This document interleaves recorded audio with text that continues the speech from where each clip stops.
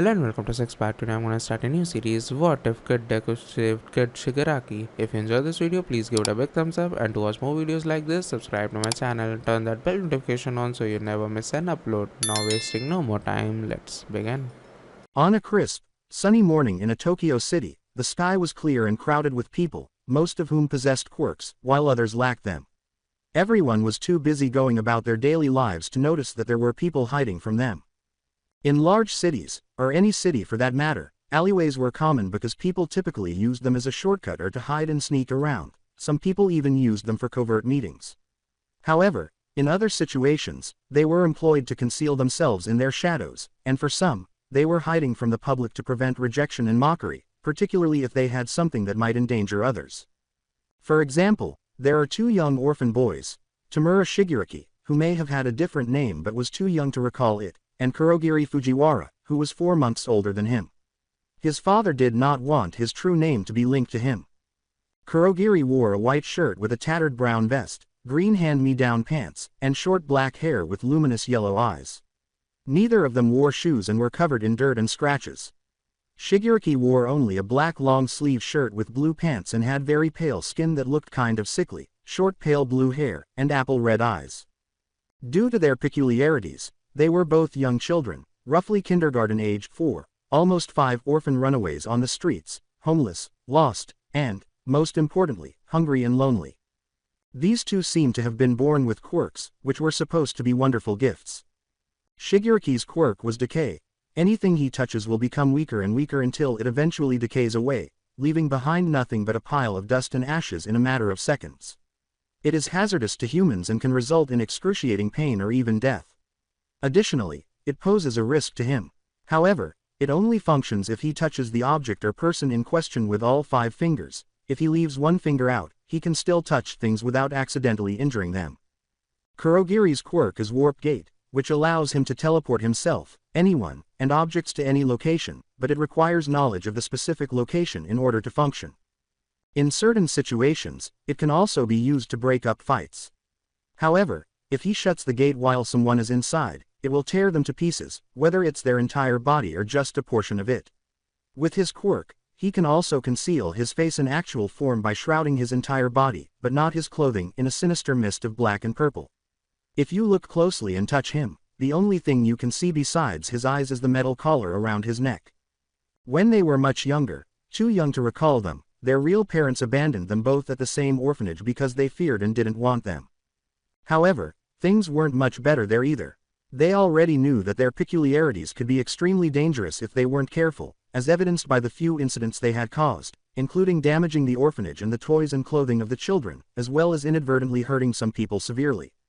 Even when they practiced controlling them, everyone, including the caregivers, feared and despised them. Despite their tragic lives, the two were brothers to one another and had each other's back. Because everyone would either lock them up until adoption day was over or advise the parents not to, as well as because negative rumors were circulated, no one would adopt them either. They couldn't understand why the orphanage staff kept them. By midnight last night, things had gotten so bad that the caregivers could no longer stand it. In order to avoid having to deal with them any longer, they desired to get rid of them and end their suffering. They simply wanted them out of their lives. No one would give a damn if they were still alive or not. However, in order to avoid trouble, they needed to make sure that nobody, not even the heroes, knew about this. Despite their youth, the two were aware of what death was and knew they couldn't stay. Coincidentally, the two were preparing to leave their prison of a so-called home at that time. When they heard the caregivers discussing it, they were awake at the time. One of the caretakers, the top head next to the headmaster, came on with a Walter PPK 100 with a silencer on it, intending to shoot them in the heads to end it quickly and painlessly, just as they were crushing a window to dust. They ran like there was no tomorrow and managed to get away with only minor injuries. It should come as no surprise that by the time morning arrived, no one had reported the missing person to the police because they had already left the orphanage so far away that they were unsure of their exact location. They were both too scared and exhausted to keep track of how many times they had hitched a few stowaway rides on buses and trains, but Kurogiri was fairly certain they were in the middle of Japan, if not slightly outside of it. Neither of them had ever left the grounds of that place and had never been told where they were other than Karakura town, so they had no idea what it looked like other than that it was a 4-story building and where it was. As soon as they had the opportunity, they hid in the alley, where they could rest, hide, and even cry. Well, Shigaraki first used 4 fingers to scratch at his neck in frustration and anger, which was a bad habit of his in private while people were beginning to show up on the streets going about their daily lives. Kurogiri tried to stop him from crying, but was unsuccessful. They didn't know how long they had been there or how long they had been crying, but they didn't give a damn because everything they had to deal with was thrown at them. It's, sniffle. It's not fair. Why? Shigaraki began to cry. Why us? Sob, what did we, sniffle, do to deserve this? Why were we born? Sniffle with these curses. As Kurogiri frantically attempted to wipe away the unending tears, he exclaimed, we just want to have a family. Sniffle, is that hard to ask? Were we mistakes? Sniffle, we never asked for sob this. Shigaraki sobbed in private. Why can't they see that sob? We just, sniffle. Kurogiri cried as he collapsed onto his knees beside his brother, who had his back against the wall. Why won't the pain end? Why were we born? Both of them kept sobbing uncontrollably as the agonizing sensations of being lost, homeless, unwanted, unloved, forgotten, and in pain on many levels struck them hard. They sobbed, but nobody could hear them. Or so they thought. The 2 boys, who thought they would be mocked and despised for the rest of their lives, were practically drowning in their misery when they heard a soft, light pair of footsteps approaching. I see. That is, until a young boy's voice caught their attention and they pricked up. Are you 2 okay? When they heard that, they both raised their heads, assuming the source was a young boy their own age based on appearance and voice. He had emerald eyes, dark green short hair that was a little messy and curly, and a pale but healthy tan skin. He wore an orange shirt, green shorts, white socks, and red and white tennis shoes. He had a look on his face that they were not used to seeing, but which caught them off guard. It was one of worry and concern, especially after they noticed that they were scratched up and even had some bullet grazes on them. The black-haired boy had 2 of them, one on his left cheek and one on his left arm, and the blue-haired boy had 3, one on his left wrist, one on his right side beneath his chin, and one on his left cheek. The cuts had long since dried up and stopped bleeding, but if they are not treated right away, they could still become infected if they haven't already. The rest was all insignificant. You 2 need to get to a hospital right now, exclaimed the boy with green hair. You're both hurt. As the green boy saw that the 2 had stiffened up, Face's expression changed to one of fear and apprehension, leaving him perplexed but unimpressed. Did I say something? He asked. He pondered. The 2 could not go to any hospital, for that matter, because they would be questioned about how they got into this situation and where they came from. It was likely that the people at their previous so-called home would deny any accusations made against them, forcing them to return and endure even more suffering or sending them to another foster home or orphanage where their situation might worsen. With fear in his voice, Shigaraki protested, we can't. We can't go. Just go away. You 2 need help, and you guys shouldn't be here alone, someone could hurt you both. The stranger protested to himself. I won't. We don't need anyone's help, we're fine on our own, just go away. Shigaraki retorted, clearly trembling as he held himself and protruded both of his pinkies to avoid hurting himself. The green boy said, but why? Why won't you go seek help? Kurogiri responded, attempting to reassure his now shaking brother, it's not that we don't want to, we just can't. In an attempt to comprehend, the stranger repeated, but why? It's none of your business. Angrily, Shigaraki yelled. Kurogiri reprimanded Tamura, but was interrupted as his brother went on. We're nothing but walking curses that no one wants. It was made clear by our ex-parents and those who were supposed to take care of us that we would only bring everyone misery. Besides, we're dangerous. But why? The stranger inquired once more, his worry intensifying. However, neither boy responded, which perplexed the green-haired boy until the blue-haired boy turned around again, with his head still in the case, and went to pick up a big empty, discarded soda can. He was taken aback by what he saw. It turned as gray as ash until it was reduced to nothing, and some of the dust particles also disappeared into nothingness. The black-haired boy then let his quirk show. Aside from his clothing, his entire body changed into a black and purple mist that obscured his actual form. His eyes were visible, but they also took on an unsettlingly misty appearance, making his yellow eyes unsettling. After that, He transformed his entire body into a misty mass that gave the impression that he had no physical form. The blue-haired boy then inserted his hand through the black mass, causing a small mass of the substance to appear next to the green-haired boy as he watched the boy's hand pass through it in front of him before retracting it. The other boy remained in this state for a while before changing back to his original form. Before lowering his head again, Kurogiri remarked, "I think that's enough of a demonstration." Sneer, yell, everyone's been doing that since they hate our quirks after seeing that they are curses. Who wouldn't hate something that can only hurt someone? Shigaraki challenged him, turning his face away from him once more so that the boy wouldn't see his or Kurogiri's weakness. Because his quirk worked directly on full contact, he could turn objects to dust instantly, sometimes almost instantly, depending on the size of the object, and seriously hurt people. As a result, some people detested him more than Kurogiri. This was more directed at him than at either of them.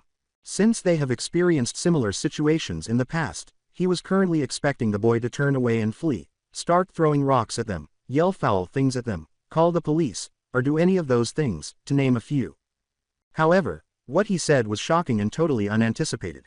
"I don't hate them. I think they're cool." As the two boys turned back to face the third boy, their eyes widened in shock, leaving them speechless and bewildered. The green-haired man has a broad smile on his face and an expression of amazement and excitement that the two were not used to seeing and found hard to believe. Is this real? Was that what he just said? The two boys exchanged thoughts. They were still there and had already pinched themselves. Kurogiri was the first, stuttering a whisper, "WW. What?" The young man with green hair nodded. "I mean it. They're cool.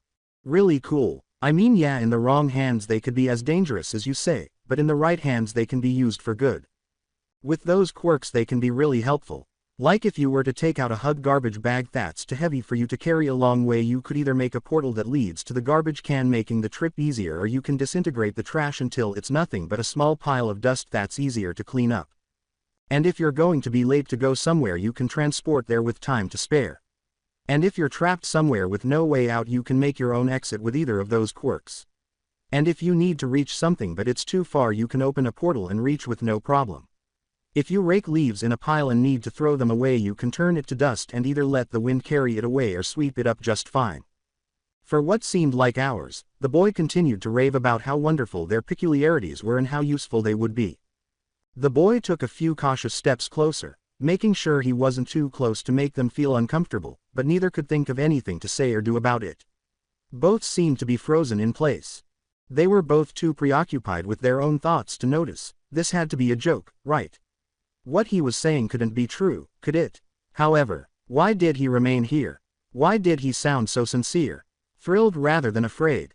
To their surprise, the more he spoke, smiled, and seemed to create a friendly environment, the less frightened and angry they were. Negativity seemed to gradually leave them. They were more shocked than ever by what he said next, though. Quote, "With enough training, with quirks like yours, you too could be heroes." This caused them to gasp softly but sharply, and their eyes widened in shock. Was that what he just said? Before turning back to the boy, the two exchanged incredulous looks and wondered, did he really just say, "I see. That, we could, I see. Turn into heroes"? No one ever said anything like that to them, and I mean no one. The two boys wanted to use their quirks for good, but they were never given the opportunity or told that they could. Throughout their lives, they were only told that their quirks would be something that villains would have, and they feared that they would. However, this boy, something began to flow within them, building up until it would explode out of them, and they felt something beginning to break from within, and not in a negative way, but rather like something lifting something off their shoulders. But they had no idea who I was. In utter shock, Kurogiri questioned him, Do you mean that?" With a part of him in shock, a part of him full of hope, and a part of him trying to convince himself that this boy was merely playing with them, that he didn't mean it, that he was just trying to hurt them like everyone else had, Shigaraki said, You're joking, right?" However, the boy's expression conveyed his seriousness. He never wavered in his sincerity, saying this without hinting at dishonesty or resentment. "Absolutely, and I'm not joking." The boy then moved a few steps closer to the two, noticing that they just stared at what he had said without flinching. Their eyes appeared to be moist, which he interpreted as a sign that they wouldn't run away or yell at him and weren't as scared as they had been earlier. Upon closer inspection, He could see that they were truly worn out. Their current condition simply screamed fatigue and pain that went beyond their physical appearance, and the look in their eyes nearly seemed to be begging for assistance, desperate to find hope in their predicament. And I may not understand why nobody would at least give you two a chance, lend a helping hand even, but here's one thing I do know, you two did nothing to deserve any of this pain. The strange boy began, displaying some sadness and sympathy for their increasing shock. The two orphan boys just stared at him, slightly taken aback by his outburst, unsure of how to respond as their skepticism began to wane despite their continued inability to accept what they were hearing. The boy goes on as he became serious, and although some tears began to well up, none actually fell. Just because you two have quirks that are very powerful and may seem dangerous, it does not mean that they are dangerous because I can see that neither of you want to use your quirks to hurt people. You don't want to hurt anyone, right? The two, who appeared to be unaware that the same tears were welling up in their eyes, said in a nearly inaudible voice that was nearly choked, why yes. The kid continues, you two have been judged unfairly, neither of you chose your quirks, but they are yours, no one else's, you want to use them for good, not evil. You're not monsters, you're kids like me, you need help, if those people who hurt you both can't see that, if no one else will, then that's their problem, not yours. You both deserve better than this, you need help, you deserve to be happy, not miserable and abandoned and treated so unfairly. As Shigaraki's guard and his hands fell to his sides and Kurogiri fell to his knees, neither of them could take their eyes off this boy, and they continued to feel something break inside of them as tears threatened to spill out at any moment, their breathing becoming swallowed, and they struggled to deny that this was a dream. As the last barrier in their hearts was about to fall, this boy continued to break through it by saying so many things that neither of them had ever heard anyone tell them and that they had secretly hoped and wanted to hear for so long. With a warm, compassionate, and empathetic smile, the boy knelt down to meet them both at eye level. As his emerald green eyes met ruby red and topaz yellow eyes, the fire in them never stopped gleaming. I wanna be a hero like All Might, like him I wanna help people and smile to show them that things will be okay, like right now. Quote. He stated prior to offering his hand to hold theirs, I wanna help you guys, help you to live better lives than this, help you so you can show everyone that you're here to help them, that your quirks are something not be feared and can be helpful, that you will not hurt them, together we can show them that and prove how wrong those people were who hurt you too, that you can become heroes. What do you say? They both cried out, letting out all their sorrow, pain, anguish, frustration, anger, loneliness, despair, frustration, fear, misery, heartbreak, and doubt that they had kept pent up inside them for so long. The boy, who was startled by this reaction but then relaxed after a moment, returned the hug as he held them close, closing his eyes as his smile continued to show, and the three sat there in their embrace with no one to disturb them.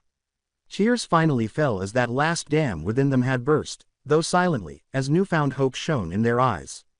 Knowing that they needed this and that if he had all the power, he would do the same for people in the same predicament as these boys, the boy let them cry it out. Even though he was able to communicate with them, he somehow understood that they would require time to heal, not just physically, mind you, and to overcome the obstacles that lay ahead. Nevertheless, he was determined to support them no matter what. Above all, they needed a Homea, a real Onia, and he knew exactly where to find it.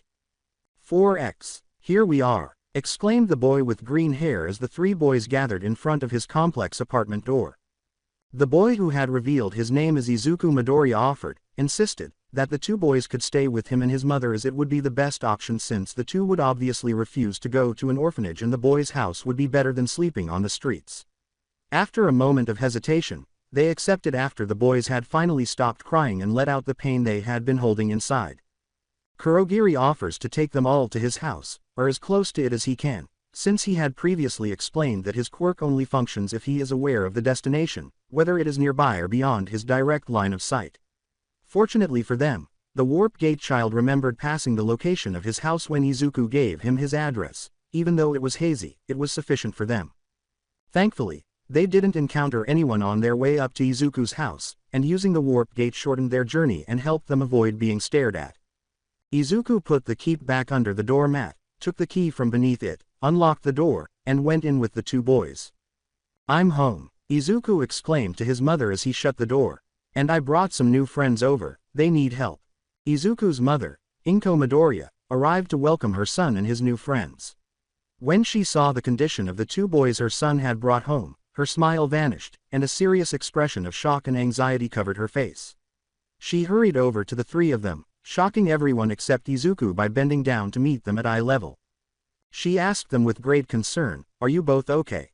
Does anything hurt? Who did this to you both?" Style.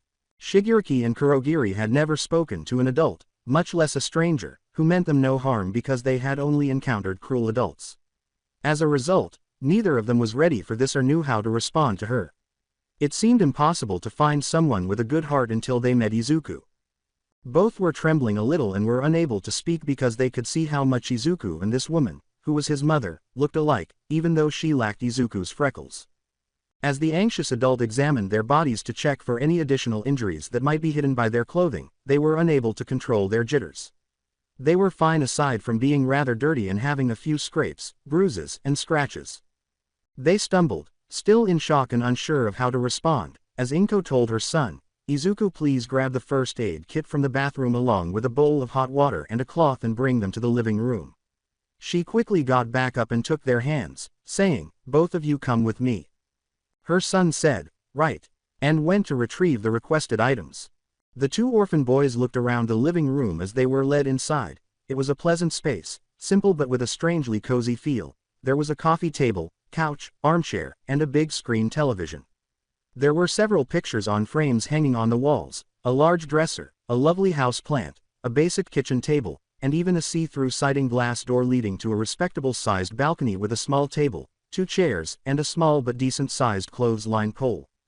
They had never been in a place like this, so it was understandable that the two were both shocked and in awe. Inko could tell that they were uncertain but in awe, as though they were not accustomed to seeing a place like this. Based on their previous response and current appearance, she could only surmise that they had been going through a difficult time for an unknown amount of time, and she could see that they truly needed assistance even though she didn't know their story. Just as Izuku entered carrying the things his mother had instructed him to get, she led the boys to the couch and gently instructed them to sit on it.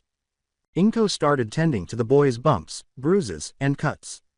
Using a washcloth and hot water, she cleaned not only the cuts, scratches, and grazes but also the dirt on their faces. The boys were taken aback, although they were too shocked by everything to even consider trying to avoid this woman's tender touch while she cleaned and dressed them, and even though the moist cloth hurt a little when it touched their wounds, the warmth from it was kind, pleasant, and reassuring even as they, one by one, leaned into it and exhaled in pleasure, not really realizing what they were doing at the time because they were too preoccupied with the warmth they were getting from this. Why did this feel so good? When they had the opportunity, why didn't they push her away? Why was she worrying so much about Tama, well, about them in general? And as this went on, more questions began to cross their minds. After a while, Inko was satisfied with her work because she could see that the boys' faces were not only clean but also perfectly repaired. Inko added, "There, good as new," before gently asking, "Does anywhere else hurt? Do you both feel better?" They were trying to understand all of this when this abruptly stopped them in their tracks. Kurogiri rubbed his now bandaged arm and blushed slightly before responding nervously, "And no ma'am. We're fine now to thanks to YYU."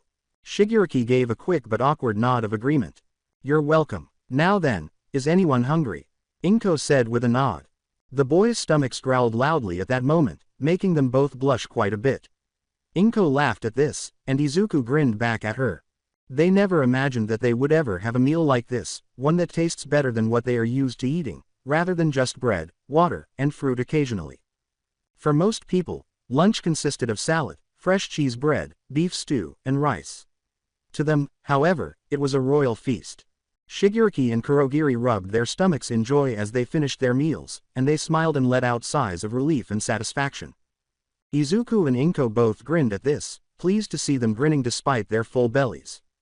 Even though they were initially reluctant to eat, they appeared a little restless in their seats and stared at their food as if it were poisoned. However, after Izuku demonstrated that it was safe to eat, they took a bite, which caused their eyes to light up like stars, and then they quickly started eating. They choked on their food for a while before Inko patted them on the back and gave them tall glasses of apple juice to help them avoid that and preserve the food's flavor and taste. Based on their behavior and the way they were eating a short while ago, Inko could tell that these boys were more than what she had seen. They had introduced themselves to her, and she reciprocated. At one point, They even had tears in their eyes, but they hid them by ducking their heads and wiping them away. She had a sharp eye for detail, but she wasn't a detective like Sherlock Holmes.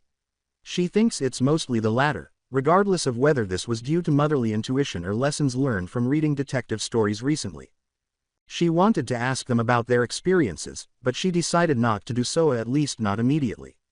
Before she inquired and made calls regarding this, she wanted the boys to know they were safe and they could rely on them.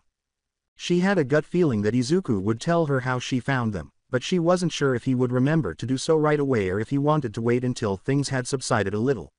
She was fairly certain that these poor boys must be victims of child abuse, which was a very delicate subject. I suppose it was the former. Izuku is intelligent in certain ways, but he is still a child. I'm glad you two enjoyed the lunch I made, Inko replied. You two must have been starving. Kurogiri sighed. You have no idea, Mrs. Midoriya.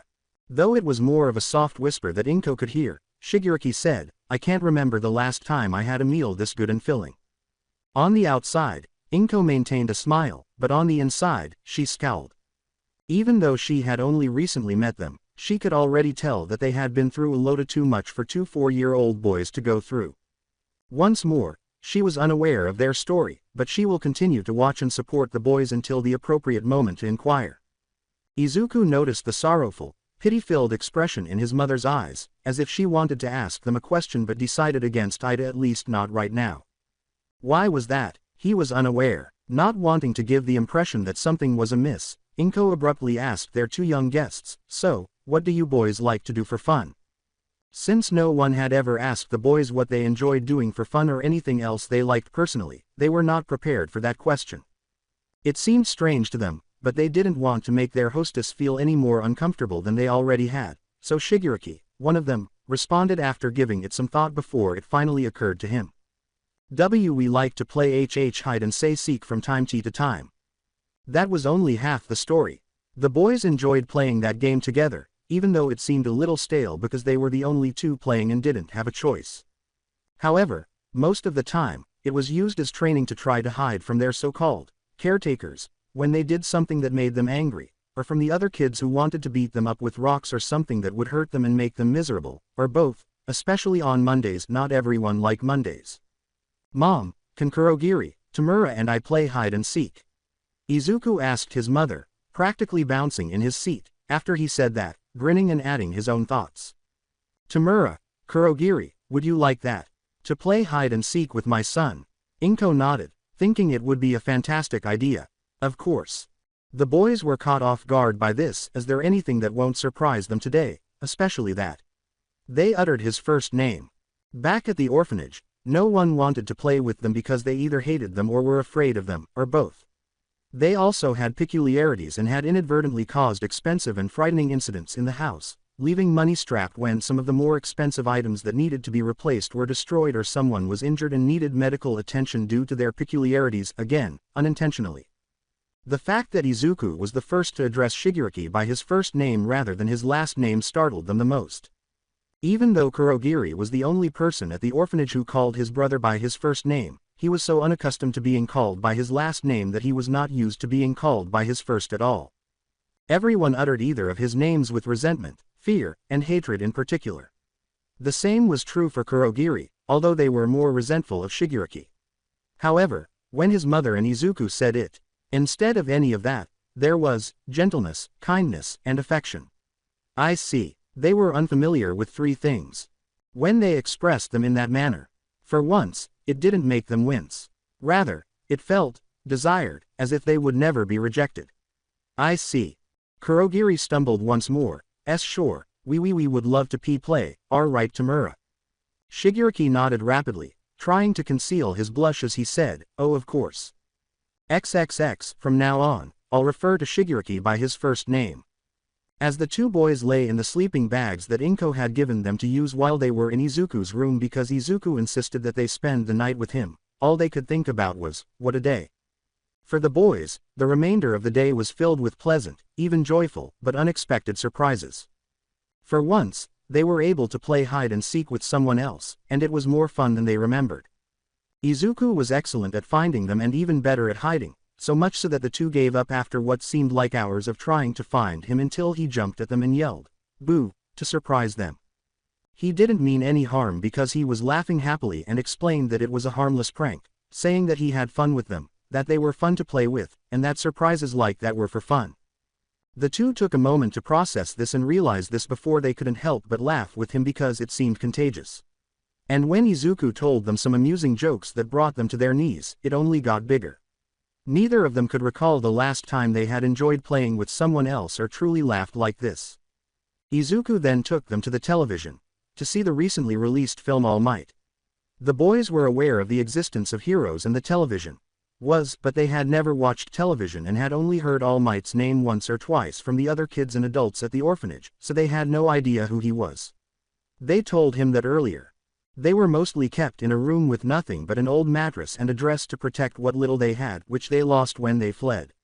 No one came in to play with them or offer assistance. Instead, they were only given subpar food or were yelled at and ridiculed, which mostly came from the adults. But they're afraid to tell him this. Not to mention that, although they had heard of a few heroes here and there, they had no idea where these heroes were stationed. This was probably done by the orphanage staff to prevent the boys from discovering them and causing the police to arrest the staff for child abuse and neglect. They recall what they discussed with Izuku. "You don't know who All Might is?" Izuku asked, a little shocked and perplexed. To be honest, Izuku never imagined that anyone could be unaware of his identity. "No, well, not exactly," said Kurogiri. "We've heard his name here and there, but one would tell us who he was." "How come?" inquired Izuku. Kurogiri hesitantly stated the main argument of their case and explained, "Well, with our quirks, we weren't company that someone wanted to be around." Izuku knew they were in a terrible situation, but he didn't know what it was and wanted to ask them, but he decided against it. On their way to his apartment complex home, he had asked them, but the two boys appeared quite uneasy about it. According to Kurogiri, they didn't want to discuss it at this time because it was Izuku could see that it was a delicate topic for them, and he understood. It bothered him a little that they wouldn't tell him there because he had hoped to help them more, but he knew to respect people's personal space. His mother had taught him to be courteous and respectful to others, so he decided to let it go for the time being. "Well, today you're gonna learn all about him. Come on," he said with a smile instead. As he pulled them to the television, he told them, right before the start of the film. For Tamura and Kurogiri, to say they were in awe and amazement would be an understatement. With a bright, reassuring, and fearless smile, this hero, All Might, was strong, swift, heroic, kind, selfless, and always risked his life to save others. Izuku clarified that he is the greatest hero in Japan and, in fact, the entire world. He is also a symbol of peace. He told them about all the wonderful things he had accomplished, even playing a video on the computer of All Might's first big debut, which had been recorded years prior, under his mother's guidance. Izuku was the reason they became enamored with him. He even played with some of his action figures and showed them his collection of hero merchandise, mostly from All Might. The boys had never really played with toys before, so it took some persuasion. However, Tamura was apprehensive because he didn't want his peculiarity to unintentionally destroy his possessions. He explained to him and his brother that he enjoys analyzing people's quirks, particularly those of heroes and those with extraordinary quirks in general, noting their advantages and disadvantages. This made Izuku think for a while before he asked him if there were any specifics to his quirk. They were both taken aback by this since, although he appeared to be older than he actually was, he was actually the same age as them. Nevertheless, neither of them thought it would be harmful to tell him. Izuku wrote it down in his notebook, first Tamura and then Kurogiri, making sure to include as many details as possible and to avoid coming across as juvenile. His mother did have him take some writing classes to improve his handwriting, which paid off, giving him a few more examples of their peculiarities, such as Tamura breaking apart useless objects like a broken pen, a broken dish, and a crippled piece of paper. Fascinating fact: Tamura's quirk only works on solid objects. If he is unable to grasp something solid, it will be useless on liquid-based objects, such as water. Additionally, Kurogiri's ability to transform his entire body into the black mist that results from his quirk makes him more menacing, enabling him to move quickly and levitate off the ground for a while also making it more difficult for his adversaries to capture him. He appeared to be deep in contemplation at that point, but then his expression brightened as if a thought had struck him. He excused himself and left the room, leaving the boys perplexed for a short while until Izuku returned smiling, carrying a pair of small safety scissors and thick gray cotton gloves. The two were initially more perplexed as to why he had brought those items, so he used the scissors to cut only the entire sleeves of each glove's pink and ring fingers. When he was done, he put the scissors down and said to them, "When you told me about your quirk, Tamura, it got me thinking, does your quirk work on things that's the same surface or does it work on all of them?" He tilted his head slightly, still unsure of what he meant by that, which further confused him. What is he trying to say? He pondered. Like if I had something that was wood and something made of plastic or clothes, if you were to put one hand on them as they lay side by side at the same time, would it still work? Izuku continued. His eyes widened as he said that, as though a ton of bricks had struck him. Now that I think about it, had he ever considered using his quirk for that purpose? According to what I remember, he only touched and broke up objects that were one piece, like a whole refrigerator, and not two or more different surfaces. Had he ever truly attempted to test his quirk's operation further than what he had found? He wasn't certain. He never tried it because he was too busy trying to survive the subpar conditions in which he and Kurogiri were compelled to live at the orphanage. They were attempting to avoid causing any more trouble than they had already inadvertently and accidentally caused. Since he was no longer there and had to deal with that, could he really give it a shot? Tamura told him, nervously but honestly, "I haven't actually thought about that." Kurogiri said, "Well, we won't know unless we try, right?" With hope, realizing that he had never considered that either. Before giving him the gloves, Izuku said, "Right." His smile seemed to lack confidence. "So let's test it out and see. What do you say?" he asked. Tamura gave him a quick glance before turning to face the gloves he was holding, seemingly debating whether or not to give it a shot. He was apprehensive because he thought it wouldn't work. How could a quirk like this be tamed?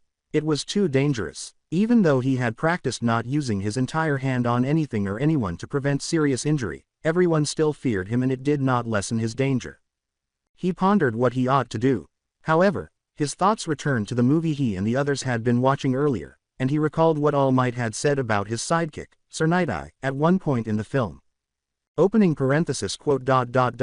"It's risky, yes, and like you said it may not work, but how will you know that it won't work if you don't give it a try? How will you know that you will fail or you succeed if you don't take the risk?" Closing parenthesis. It dawned on him at that moment. How would he know whether it would work or not if he didn't try? If he didn't take the chance, how would he know that his quirk could be tamed? "Well," said Tamura after giving this some more thought, "if All Might is willing to take the risk, then so should I." Tamura nodded and carefully took the gloves from Izuku, grabbing them with his thumb, index, and middle fingers.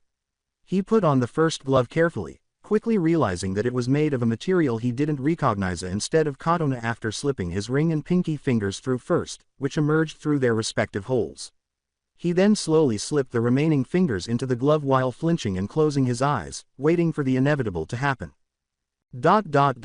However, nothing took place. "I see." After a few more seconds, nothing changed. Tamura reluctantly opened his eyes and saw it as clear as day, but he didn't feel the glove deteriorate. His gloved hand was trembling, and his eyes widened in shock, so shocked that he was unaware that his jaw had fallen. The glove remained intact. It also didn't appear to be literally rotting at the seams. "I see. It didn't break." Unbelieving that tears were streaming down his face, Tamura thought, "I didn't destroy it, it's still here. Could this be true? I'm not dreaming, right?" Izuku laughed when he realized his theory was right, and Kurogiri was equally as shocked as his brother but felt relief wash it away as he grinned and nearly started crying. Observing the other glove, he carefully placed it on his other hand in the same manner as the first, and it did not decay either. Tamura pinched himself on the arm right away as he looked down at his now mostly gloved and trembling hands, his mind still processing the fact that this was actually happening. Oh no, it hurt, it was painful, he remained here. It wasn't a dream. Tamura thought to himself, this is real. He made his fists for the first time, slowly but reluctantly, grasping them and then letting go. Once more, nothing occurred, his gloves remained on, and he was unharmed. Tamura's entire being started to tremble as he thought, this is real. As he brought his hands to his face, he covered his right eye completely now that he was not afraid of hurting himself accidentally, and tried in vain to wipe away the endless tears from his left eye as he broke down again that day. He soon realized that the thing running down his cheeks was his tears, which blur his vision, but he was unable to stop them or hold back because it felt like another dam had burst inside of him. Izuku was initially alarmed by this, but Kurogiri, who understood exactly what was going through his brother's mind, explained to him that Tamura was crying with pure relief and joy at the fact that the blue-haired boy now had a way to not only avoid unintentionally causing destruction and harm to people with his quirk, but also to do things normally without having to keep some of his fingers up. That there was a chance to better manage his peculiarity, and Izuku was the reason for it. That his brother Tamura would no longer have to carry the burden he had been carrying for so long, and that Kurogiri himself would no longer have to watch his brother suffer as he had in the past or feel powerless to help him, and that this pain, anguish, anger, and fear could finally be washed away by his, Izuku's, act of kindness another act of kindness by him. The two orphan boys expressed their sincere gratitude to him at this point, even though they didn't think they deserved it. They were moved by his tender heart once more. Izuku was delighted by this, glad he could assist them once more. Even though he was still unaware of their predicament and probably didn't comprehend the reasons behind their suffering aside from their peculiarities, he was still pleased if he could assist them, if he could smile and reassure them that everything would be all right, just like his hero would. Izuku again offered his shoulders for his guests to weep on, and they hugged as a group for the second time that day. After a few hours, the boys were able to resume their playtime without any hesitation after the crying finally stopped. After some time, Inko stopped by to see how they were doing and asked Tamura and Kurogiri if they would like to stay with them for a few days. While the boys were perplexed by her sudden offer to let them stay in her home as strangers, Izuku was ecstatic and was jumping up and down with joy. If it meant that they wouldn't have to sleep on the streets or return to the orphanage, they wouldn't object. Then, because their tub was large enough to accommodate all three boys, Inko drew them a nice, hot bath. She even offered to lend them some of her son's clothes and wash their own, which he didn't mind at all. It wouldn't be a problem to grab the soap, shampoo, and conditioner in the tub because Tamura had already practiced how to avoid activating his quirk before receiving the gloves. Izuku continued to talk to them while they listened, telling them about himself, the school he attended and what he learned there. They were more interested in that because they never went to school and had to teach themselves back at the prison of a home, and about his friend Katsuki Bakugo, who had just received his quirk a few days ago. They were able to clean each other off in the tub without clothing or bandages getting in the way. Then, while taking a bath, they got into a splash fight while everyone was laughing and having a good time, which seemed to be just as contagious as laughter. Tamura and Kurogiri could not recall the last time they felt so clean, the last time they had a bath like this, let alone a proper one or one at all most of the time, or the last time they truly enjoyed bath time. Once more, they were in bliss. The boy played, had dinner, and then went to bed, and the rest of the day proceeded smoothly. Everyone except Izuku, who had to change his shirt after getting it wet while assisting his mother with the dishwasher and using the restroom. Kurogiri turned to his brother and said, "It's still hard to believe that all that happened today really, well, happened. To think we went from having the worst day of our lives to having the best one ever." "Yeah," Tamura said, turning to face him. "Although part of me still thinks this is just a dream, but it isn't. I've been pinching myself all day and still I find us both here. This is surreal, but I'm not complaining." He sighed, looking down at his partially fingerless gloves and grinning. "I can't even remember the last time I felt so safe and happy. Izuku and his mom are so wonderful. If only we can stay here forever," he said, smiling. Kurogiri agreed, saying, "Same here." As their conversation came to an end, Izuku entered wearing a white pajama top and black pajama bottoms, shutting the door behind him. They were asked by Izuku, "Ready for bed?" The two orphan boys agreed, yes. Tamura covered his tears as Izuku switched off the light. After falling asleep, Izuku told them, "I don't have school for a while due to all the staff being sick, so we'll have plenty of time to play, and tomorrow we're going to the park. There I can introduce you guys to Kachan, won't that be fun?" "Yeah," they both exclaimed. Kurogiri informed him, "We have never visited the park before, so this will be new to us, but exciting as well." Tamura came to this conclusion. "Great," added Izuku. When the boys realized it was time for bed, they all began to yawn. Tamura then addressed Izuku, saying, "Izuku, yeah?" inquired the boy with green hair. "Thank you for everything." Kurogiri nodded and said, "Same here." Izuku nodded in return, grinning broadly at being appreciated for his assistance, saying, "You're welcome." The boys bid each other good night before heading off to sleep. XXX. Inko sighed and hung up the phone. Hopefully, her friend who owed her a favor will find something. Those poor boys, she said in a sorrowful whisper. She had been watching the boys from a distance all day, making sure to record every little detail before making the Kalanot the one she had just finished and watching their responses, their words, and their interactions with one another. Almost everything in their immediate vicinity. She was disgusted and appalled, even though she didn't show the boys, when she saw their wounds, scars, and how obviously malnourished they were. Their ribs were sort of visible through their skin. And when her son told her how he found them, what he heard from them when she spoke with him a short while ago after her son had changed, and what she heard the boys say throughout the day and from next to the bedroom door before her son entered, it only made her sadness worse. She wasn't sure what else would indicate that they were abused as children if none of this screamed being denied happiness, food, and love. She was determined to help them and do everything in her power to improve their lot in life, even if it meant standing up for them, which she will do. Hopefully, she will be able to speak with them about their predicament within the next day or so. She had no choice but to wait and hope. As soon as they arrived at the park, which was near the Midoriya's residence, they were granted permission to enter on their own, for the 40th time that day, on the condition that they be cautious and return home before nightfall or in the event of an emergency. Needless to say, it appeared straightforward but rather roomy. There were a few swing sets, a few trees to climb on or lie under in the shade, a jungle gym, a big sandbox, some water fountains, a slide, a seesaw, and the rest of the area appeared empty, probably for when children played sports like soccer, kickball, and catch, according to Kurogiri's theory. A few children were playing here and there, but not many because the majority were most likely at their preschools. Izuku told the boys, "Here we are."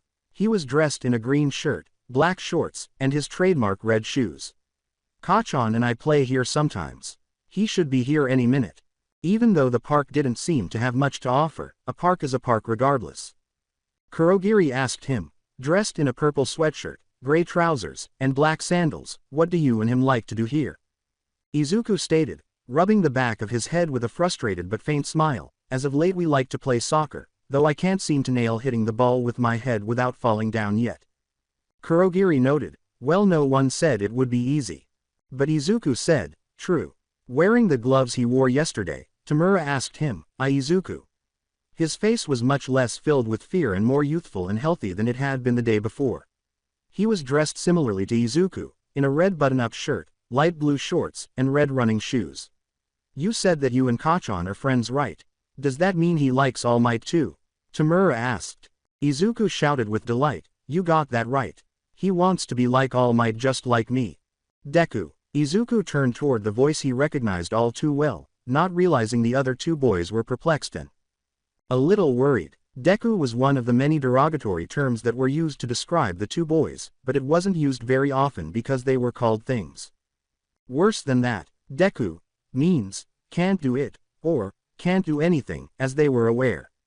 The two boys wondered why he called Izuku, who didn't seem bothered by it, such a name that was, as they saw a boy run up to them. It had to be Kachan, or Katsuki Bakugo, as Mrs. Midoriya had told them, because only Izuku called him by that nickname. He had platinum blonde yellow hair, red-orange eyes, and a black t-shirt with the kanji for brave on the front, tan shorts, and green running shoes, insulting and demeaning. For the remainder of the day, the two orphan boys experienced a range of emotions, including joy, frustration, concern, respect, and a sense of protectiveness for Izuku. The combination of these feelings was somewhat overwhelming. Why, you might ask? I'll explain it further. Joy. The boys now had someone else to play with, and despite his dubious behavior, he was still entertaining. According to Izuku, he had a fantastic quirk. Even though Katsuki claimed that his was better and cooler than theirs, he said that their quirks were cool and could be helpful if they were trying to be rescue heroes or sidekicks to them, which he was heavily relying on, not really believing that they could go pro. This was to their relief and surprise when the boys told him what their quirks were and Izuku explained how they can be used to help people. Frustration. He spoke as though he was putting the compliments down to feel big, which they could see he was, even though he was receiving them.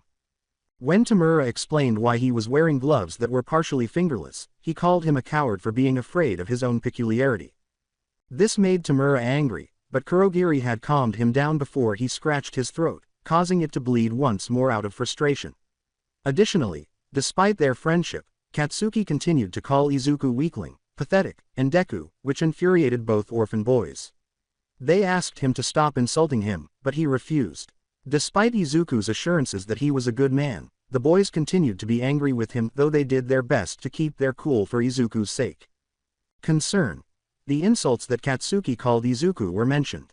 They didn't like his bad attitude, even though he seemed like a good guy who wanted to be a hero. We were relieved they weren't here today and wondered if his posy was anything like him. They were grateful that Katsuki had not physically injured him, but his remarks were still painful. All they could do was hope that things wouldn't get worse. Respect. In spite of their anger toward him, they did, in fact, have some regard for him. When he challenged Kurogiri, he was tough and never gave up, even when Kurogiri had the advantage of evasion. He shared Izuku's admiration for All Might and was resolved to become a hero. Be glad you chose to run away before that happened. They're the ones who are wrong, not you. They can't see the potential of how your quirks can be used to help people, to make your existence a nightmare because it is stupid. They're too blind to see that. He told them after they told Hima, even if only slightly, that they had been mistreated and nearly killed because of their quirks. They showed him their scars and still healing wounds when he insisted on asking them about their past, and they were shocked that he didn't insult them for being orphans and runaways. Izuku agreed with him, despite being perplexed as to why the people at their orphanage acted that way instead of helping them. In reality, he wanted them to show their tormentors how mistaken they were. He assured them that he would defeat them to the best of his abilities, but he also urged them to persevere no matter what. Izuku agreed when he told them that scars were evidence that they had made it through a difficult time and that they weren't always a bad thing. After some consideration, they decided that even though they felt insecure, they would show their toughness by displaying their scars once they healed. Even so, they couldn't help but feel protective of their savior and had yet to understand the peculiar green-haired boy who was Izuku. They discovered that, although Izuku was only a month younger than Tamura and a few months younger than Kurogiri, they felt as though they had known him their entire lives despite only having known him for a day. If it weren't for Izuku, they might have perished on the streets or worse, so it makes sense that they would feel compelled to defend their new friend as if he were their younger brother. Although this newfound protectiveness was unfamiliar to them, it was not uncomfortable. For once, it felt good to protect someone rather than oneself. However, what transpired after bidding Katsuki farewell and heading home from the park was what really tested it. Izuku offers to treat them both to a fruit smoothie at the neighborhood cafe on their way home, using the money his mother gave him to either call her in case of an emergency or buy them something to eat on the way back. There was no problem there because smoothies were a bit of a cheat. They told him that they had never had a smoothie before, but Izuku persisted because he was shocked and felt sorry for them. Eventually, they gave in out of general interest in the beverage. Before the waitress, who was in her late 30s, arrived to take their order, they looked at the menu and were shown the booth that he and his mother would use when they visited. Kurogiri requested a peach and mango smoothie, Tamura requested a blueberry and pineapple smoothie, and Izuku ordered a honey apple and lemon smoothie. The boys resumed their conversation as soon as she left after gathering their orders. Izuku wanted to learn at least a little bit about their past, so he asked, "Have heard of any heroes before we met yesterday?" On top of his head, Kurogiri wrote the names he could remember, besides All Might. "I think I recall a few other names: Ingenim, Endeavor, Gang Orca, 13, Best Geniston, and recent hero who debuted not long ago, Manuel." Tamura nodded. "Yes, that's right." Izuku enthusiastically nodded in response to Kurogiri's question, "Do you know anything about them?" "I sure do." It was easy for him to be asked what he knew about the heroes he had studied because he was a hero fanatic who wrote down and studied quirks. In other words, it made him happy because he had no friends other than Kachan, and other kids his age would turn away from him whenever he talked a lot about heroes, calling him a wishy-washy nerd. Tamura and Kurogiri listened intently in fascination as Izuku described the heroes they had written down, including their fighting strategies, deeds, and peculiarities. Izuku was thrilled to be able to share what he knew with Tamino, with anyone who was actually interested, aside from Kachana, without being annoyed or leaving after the first few minutes or less. And the two orphan boys grew more enthusiastic and hopeful at this point the more he spoke about heroes and the more questions they raised. It seemed like hours passed before the waitress arrived with their smoothies, but Izuku was the one who spoke most of the time while the other two boys listened. When she saw the joy on the boys' faces, she couldn't help laughing. She had 3 devoted daughters at home who were about the same age as them, albeit a little older, and they shared their joy. She knew that children were a blessing because they were so innocent, full of sunshine to brighten one's day, and eager to learn. She might have thought they were brothers based on their interactions and how they got along, if not for the obvious differences in skin tone and, most importantly, the color of their eyes and hair. The boys turned to face her as they noticed her giggling.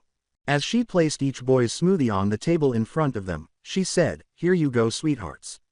The orphan boys blushed as she giggled once more. Although it was charming, they couldn't help but blush because they weren't used to being called that. She said, "Enjoy," to them. Before she left, Izuku said, "Thank you," and the other 2 jolted out of their reverie to thank her as well.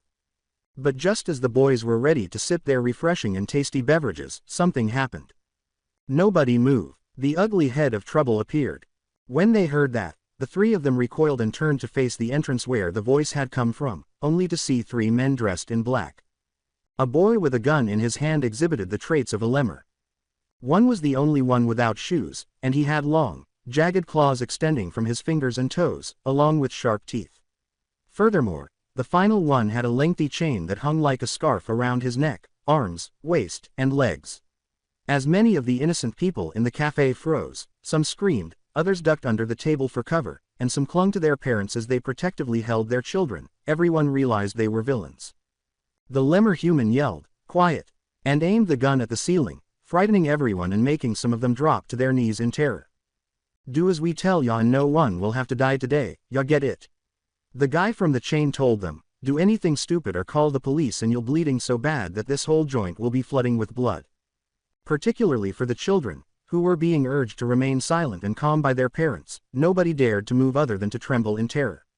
This prompted the man with the gun to shoot the ceiling once more in annoyance while the claw guy growled at them, forcing them to retreat to prevent being miced. Izuku, Tamura, and Kurogiri were the only ones without a parent to support them. They were all afraid. None of them had ever imagined that they would be involved in such an event. Tamura was trying not to wriggle in his seat by giving himself a hug. In an attempt to maintain his composure and come up with a plan for how they could escape, Kurogiri tried to control his breathing.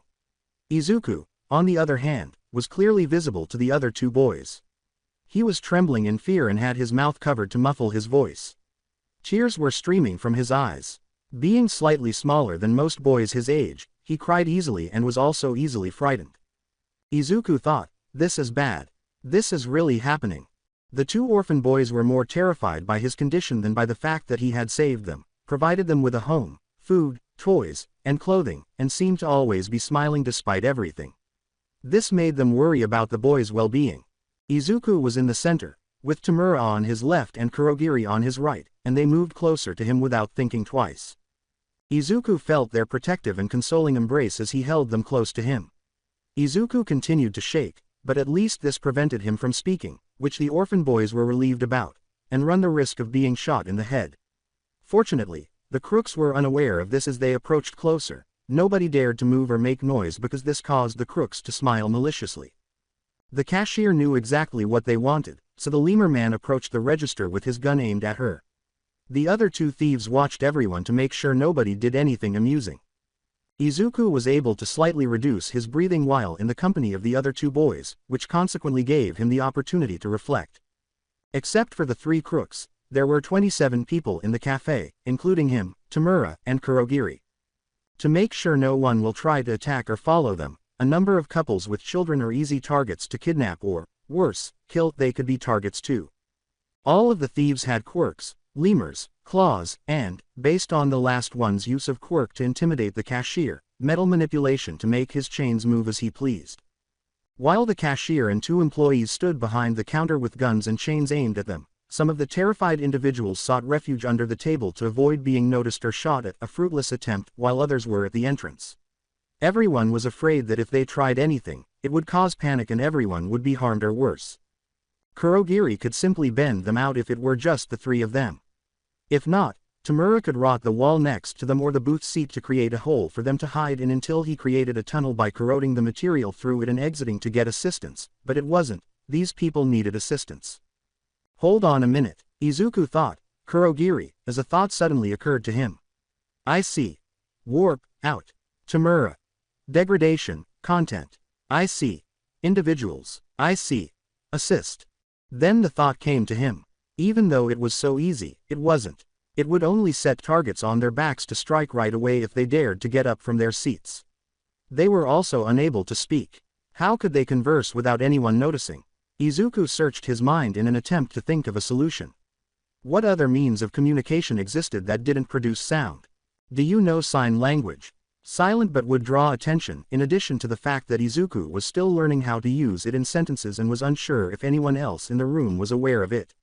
Words being mouthed. No, the first part is the same.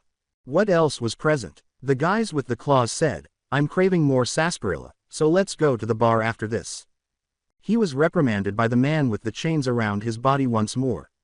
We can't hit the bar after this, you idiot. We got other stops to do today. Get you head out the toilet, Cody. He said. Weren't you listening before we got here?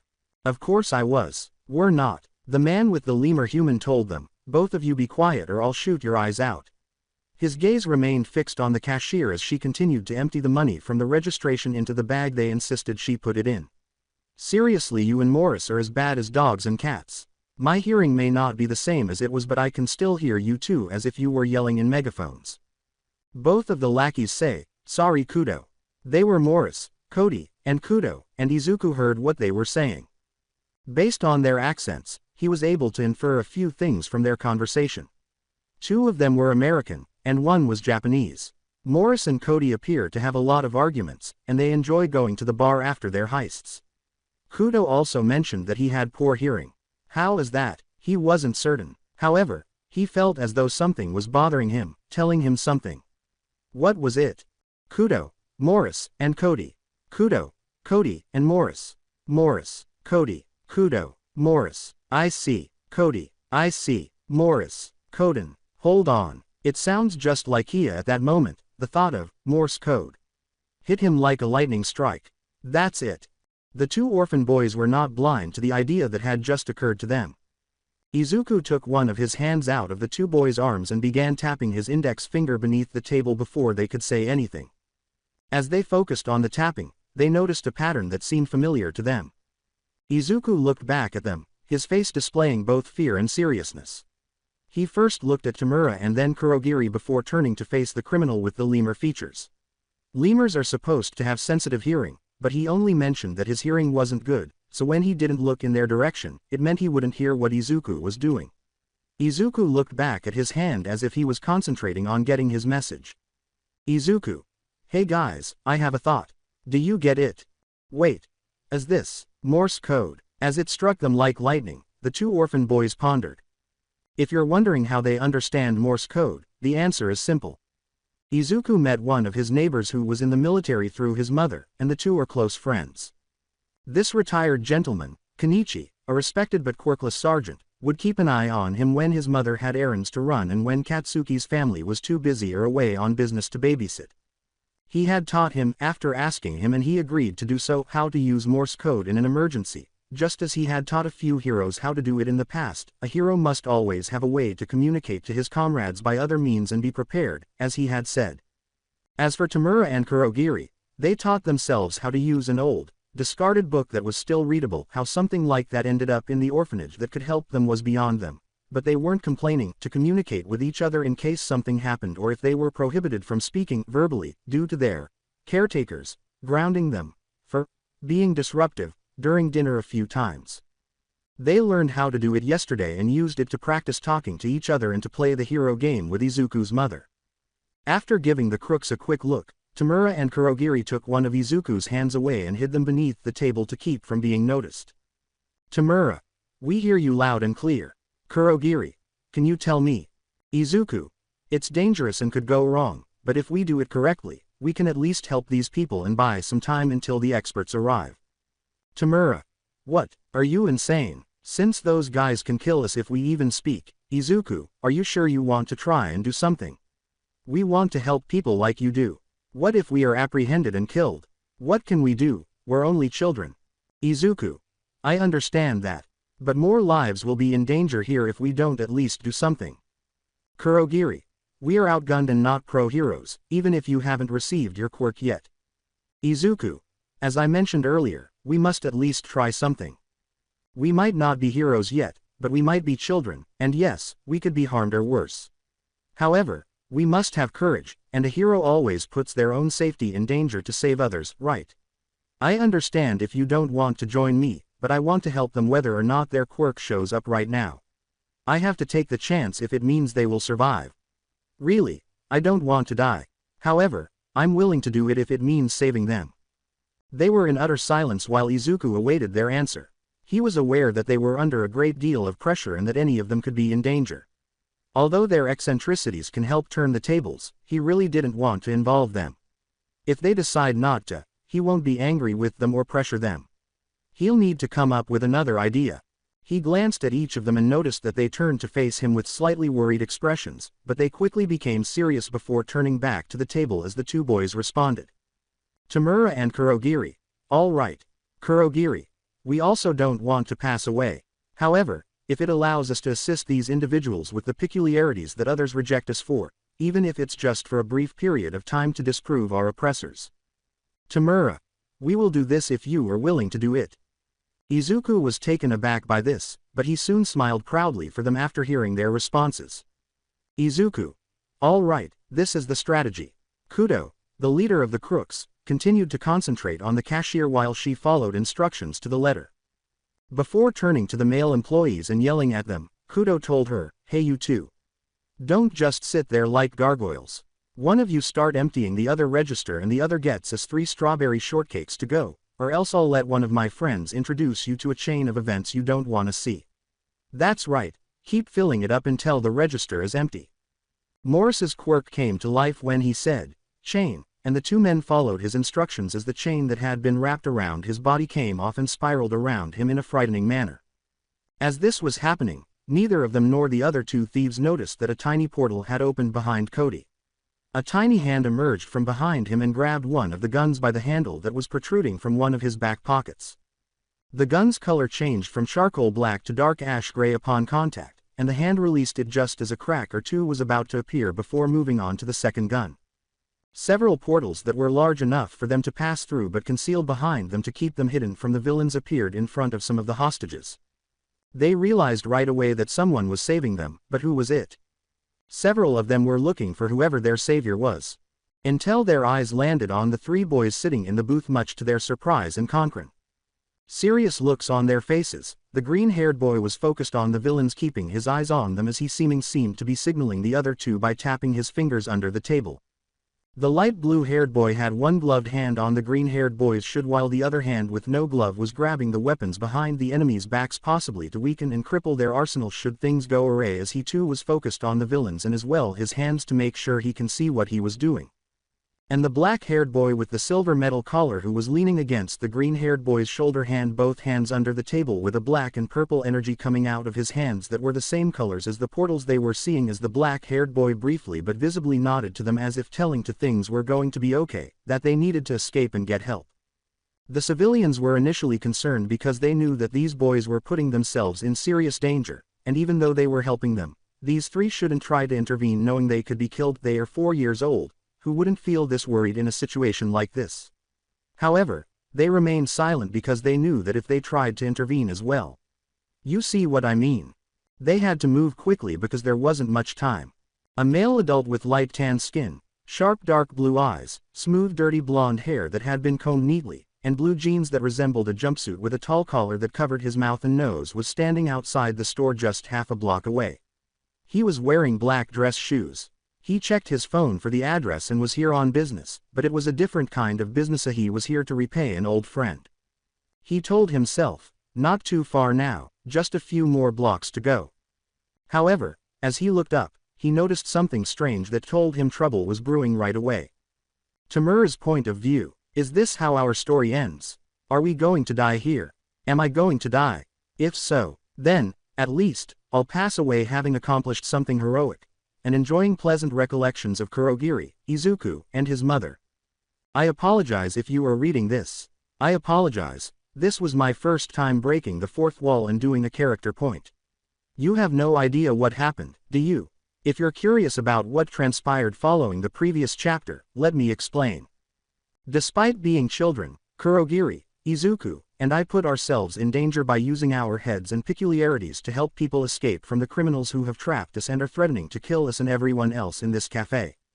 Kurogiri used his quirk to not only get my hand closer to them to accomplish that, but also to get people out of the villains' line of sight so they could get help from the pro-heroes before something worse happened. Izuku, our unannounced leader, used his quirk to lead us on what we needed to do via Morse code. I used my quirk to weaken their guns and other tools to the point where, even though they may be intact now, they will be crippled to bits if they squeeze them too hard or attempt to shoot the first bullet or use them. Here's a quick fact. Even though Kurogiri can't see where his portals are, he can tell where they are based on where he opened them. When he uses his quirk, he can sense who is entering his portals, allowing him to close them without endangering the person or their welfare. And me, other than the fact that my quirk activates instantly upon physical contact when all 5 of my fingers touch an object made of the same material, I can't think of anything else that hasn't already been explained. We had only succeeded in getting about 15 people out from under the tables and near the entrance and weakening the majority of their visible hand weapons, mostly guns, with the exception of the one in Kudo's hand, a taser, 2 knives, and rope, obviously for tying up and choking. Suddenly, and regrettably, I sneezed quite loudly, and my hand jerked at that reaction, smacking into Cody, who had already noticed a good portion of the room had left and informed his allies. Not good. I pulled my hand out of Kurogiri's portal as it and the others closed because of this, and I'm fairly certain that the others were thinking the same thing. Fortunately, no one was in or passing through them at the time, as far as I could tell. Unfortunately for us, this wasn't overlooked because we were seen right away. Before any one of us could try to duck under the table or jump out booth and run or yelp, Morris, the guy with the chains, had us restrained in a tight huddle with our backs against each other with his chains as he brought them and us back over to him and his cronies as the 3 of us were struggling to escape and get free with no success. Well, what do we have here? He grinned at us with a smirk that me gasped. A couple of brats trying to cause trouble. Didn't your mommies tell ya you shouldn't try to mess with someone who's bigger than you? Especially when they have powerful quirks. Disgusting. This guy has never brushed his teeth. Since it has the odor of a broken toilet. I didn't dare say that aloud though knowing I was already in deep water with the others. Cody reached into one of his pockets for another gun. I'm not sure why he had guns on him when he obviously had a deadly quirk, perhaps extra precaution. And pointed them at us while holding them firmly. It was a poor decision because, as soon as he did, the guns began to crack and then instantly broke apart, shocking him and the other 2 men. What? He exclaimed as he and his allies examined their other weapons. They also crippled most of their other weapons to dust, which had the same effect. Kudo looked at us right away as if he had realized what had happened. You stupid rug rats, trying to play the hero card aren't ya? Too bad that it ends up digging each of your own graves, Morris. Without needing to explain, he tightened his chain grip on us, making us feel even more constricted. It was unpleasant to feel like my lungs and probably the others as well were being squeezed by bones, and I could feel my oxygen running low as the others and I fought harder, only to waste our energy and make it even tighter. Izuku managed to wheeze out in a strained tone, at least. I had died doing what a hero would do. Hearing him discuss this issue further hurt me. For us, it appears to be the end. He was aware of this. Everybody did, however. He was prepared to sacrifice himself for the sake of others. That is the role of a hero. Correct. In a similar tone, Kurogiri stated, same, here. A hero is, always, willing to risk their lives to save others, after all, expressing what everyone had to say about the film we watched yesterday. We had a successful run, and passed away doing something constructive. Correct. I knew that other people also wanted to die, but we will at least pass away together. I see. In the same way that I began to wince at the increased pain I was experiencing at the moment, I said, agreed, if it means these people can live from the cost of our death, so be it. My eyes were tightly closed, but I was unable to stop the flow of painful tears that were being forced out of me. But just when I thought I was going to pass out and die, something totally unexpected happened. It happened so quickly that I barely had time to process it, but I'll get right to the point to make things easier for us both. As soon as we got the chains off of us, even though we were concentrating on that, I assume the others are aware of this as well, could hear the crooks suddenly shouting in surprise and grunting as if they were struggling. The feeling of being constructed by a boa constrictor suddenly loosened before we fell, landing a bit hard on our rears as me and the others gasped for a breath of air.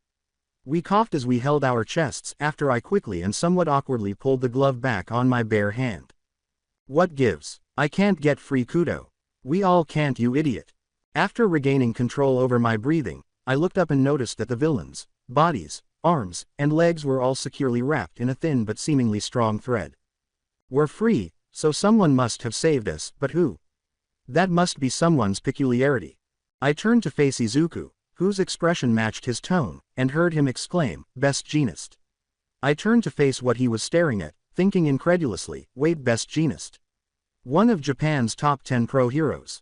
His hair was smooth and combed, and he had his arms raised as his quirk seemed to use the thread of his clothes around his sleeves, which looked torn up as they ended at his elbows, but there were dozens of threads coming from it. This was what Izuku was talking about, right? He was a real pro hero, tall, slender, and had a good build.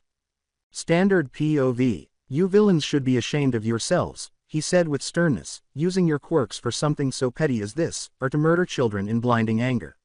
They're innocent, yet you choose to drench your hands the blood of them to stop them from doing what's right. It's nothing but disgraceful if you ask me. I apologize if I made a mistake. I have never performed dialogue for this character, Best Genist, before. Before threatening to let us go or I'll choke you with my tail. Kudo commanded, shut up you walking spool. However, it was disregarded because the police quickly arrived to take the thugs to jail after placing quirk restraints on them with little to no resistance. Fortunately, no one was killed or gravely injured. The three were only sore from the chains that had bound them, and they had some red marks from the chains and possibly bruises later. Other than that, they were fine. The three were taken aside after everyone had been checked to make sure they were all okay. This was done so that the police and Best Genist, who they did not know why, could speak with them about what had happened and what they had heard and seen because they were in the middle of it and appeared to have paid more attention to what had happened. As the pro hero looked at them curiously, they told them. The policeman said, and I believe that oughta do it. He finished writing everything down and turned to face them. His voice was stern but calm. Thank you for your cooperation. Now I understand that you were trying to help in this case. While it was brave of you three to do that and that plan of yours was very clever, it was still seriously dangerous of you all to do that. He reprimanded. All of you could have been killed. Had Best Genist not seen those people crawling out that warp gate a little way from the cafe, you all would have been dead. Don't ever do anything like that again unless you want to be pushing up daisies. That made them wince. They were aware of how dangerous it had been. However, they were reprimanded for their intervention in this manner despite their good deed. They may have been offended, but they overlooked it because they knew a few things. 1. Getting angry won't make anything better. 2. They were children, not pro-heroes, and even though they had performed a heroic act and received praise from the people they rescued, they claimed that their strategy and quirks Izuku didn't yet have his were excellent, which made Kurogiri and Tamura, in particular, happy. The law stipulates that only heroes could step in and stop the bad guys from carrying out their civic duty for society, and they used their quirks at the time. Using your quirk in public unless it was an official contest or competition, they were in UA or any of the hero schools, or for certain jobs, training in private, home, gym, etc., was prohibited for them in a situation like this. And 3. They were children who could easily be crushed in this situation, so they knew it was risky from the beginning. It was careless and dangerous to put oneself in danger. Best Genist wanted to speak with them privately, so he gave them some more reprimands before leaving them alone. If the three were not depressed and wanted to cry a lot right now because of that and because that officer was right, it would have been thrilling to speak with a pro-hero face to face. As he knelt to meet them at eye level, he reassures them, it's okay, there's no need to be sad. While the scolding was necessary to ensure you know what you did was reckless and what you shouldn't do in the future, what you did was admirable. Though they looked up to see him, they did not respond. Tears were in their eyes, but none fell. Expressions of sadness persisted, but now confusion predominated. After I was told what was happening, waiting for the right moment to intervene, I was watching you three from the corner of my eye. Despite what was happening, despite how scared you three undoubtedly were, you stayed calm, or as well as you could, and were able to rescue as many people as you could, giving them the chance to escape and call for help, diminishing their arsenal and causing a distraction, and despite getting caught what you all said back there. Willing to sacrifice your lives for these citizens, you three clearly know what it means to be heroes. He began by telling them, now I'm not saying that you three should repeat what you did in the future, by all means no. All I'm saying is to be careful, abide by the rules. If this is a profession you want to do, then train so that you may become heroes when you get older, so that you can help in cases like this and more with a hero license. Remember to think calmly before you act, and never lose hope. Do you understand? The three gazed in wonder at him. They had never heard that before. After the ball of sadness subsided, it caused a warm sensation to explode in their chests, causing them to release the tears that had been gathered around their eyes. All of you have good heads on your shoulders, don't let that potential go to waste. Train hard, be diligent in your studies, and strive to uphold that hope, so that you may, and I believe that you will, become heroes someday. He said with a nod. They had never heard that from anyone. Izuku told Tamura and Kurogiri that they could become heroes, but they were also moved to tears by hearing it from an expert. Regarding Izuku, the second part is the same, but he was also informed of this prior to his quirk. I see. He grinned, and the two orphan boys grinned as well. They were all directed at him. Under his collar, Best Jeanist grinned back at them. Following the entire incident at the cafe, Best Jeanist himself offered to take the boys home. The trio accepted this offer after receiving a new order of drinks because theirs had been knocked over and spilled when they were grabbed. They were also given strawberry shortcake slices that the workers were getting for the criminals to avoid being killed as a token of appreciation for their help, despite the fact that it was risky and dangerous to interfere in the first place. They ate their food on the drive back to the apartment complex, and the two orphan boys delighted in every bite of their delectable treats, stating that they had never tasted anything like this before and that it all tasted good. Izuku and the Fiber Master Hero grinned at this. How did the pro hero find out where they lived without their knowledge? They were unaware. When questioned, he claimed to know Inko because he was friends with her husband, who told him where his wife lived. To the boys' confusion, he only stated that he was here to visit Inko, but they were unable to ask him because they had reached their destination. When Inko arrived, she was shocked to see that the boys were with a professional hero, whom she knew personally. Needless to say, the anxious mother gathered the boys into her arms and wept after making sure they were unharmed except for some red marks from the chains. She was relieved that they were safe, but she reprimanded them for their stupid behavior and was proud of them for helping. She advised them to be careful the next time and to wait until they were old enough and had permission to do something like that. After obtaining the pro hero's autographs at Izuku's request, which the pro hero didn't mind, Inko pushed them aside so she could have a brief conversation with him about something. She also offered him tea, which he accepted. Despite their curiosity, they obeyed and went to play in Izuku's room. They sat at the table and Inko talked to him after they had recovered from their earshot. She wiped another tear from her eye and poured him a cup of tea, saying, "Thank you for keeping them safe and getting them home, Tsunagu." "Just doing my job, Inko." He smiled. "It has been so long since the last time we spoke, hasn't it?" "About 3 years, yes, and the last time you saw Izuku as well, he was only a year and a half old. And here he is now. Despite almost being 5, he has a good head on his shoulders and is very inquisitive in regards of pro heroes and quirks. Having talked to him in the car, I can tell how much he admires heroes and that he wants to be one someday. Indeed, he just can't wait until he gets his quirk. To be like All Might. Though imagine how he'd react if he finds out you were his uncle because you were a brother to my husband." Chuckled, "I believe he might explode from excitement there." Giggled, "I believe you're right."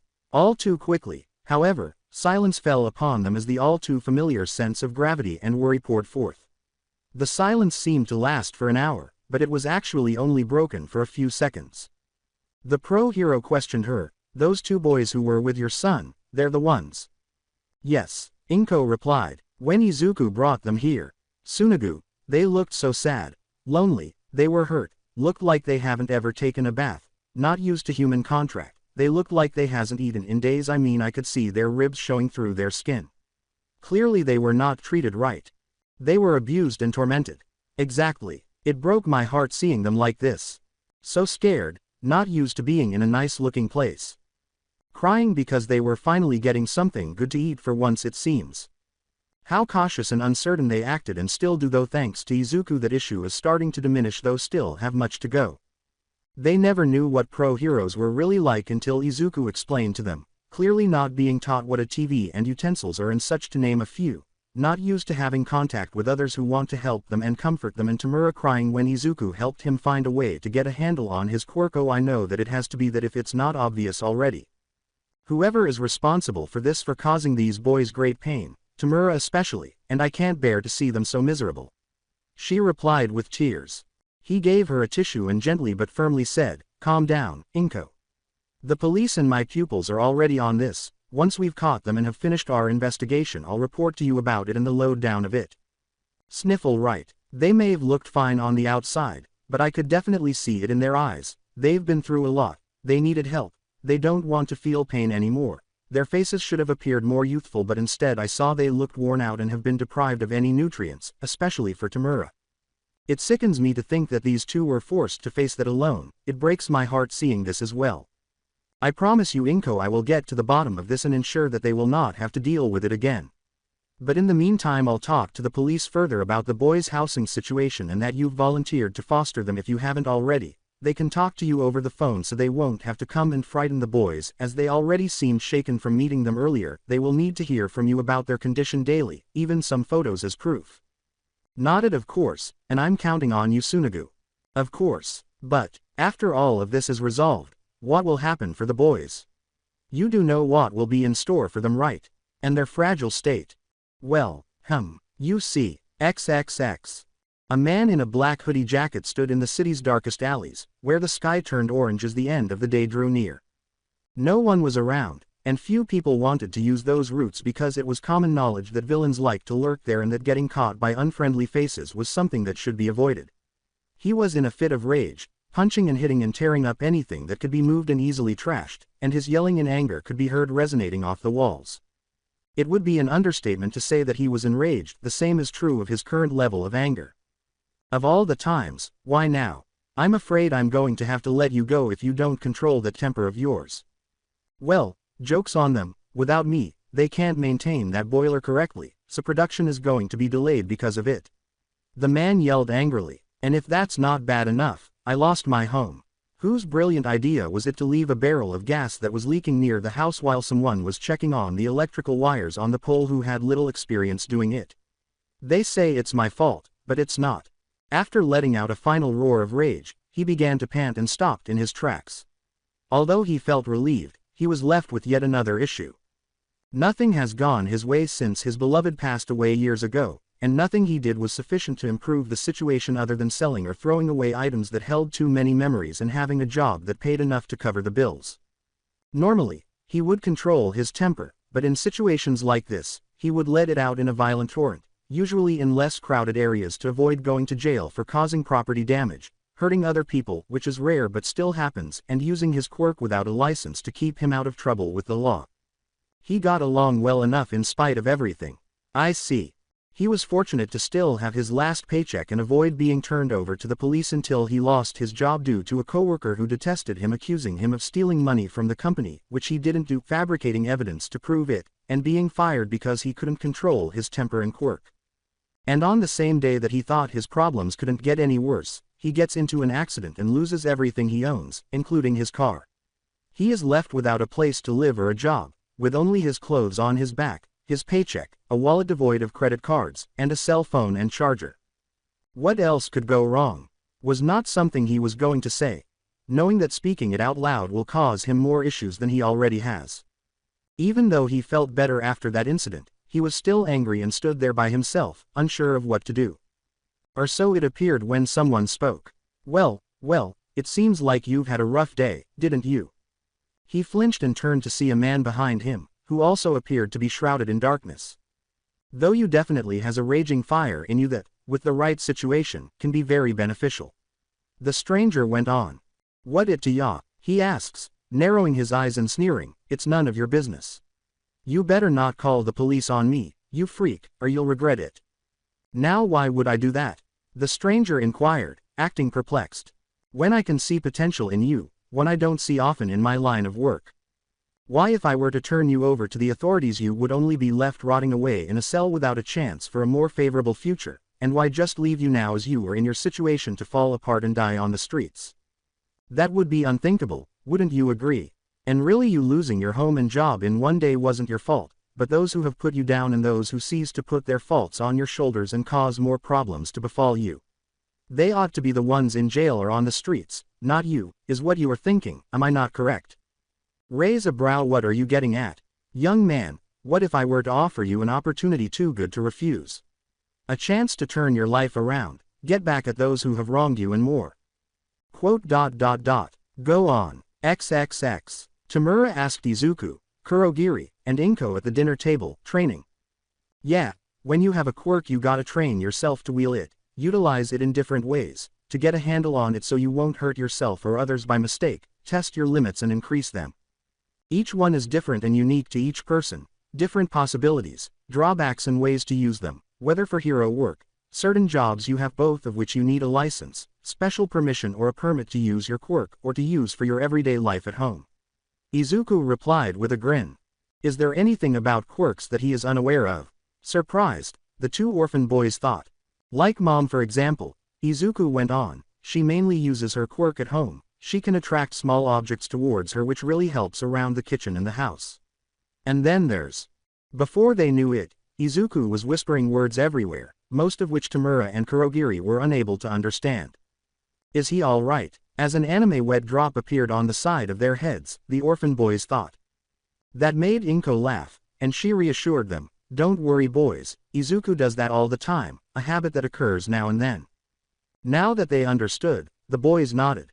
Izuku, Kurogiri asked, giving him a shoulder shake, startling the green-haired boy out of his muttering phase as he turned to face him and realized he had done it once more. After he apologized, he said, oh sorry Kurogiri, that happens all the time, what's up? Do you think it may be possible to train our quirks? He inquired. Izuku grinned broadly and nodded enthusiastically, saying, absolutely. Before turning to face his mother and asking, Mom, can we do that please? Nodded of course, why don't we all go to the quirk gym tomorrow and do that, so you all won't get into trouble for using your quirks in public and can train in safety and where there are trainers there to be of assistance. Replied Inko. The orphan boys all agreed, of course, and grinned like Izuku, though Tamura did so more reluctantly. XXX. Quote. Yes of course, thank you very much, yes I will, night. With a sigh, Inko hung up and leaned back on the couch, closing her eyes to let her mind absorb everything that had happened today. She gave the boys instructions before they left and began doing the chores, and it had been a nice morning when she waved them off as they went outside to play. Nothing noteworthy occurred until 3 hours later, when she arrived home to find Best Jeanist, Tsunobu Hakamata, the person she had hired to handle the Tamura and Kurogiri Kase, at her front door alongside her son and the boys. She wasn't expecting or pleased to hear that the boys were part of a villain attack at the cafe and nearly died, but she was glad that her brother and an old friend saved them. She was also proud of the boys for helping to get most of the people out of danger and away from the danger, even though she still reprimanded them for putting themselves in danger before she gave them a hug in return, which they gave with hesitation before Tamura and Kurogiri relaxed and slowly returned it. He left to continue his investigation and made his second police call of the week after speaking with Tsunobu for at least an hour, if not less. This time, she informed the officers that she wanted to foster the boys until further notice without informing them of how they were doing. She went to finish her chores after that phone call. She didn't have any work to do today, so she did it all online, play heroes and villains with the boys before dinner, and then make plans for tomorrow. The boys then went to take a bath and play before bed. She tucked them in, read them a story, and kissed their foreheads, which made Tamura and Kurogiri red as tomatoes before bidding them good night after taking a bath. After the boys had fallen asleep, Inko made 2 more calls that day, one to Tsunobu because she was concerned about his well-being even though she knew he could take care of himself, and another to the closest quirk gym from the house using the phone book to make an appointment. Additionally, there were the 2 orphan boys in the center of it all. He hasn't learned anything yet, but his research did show that after Inko discreetly asked the boys where they lived, they replied that it was Osaka, even though they weren't really sure where that was in Japan because they didn't know much about what was outside the place that couldn't be a home. Additionally, several residents heard the sound of continuous gunfire around the time the boys left Osaka, and bullet marks were discovered nearby that appeared to be coming from a single direction in the bad parts of the city. This suggests that they were being pursued for a long time before losing their pursuer, as they discovered traces of the boy's individual blood on the ground here and there, though no DNA of anyone else touching the bullets. Inko had to end the call so her friend could return to work. Even though they appeared to be ahead, it was too soon to act hastily. She was on the verge of passing out when she realized that the boys were being pursued and killed on the day in question. She can only hope that this will all be resolved quickly so that the boys won't have to worry about returning or being in danger any longer, and she can proceed with the ideas she has been considering for some time and after discussing them with Tsunagu. She will wait and hope for the time being, though. Even though the boys weren't at fault for getting involved in the first place, she was confident that the boys had learned something today and would exercise greater caution the next time. She also wanted to make sure that the boys and her son wouldn't get into trouble again anytime soon. She was proud of them for their bravery and for helping those people so they could get help from the police and pro-heroes, which they did, even though they had previously worried her and she had reprimanded them for it. Had they not done that, they would have died, which is something she could not bear. Which reminded her of the boys' predicament, which is a major source of anxiety for her. What a day it's been today. Tsunagu, please solve this case, for them. Inko sighed once more at the thought. Tag, you're it. Hey, no tag backs. You're too slow. Inko was sitting on a park bench, keeping watch over the boys while they played tag in the park while she read her book. Since the weather was pleasant and the day was bright and sunny, she decided that the boys would benefit from playing outside and getting some vitamin D from the sun rather than staying inside the apartment. She believed it would benefit both of them. To her dismay, though, it was only meant to divert her attention and allay her anxieties, which haven't exactly decreased. Despite her best efforts to conceal it behind a smile so the boys wouldn't be alarmed, and ideally use it to deceive herself into thinking everything was all right. However, they weren't. Since her friend Pro-Hero last called, it has been nearly 2 days since they last spoke. For fear of interfering with the case and for her and the boys' safety, he told her not to call and that he would call her after the case was closed. It was literally killing her to wait, but she had to be strong for him and the boys, despite the fact that she was consumed with worry. She felt less anxious just watching the boys play and having a good time as though the things that had happened earlier that week had never happened. She was grateful that none of them were severely injured, scarred or, in the case of Tamura and Kurogiri, acquired additional scars to add to their already unattractive collection, or even had nightmares about it or anything negative from the past, which surprised her a little but still made her feel better. She had noticed that the three appeared to have become closer since the incident, treating one another almost like brothers. Tamura and Kurogiri also stopped acting shy around him and her, and they seemed more receptive to her hugs. They also began to ask her questions, just like they had done with Izuku from the beginning, which made her heart sing. Help! A voice that had everyone's attention suddenly cried out. When they looked at the source of the voice, they noticed something that deeply alarmed and shocked them. It sounded very young, like a boy's age, and higher than theirs because it sounded like a girl. A 15-year-old teen with deep tan skin, wearing punk clothes, had orange hair, dark brown eyes, and a scar on his forehead that looked like a graze. He had a smirk on his face that was anything but friendly, and his left hand was outstretched as 2 4-year-old girls appeared to be in a stone honeycomb cage. And both of the aforementioned girls were shaking with terror. One girl, who had short black hair, closed her eyes so you couldn't see the color of her eyes, fair light tan skin, a pink sundress with a red ribbon around it, and red sandals, was sobbing and hunched over, as if she was trying to hide herself. The person who was trying to keep a brave face while holding her close had long black hair in a high spiky ponytail, fair light tan skin, hematite gray eyes with tears in them but none falling, and black running shoes, a gray skirt, and a red t-shirt. The girl who was holding the girl who was crying yelled, "What did we ever do to you? Leave us alone, you bully." "Nothing," he simply replied with a sickly smirk, "just needed to practice using my quirk since I haven't done so since I got sick last week. Going to a gym is out of the question for my price range, so I gotta do it here. I needed someone to help me practice it, and you two just so happened to be close by. You could have just asked us instead of assaulting us like this," she screamed. He mockingly questioned, "Now where would the fun be in that?" The girls yelled as they disappeared through a black vortex that suddenly opened up beneath them. The punk was left stunned and perplexed, wondering what had happened. "Leave them alone, you meanie." He turned to see the source of it. A tall black boy with misty black hands for a few seconds before they became normal hands as he had a look of utter disgust. A green-haired boy with a look of upset and defiance. A light blue-haired boy with a look that screamed anger. And finally, a woman with green hair, similar to the first boy, consoling the girls while giving him a mortified but disapproving look. The black-haired boy was the source of that black mist, indicating that the girls were teleported out of the cage by his peculiarity. With a cool, stern, and irritated tone, Kurogiri told him, hurting and tormenting those smaller than you for your own entertainment is just despicable. People like you are nothing but bullies.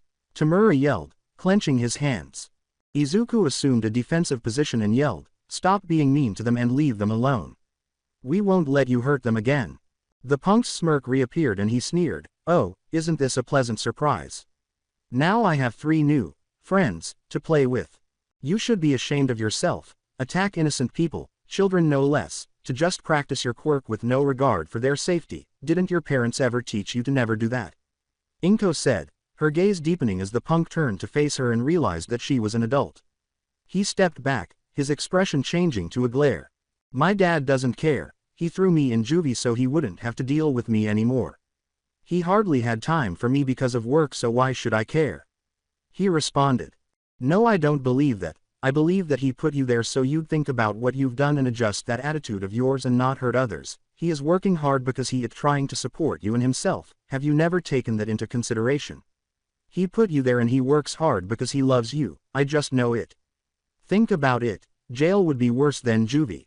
Shut up, you hag. You don't know me nor my dad, so stop talking as if you do. I don't care what you believe, you and these brats are going to regret tangling with me. He was about to attack when 2 policemen tackled him to the ground. He yelled in shock as he hit the ground and experienced the all too familiar sensation of having his wrists placed in quirk restriction cuffs.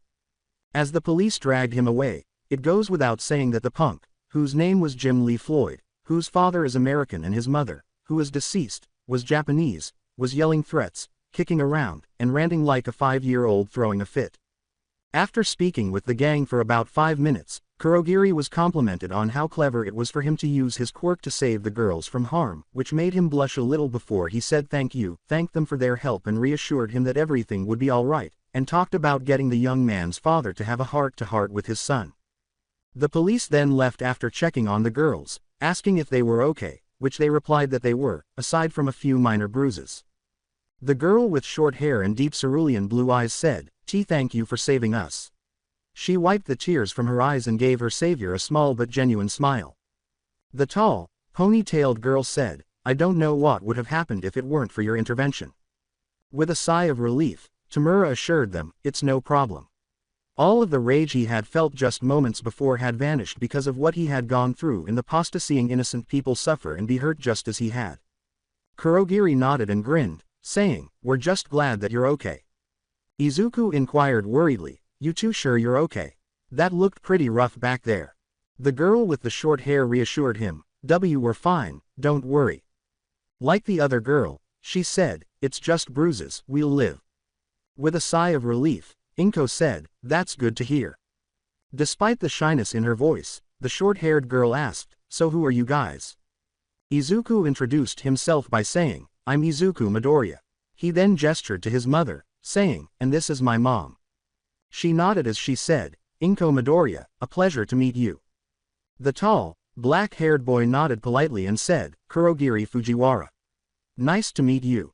Tamura Shigaraki, the boy with the pale blue hair, added shyly, not used to introducing himself or interacting with children of his age because of his troubled past with Kurogiri. What's yours? The girl with the short hair looked at the ground and said, Why Yui Kodai? Momo Yaoyorozu. The girl with long hair grinned broadly and said, Nice to meet you all. Kodai asked the boy, Fujiwara. He asked, yeah, after noticing that she looked rather cute just now. He wasn't in love with her. He's a kid, so he means this as a compliment. He smiled kindly at her, which caused the girl to blush a little out of shyness. She rubbed her arm and glanced up at him, asking, that quirk you used a bit ago, what is it?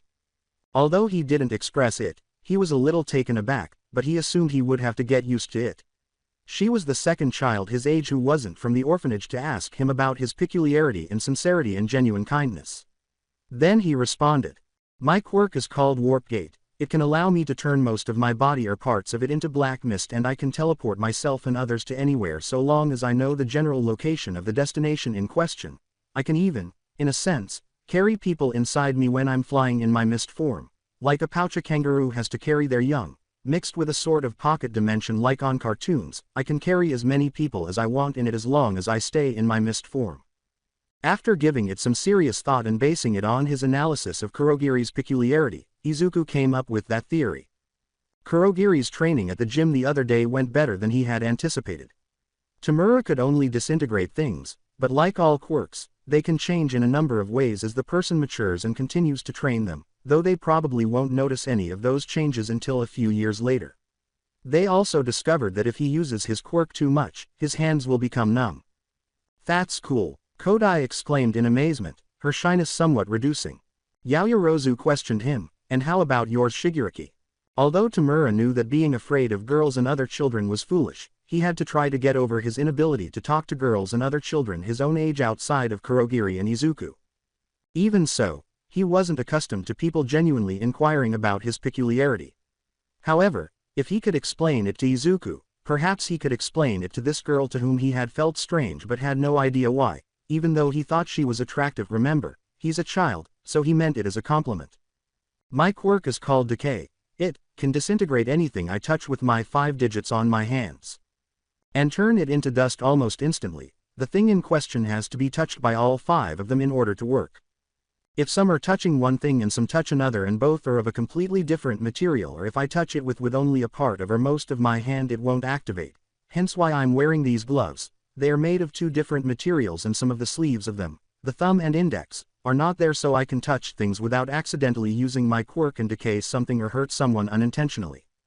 The gang was shocked to see someone with a quirk that was somewhat similar to Tamura's when they were at the gym the other day. He explained to Tamura why he shouldn't be afraid of his quirk and how he has special gloves that allow him to touch objects without unintentionally activating it thanks to the Quirk Administration and Support Office, which he recommended to him and the others so they could get some appropriate items to help him keep a better leash on his quirk, which they agreed to. The following day, they were surprised to receive 5 new sets of partial fingerless gloves. They also received a letter informing them that their newest employee, Mr. Hatsume, had started working on them almost immediately after receiving the letter regarding the quirk requirements, and that they were truly contributing to the success of the company. Every pair of gloves was unique. Gloves in dark red, sleeveless for the thumb and pinky. Dark blue gloves without sleeves for the middle and pinkies.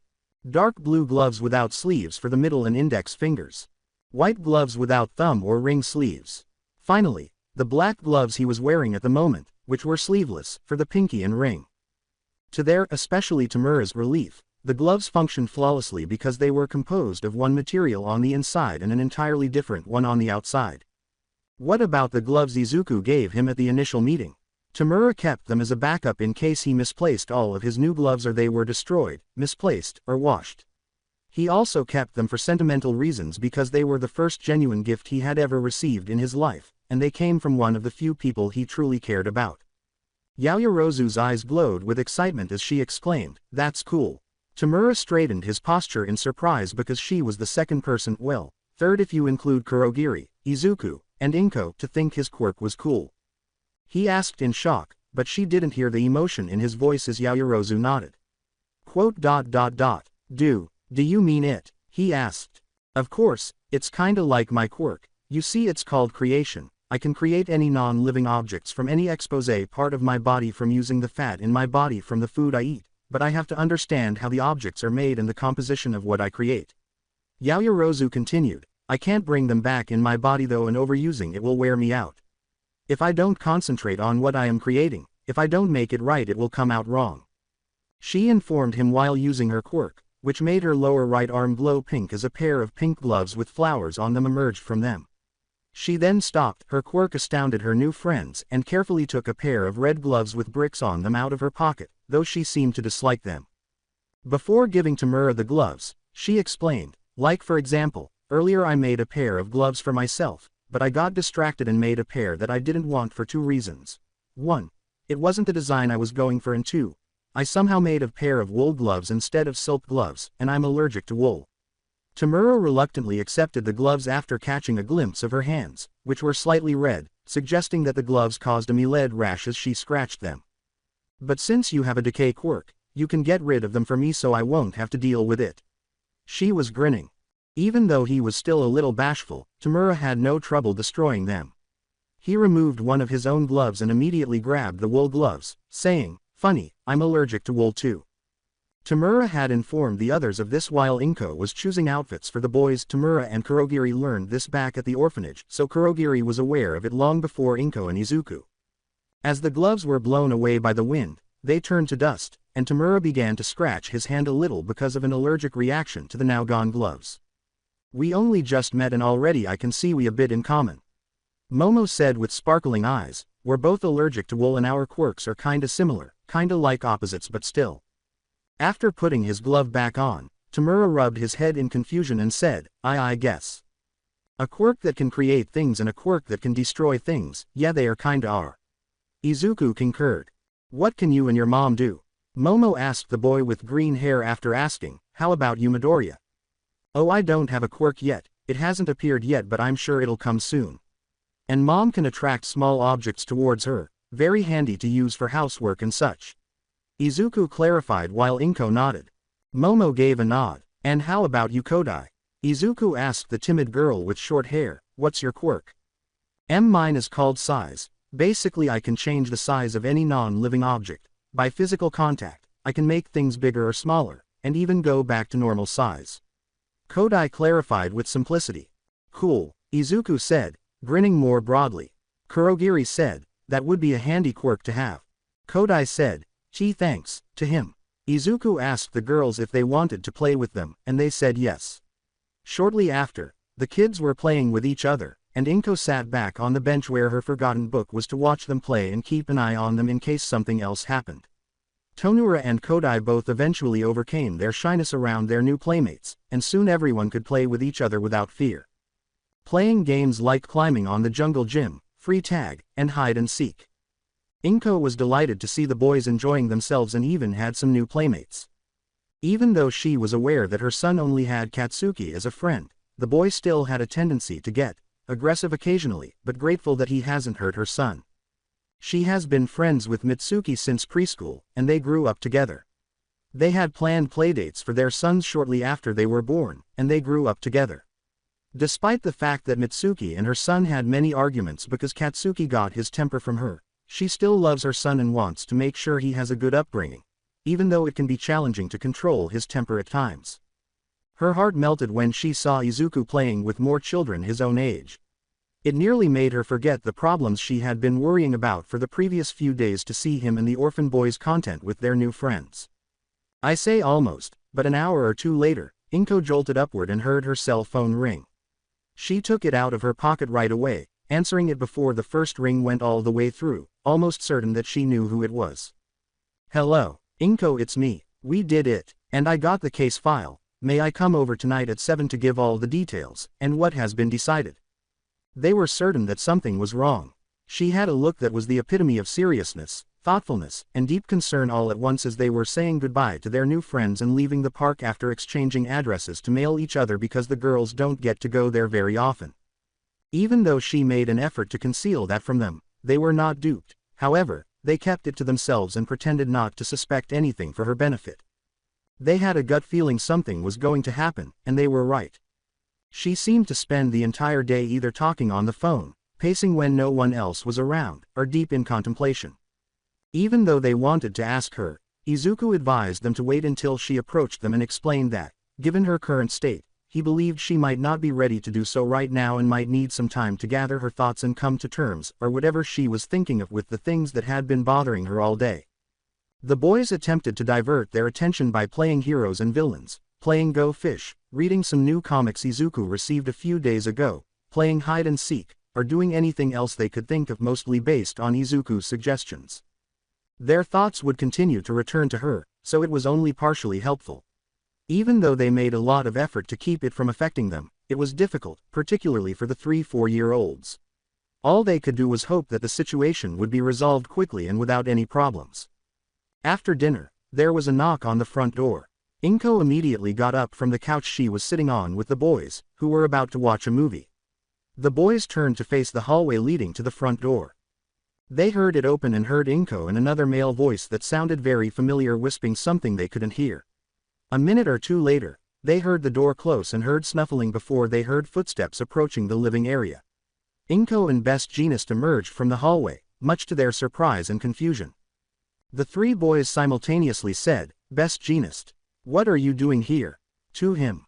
He turns to face Tamura and Kurogiri, saying, "I'm here because I have some very important business to discuss with Inko, and with all three of you. It regards you too, Shigaraki, Fujiwara." When he said that, the boys became frightened. However, the pro-hero then addressed them, saying, "Rest assured, there's nothing for you two to worry about, neither of you are in trouble nor will be. I'm regarding what you two had to endure in the past and what will come to pass from here on out." Although they felt somewhat relieved, this left them both perplexed and uneasy. The two orphan boys asked themselves, by the past, does he know? Izuku looked at the two boys worriedly, more perplexed than ever, and asked, "What do you mean by that?"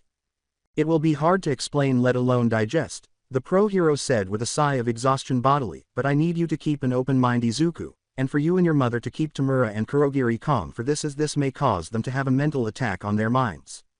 For their sake, be strong for them, do you understand?" He was still unsure, but after observing the expression in his eyes, he nodded as Inko turned off the television and the two adults sat in the armchairs next to the couch. The movie could wait until later, for now, this was crucial. Before the Best Jeanist broke the silence, they were in a state of tension and concern. He looked at Kurogiri and Tamura, who both understood that he was referring to them, and Izuku, but what did she want to help them with? "As you boys know, I came to this city a few days ago because I had something to discuss with Inko, yet none of you know what it is. Well, she asked me to come, because she wanted to help you too." When Inko said, Kurogiri, Tamura, the three of them noticed that her expression was a mixture of seriousness, worry, and an effort to control the tears that threatened to well up in her eyes. "Do you know why I didn't question why you two were left on the streets aside some bit that Izuku told me of a few days ago? Why I let you stay without another thought? Why I didn't question you about your past too much? Were any of you curious at all about any of that?" Inko's voice attracted their attention. Now that she had mentioned that, they were perplexed and began to question why she had done whatever she had done. Why haven't they asked her any of those questions yet? With hesitation, Inko began to say, it's because, but forced herself to finish with a trembling breath before lowering her head and continuing. "Because I knew that you two were victims of child abuse." Tamura and Kurogiri's eyes widened and their sitting posture straightened as a result, but they forced themselves to remain silent as she went on, wondering in their minds how she knew this. Izuku was somewhat aware that child abuse was a serious issue and should not be taken lightly, but he was unaware of just how bad it could get. He could only imagine how his two friends were when he first met them a few days ago based on their condition, connecting what they said at the time, their previous behavior, and what his mother said. Little did he know that it was much worse than this. He held both of the orphan boys' hands in consolation as they unconsciously squeezed his in return, but he remained silent as his mother went on. "I knew that you two had a very rough life, that you acted the way you did the last few days was because you two were victims of those who hurt you very bad, your injuries, bruises, the fact that neither of you had any real food or even a bath for days maybe weeks, that you were shy and not used to being in a nice home or anyone actually being concerned about you and helping you. It was as clear as the color of the daytime sky. But I chose not to say anything, because you all must understand that child abuse is not something taken lightly, and a very delicate subject to the victims of it, especially for kids your age. They would feel insecure, unsafe and fearful if asked questions about what they went through. What harm was done to their minds mentally, emotionally and psychologically are both unpredictable and severely fragile. I don't even want to imagine how much you two had endured.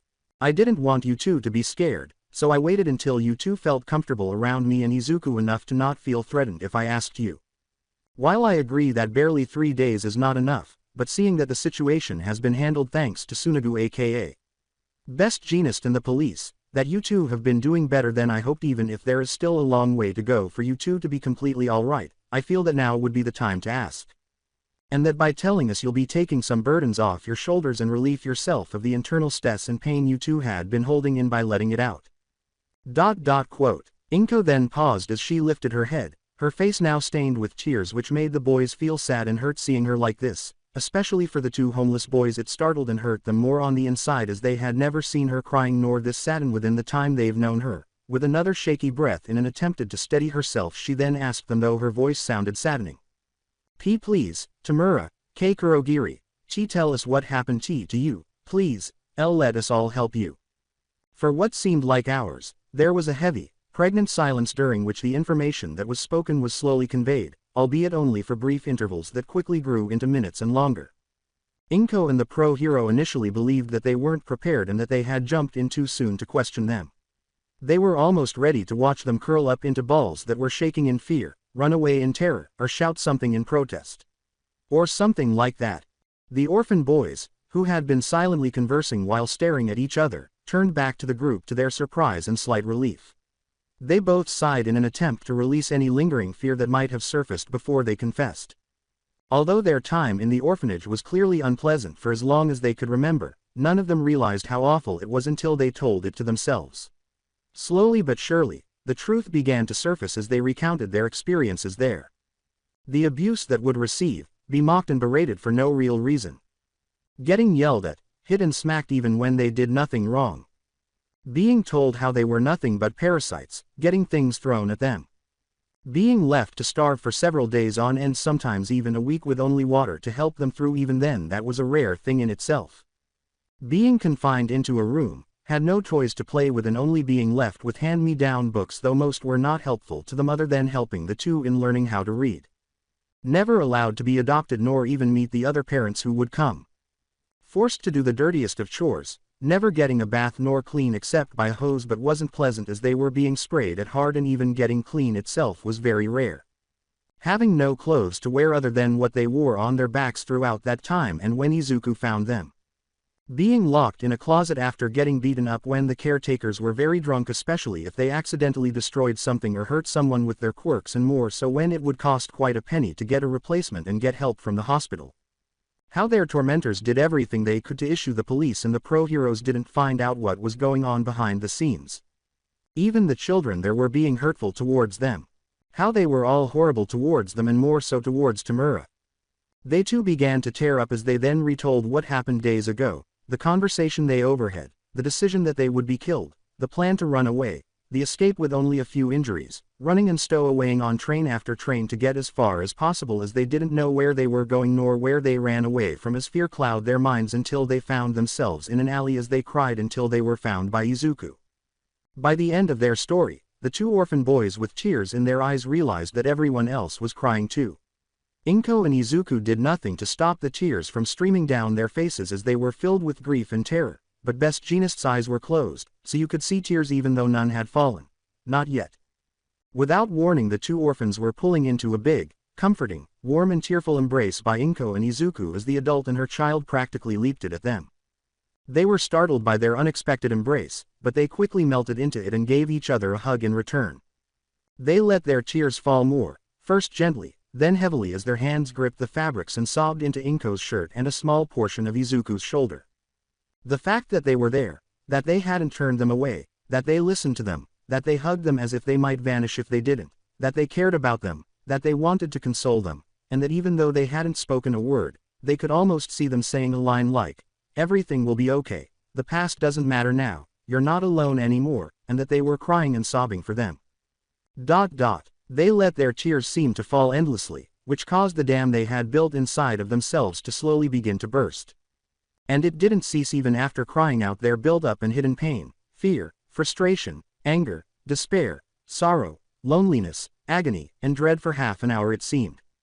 Have fun. Despite his sadness for the orphans, Tsunagu, also known as Best Jeanist, began by saying, "Now that we got your side of the story," as everyone turned to face him and wiped their tears away. He held up a file that was more than decent in size and said, "I can not only report my finding here to the others, but also reveal to you all what we've uncovered."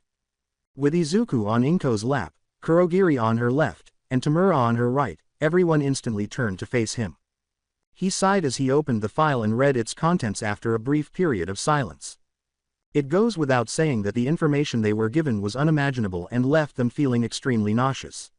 This mess revealed its true horror and severity. It turns out that the Hiroshi orphanage was a wonderful place long before Tamura and Kurogiri were taken there. It appeared that everything was better until the elderly caregivers mysteriously passed away from food poisoning, and then new ones appeared shortly after. Everything appeared to be going well on the outside, but what was actually going on inside was kept so secret that anyone who revealed it would be immediately killed, regardless of who they were, even in the case of a child. The so-called caretakers were actually Chinese criminals. Their gang was known as the Manipulators.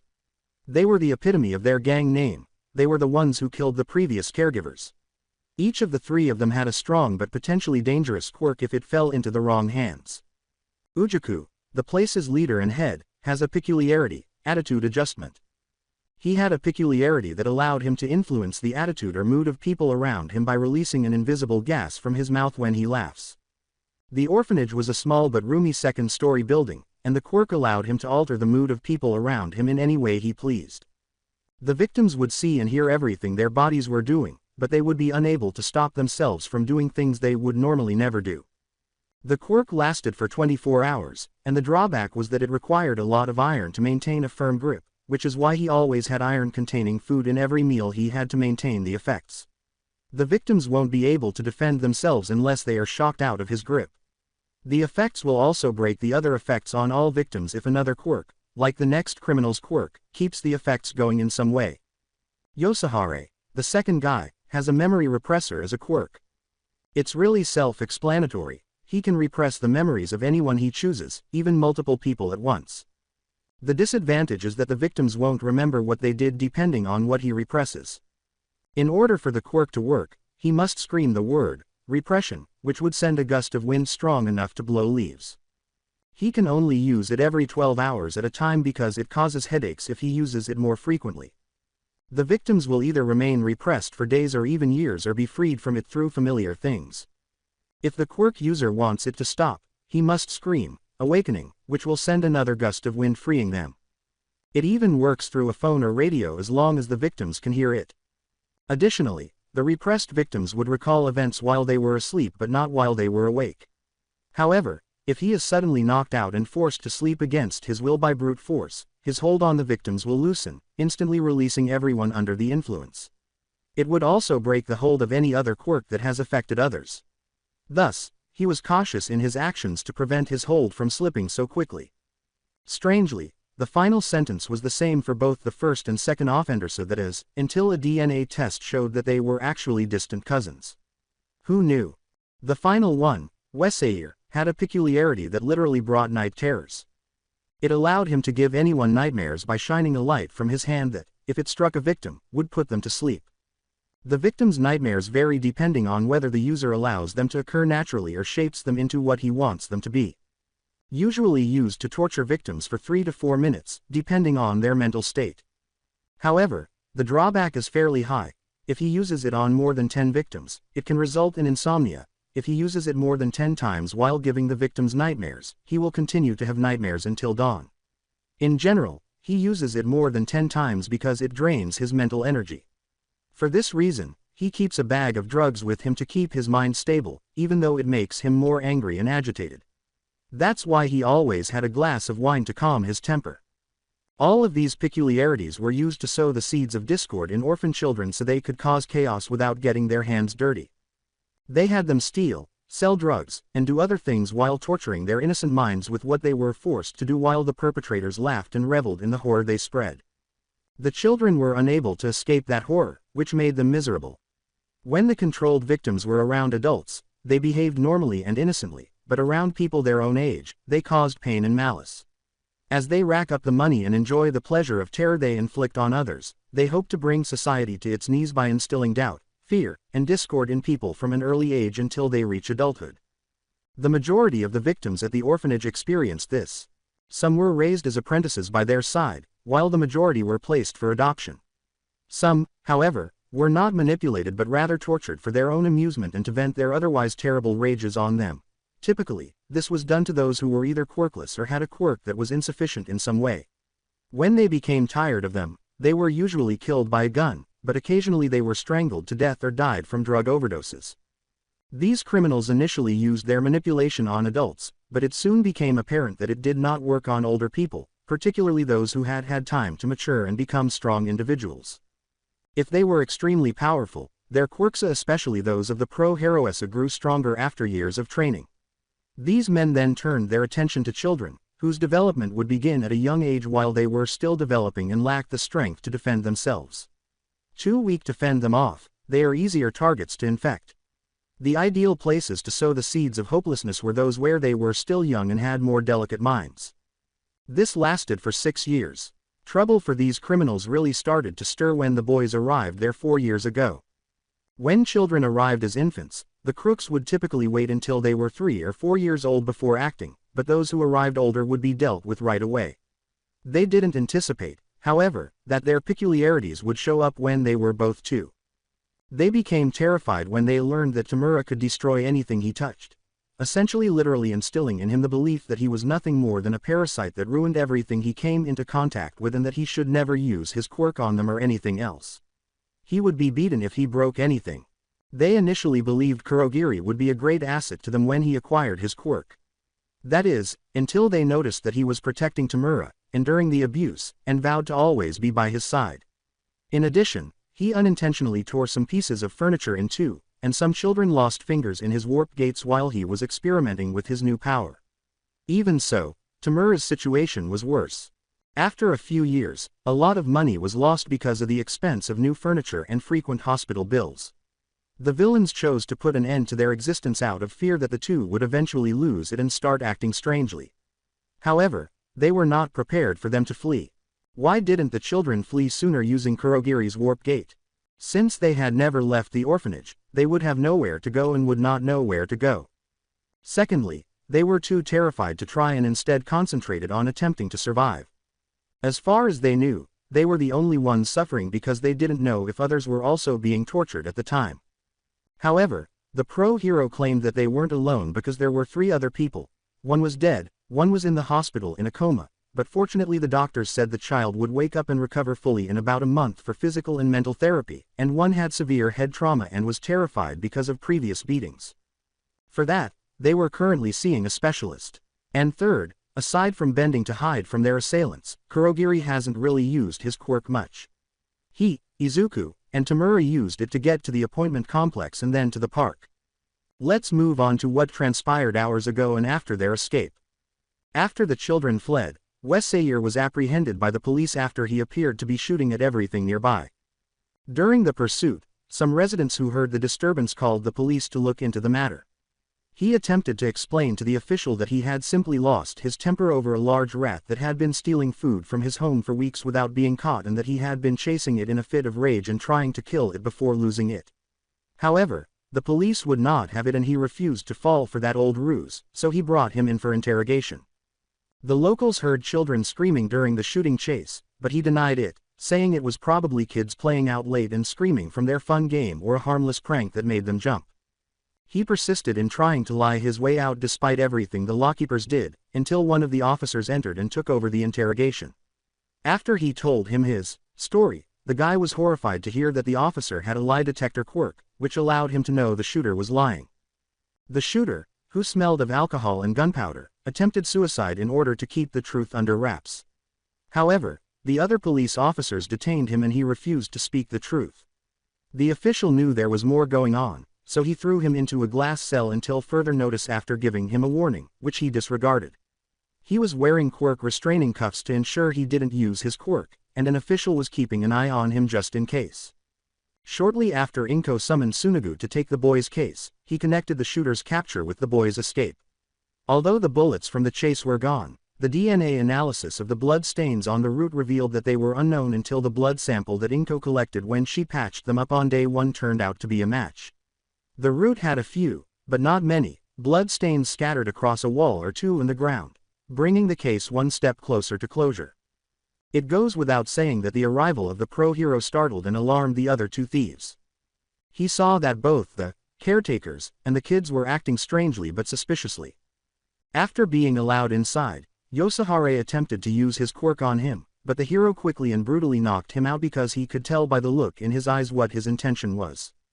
Ujiku attempted to pretend he was innocent, but the children immediately erupted in the form of screaming, holding their heads as though they were in pain, which they were, and crying as they all admitted the truth, albeit all at once, and then apologized, pleading for forgiveness and assistance, to take these people into custody while pleading for the suffering to end.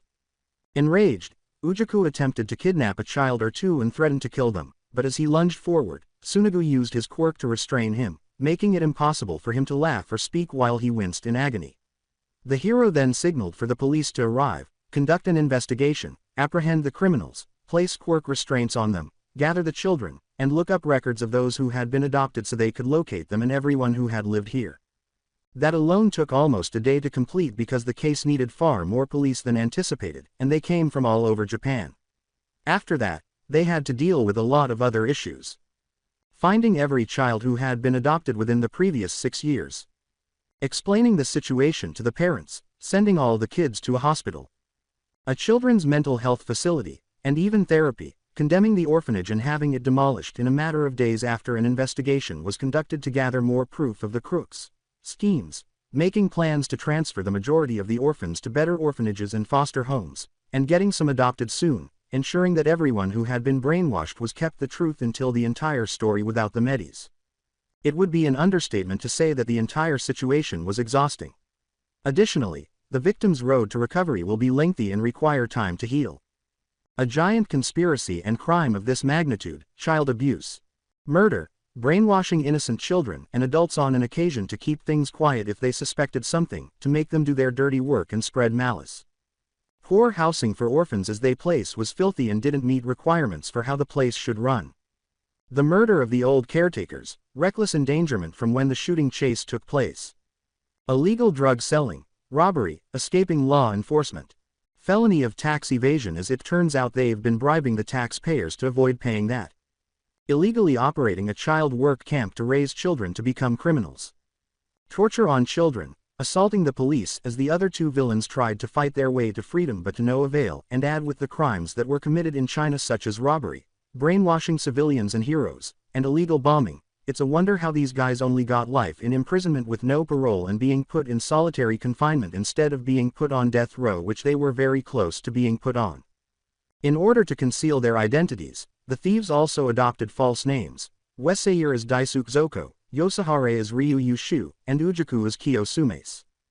Daisuke was terrified of being imprisoned and even more terrified of cramped quarters because he was claustrophobic. Fear overcame him, and he escaped the police long enough to slit his throat and end his life. After being imprisoned, Ryu passed away suddenly. It turned out that he had a disease that he was unaware he had. He sensed something wasn't right but kept it to himself out of pride and because the expense of visiting the hospital was too high. His immune system was unable to combat the illness because it had severely damaged his kidneys, nose, and lungs. Since no one wanted to take any chances, Kyo, the only person still alive and incarcerated at the time, was eating foods devoid of iron while wearing his quirk restraints. However, about an hour ago, someone broke into the prison and attacked Kyo, leaving him with a broken arm, leg, bruised stomach, and nearly broken neck. Neither Kyo nor anyone else knew who had done it because they were both equally confused, but Kyo was left somewhat traumatized. Then, to everyone's surprise, they discovered that his quirk had completely disappeared during his examination at the criminal hospital. A full-body examination revealed a punctuation on his solar plexus, as if someone had used a needle to inject something into his system. Kyo did remember being struck by a dart before. He felt excruciating pain throughout his body before he had been brutally attacked. Its contents had destroyed his quirk, and there was no way to recover it. Even though the case was closed, this resulted in yet another dead end, leaving everyone with more questions than answers. Words simply cannot express how gut-wrenching, crazy, insane, and stressful that entire situation was, not to mention how awful and horrifying it was. The woman attempted to wipe away her tears with her handkerchief, but it was unsuccessful. How could they be so cruel to those children? How could all of this have happened? This whole case, it's just. Inko tried to finish by crying once more, with Kurogiri and Tamura wondering how one person can release so many tears, like Inko and her son. Kurogiri clenched his chest and squeezed his eyes shut, trying to stop the tears that were already streaming from his eyes, let alone more. And I thought we had a rough life, but we were wrong. We were not the only one suffering from that. How could we have been so blind to not realize what was really happening under our noses? He exclaimed in shock and guilt. Tamura muttered in shock, anger, And guilt, those monsters, how could they? They made us believe that everyone was our enemy. But, it was all a deep act of cruelty. How could we have been so foolish? As he began to scratch his neck violently. The pro-hero stopped him by holding his wrists, allowing him to start crying quietly. That's too awful for W words, how could Anya 1 be so horrible? Izuku, who was crying, cried too, trying to wipe away his tears of shock, horror, grief, and rarely in this place angry at the villain's heinous deeds. Looking up, still crying, he did his best to put on a brave, confident, and hopeful face as he told the gang, everyone. This caught everyone's attention, and they turned to face him. The past doesn't matter anymore. The case is solved. Everyone W will be okay. Though recovery W will be tough. No one W will be hurt by them anymore and nor ever again.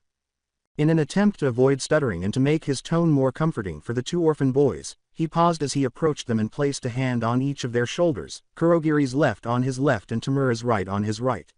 He then gave them a tearful smile as he continued. Those guys are gone. They won't hurt you anymore. No one will nor be made to do bad things against their wills. You're both safe, you're free. After taking another deep breath, he concluded, I know you had a bad life, a very bad one, but you can't let that stop you from having a better one. You're not alone in this, and you won't be ever again. You now have people like Mom, Best Jeanist, Kodai, Yaoyorozu, and others, even me, to help you, you know that right? It appeared as though crying was contagious because it caused the dam to burst inside of them for the 10th time in the last few days. They were unable to control their tears as they embraced Izuku with tears in their eyes, which Izuku returned because he expected them to. The two orphans sobbing, Inko, Izuku, and the Fiber Master Hero's reassuring words, the orphan boys' repeated thank you whispers, and the sound of the clock ticking away were the only sounds audible to the boys. Inko, even Tsunagu, joined in, grinning as his tears, now filled with relief, fell. Tsunagu wondered how the living room wasn't yet filled with tears as he and the other boys wiped their tears away. After about 10 minutes, the boys calmed down, caught their breath, and broke the embrace. Mr. Best Jeanist, what will happen now that the case is solved? Izuku thought it would be a good time to ask the pro-hero a crucial question, but it was more out of concern and curiosity for the 4-year-old. This caused everyone to quiet down as they turned to the hero in worry and fear for Tamura and Kurogiri, hoping that they wouldn't have to leave the Midoriyas and be placed in another orphanage. They didn't want to say goodbye to the first people who had ever been genuinely kind and caring to them, even though they hadn't known each other for very long. The boys loved Izuku and Inko, and they saw the green-haired boy as their little brother and his mother after some time. This was their first home, and it was too good to leave. They learned so much that they couldn't return to their previous home. They also made some new friends and, for once, used their eccentricities to help others. The two thought simultaneously, please don't make us leave. The hero saw their beseeching eyes and smiled reassuringly, though it was difficult to see through the tall collar. His tone, however, was the epitome of good news. If you worried, please don't be. Everything is being taken care of. Everyone that was a victim of those criminals will be taken care of. And not only that, but arrangements have been set up. He then completely turned to them. For you two to stay here with Inko and her son. The boys' eyes widened and they blinked a few times before going silent to process what he had said. Did they hear correctly? Did it mean what his tone was suggesting? Was it true after all this time? Were they? She put a hand on each of the orphan boys' backs as though she knew what they were thinking. This caught their attention, and they turned to look at her. Their expressions seemed to convey that they wanted to be hopeful and hoped this wasn't a joke. Izuku looked to his mother with hope as she spoke the exact words they never thought anyone would say to them, but like Izuku, they hoped and longed to hear those words full of genuine honesty and love. However, her tearful but happy, I mean very happy, smile quells their doubt and uncertainty. I am adopting you too. For now on you two will be a part of our family. New tears fell, shattering yet another barrier inside them. This loving, caring woman and her sons, who took them in, dressed them, fed them, cleaned them, and bandaged their wounds, had taken care of them. After all this time, they had given up hope that anyone would do what they wanted and hoped for. Taking them in, this meant that they would be the adopted sons of Inko Midoriya and the older brother of Izuku Midoriya, and that they would have Midoriya as their new last name. They would then be able to move here and start over, leading better lives. Their faces were filled with relief, fresh hope, and overwhelming joy, and their mouths trembled as they attempted to smile. She opened her arms with a knowing expression on her face, and the two boys and even Izuku leapt into them as if they were a cue. She held them tightly in an embrace, resting her head between them as Tamura and Kurogiri sobbed once more, this time joyfully. Even though Izuku was grinning with happiness and relief, there weren't many tears in his eyes this time. That's right. For now on you two will grow up alongside my son, living a much more happier life than the one you had before, as my sons and as Izuku's older brothers. No one will take you both away from us, this is your home now. And I promise that I will do everything I can to provide all that you need, including love. Inko stated as she stroked their heads with her own. Chi. Thank you. Chi, thank you so much. The two boys continually cried into her chest, expressing their gratitude. With a sigh of relief and joy, Izuku said, I'm so happy you both can stay. XXX. After yet another sobbing session and more discussions about obtaining the adoption documents and getting the boys checked out by a doctor to make sure they were healthy, that they were not sick, and perhaps even to use a DNA test to identify their former families and determine why they were abandoned in the first place. And Best Jeanist wanted to straighten and smooth the boys' hair. Tamura's hair was the easiest to comb out, and he seemed to really enjoy it. Kurogiri's was equally easy, though he was a little perplexed by this. And Izuku's proved to be the most challenging, even though the tangles could be removed because his unruly curly hair simply refused to be combed out and straightened out, let alone stay down so much that it actually broke one of his combs, which shocked them, but he now understood what Inko meant when he laughed. The pro-hero left to deliver the last piece of information he had to the police and those who helped solve the case. The newlywed family ordered pizza and went to see the movie they were watching to celebrate because they were so happy. After everything was said and done, everyone took a bath and went to bed smiling. XXX. Da! Exclaimed Tamura as he awoke from his nightmare, panting and sweating. He sat up slowly and surveyed his surroundings. Since there was no guest room and he and Kurogiri didn't yet have their own rooms, he realized he was in Izuku's room. They had to stay there until they could unpack the boxes of belongings from one of the storage rooms and arrange things so that the room would be suitable for two growing boys. Kurogiri and Izuku were sound asleep. When Tamura realized he was awake and that this was just a nightmare, he let out a sigh. However, despite his best efforts to avoid thinking about it, it continued to frighten and bother him. Wow, didn't think I would be calling them my actual brothers so soon, but I'm glad that I can call them that now, he thought as he wiped the perspiration from his face, trying to think of a way to handle this without disturbing his brother's sleep. He didn't feel comfortable going back to sleep at the moment. Hold on, what happens if I... Tamura pondered over something he had seen in the film he had seen with his new family. After escaping a forest fire with the help of the Wild Pussycats gang, the mother was consoling her daughter. Don't parents soothe their kids when they're distressed and upset? Tamura got out of the sleeping bag and tiptoed out of the bedroom to visit Mrs. Mido after deciding, although he was a little reluctant to wake Hera, that if anything was bothering him or the others, they should come to her, even if it was the middle of the night. The room of his mother. He silently shut the door behind him and thought, I guess it's going to take a while to get used to calling Izuku's mom my mom. The house was quite dark, but fortunately, there was light coming from Inko's room because the door was slightly open. He followed it until he got there and peered in to see her smiling as she hung up the phone. Now that she was a mother, she was aware of the feeling that a child was watching her, such as when Izuku needed her assistance or had a nightmare. As she turned to the source, she was a little taken aback to see Tamura peeking out from behind the door. Fortunately, he did not flee. She said, Tamura, why are you still up? Is something wrong? He was a little unsure about whether to tell her or if it would annoy her, so he didn't answer immediately. He was sweating and had a hint of fear on his face, but she could tell right away why he had come to her. It must have been a nightmare for him. He needs help. He needs Manko, thought to herself as she knelt down to her knees with her arms open, beckoning him to approach. It's odd that neither he nor Kurogiri had one until we met them, but that doesn't matter right now. He was aware of the cue and made an effort to avoid hesitation by approaching her slowly until he was in front of her. She gave him a hug in return, and he gave her a back rub. Just being in her arms seemed to help him relax, and his breathing became softer as he began to calm down. According to his observations, she had that unique touch that seemed to calm the storm that was building inside of him, just like any parent. Even though he had only known her for a few days, he didn't seem to be complaining, so it seemed natural. This was necessary for him. I had a nightmare, he said while resting his head on her chest, able to speak with no fear now. I dreamt that I woke up back at the orphanage with Kurogiri, that what happened the last few days were nothing but a dream too good to be true. Those crooks came in like they usual do every morning, but this time it was different. One of them carrying a lighter, and the looks on their faces were menacing. They all said, "Die." Before the lighter was lit and tosses until it hit the ground, the fire spread fast and we had no way to escape, we were trapped. Tamura felt tears well up in his eyes, but he didn't let that deter him from speaking. We could hear everyone laughing at us, telling us to die, to burn away, and that we were never meant to exist.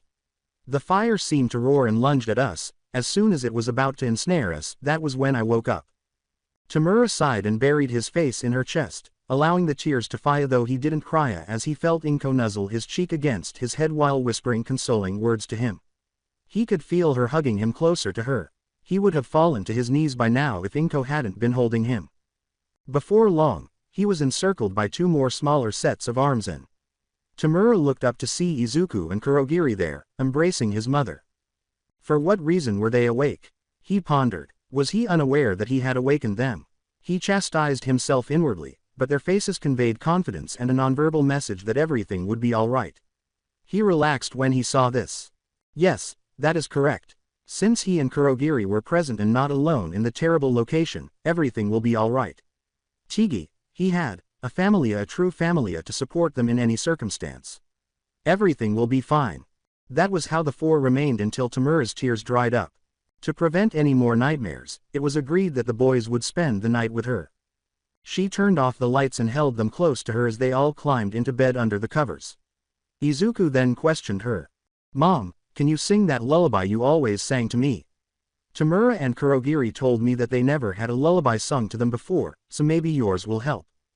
When Inko asked her two new oldest sons, the other two boys, if they wanted to hear it, they nodded silently. "Good morning, class," smiled the female teacher, who had a sort of short bob of brown hair, pale skin, brown eyes, a pink apron over a yellow sweater, blue jeans, and black flats. Her students were all preschoolers. "Good morning, Miss Yu," the kids said in return. Before she turned to the door and yelled, "Izuku, you can bring them in now." She asked the students, "Now today class is going to be a bit different because we have some new faces joining us. They're rather shy, so be nice to them and help them to get situated in class, okay?" The door to the classroom opened as Izuku entered with his brothers, who were dressed in their brand new preschool uniforms. He had a smile on his face, but the boys had shy ones. He still couldn't believe everything that had happened in just 1 week. After that groundbreaking night and everything that transpired, they assumed the process would take longer. However, because of Uncle Tsunagu, as Genist best advised them to call him because he was like a brother to Inko, much to Izuku's shock and excitement and the former orphan boy's surprise, the process only took a few short days, which resulted in the Midoriya family growing and becoming happier. Izuku wanted to support the boys because they had never been to the hospital and were anxious about it, so Inko took her new oldest son to the hospital with him. She also spoke with Izuku's school so that his brothers could go there and receive a quality education. The meeting would take place the day after the hospital visit. It helped them feel less anxious to have Inko and Izuku present. Following an examination, a battery of tests, and a blood test to learn more about their ancestry. Hopefully, the doctor disclosed that neither of them had a serious illness, damaged organs, or injuries severe enough to require surgery or a cast, which was comforting, but they had changed their bandages and said they would be fine after a healing session with one of the nurses, even though the scars would still be there. The boys were suffering from malnutrition, as evidenced by the bones showing through their skin, though they still looked a little better thanks to Inko's cooking, sleep deprivation, because of some bags still visible around their eyes, and clearly psychological trauma from their past experiences. Tamura, on the other hand, had extremely dry skin, which was quite concerning, especially around the face, even though it did not appear as bad as it had been days earlier. Inko was given a list of the food groups they should eat each day to get some meat and muscle back on their bones. The boys also received a special face care lotion to help make the bags invisible, heal the skin, and get rid of the dryness from their faces until their bodies could produce the natural oils on their own again. For the next few months or so, the boys would be going in twice a week for physical health checkups and child psychological therapy for mental health. However, They were judged to be allowed to attend school because they interacted well with the other children in the waiting area. After that, everyone was ready to head home, satisfied that everything had gone smoothly. To their astonishment, the nurse called them before the Midoriyas left to inform them of the results of the blood test she had taken. This was sooner than they had anticipated. They received their results sooner than anticipated because the nurse who called for them and performed the test was an expert in genealogy and blood testing. They were taken to a private room where Tamura was swept into the arms of a nurse who performed the blood test.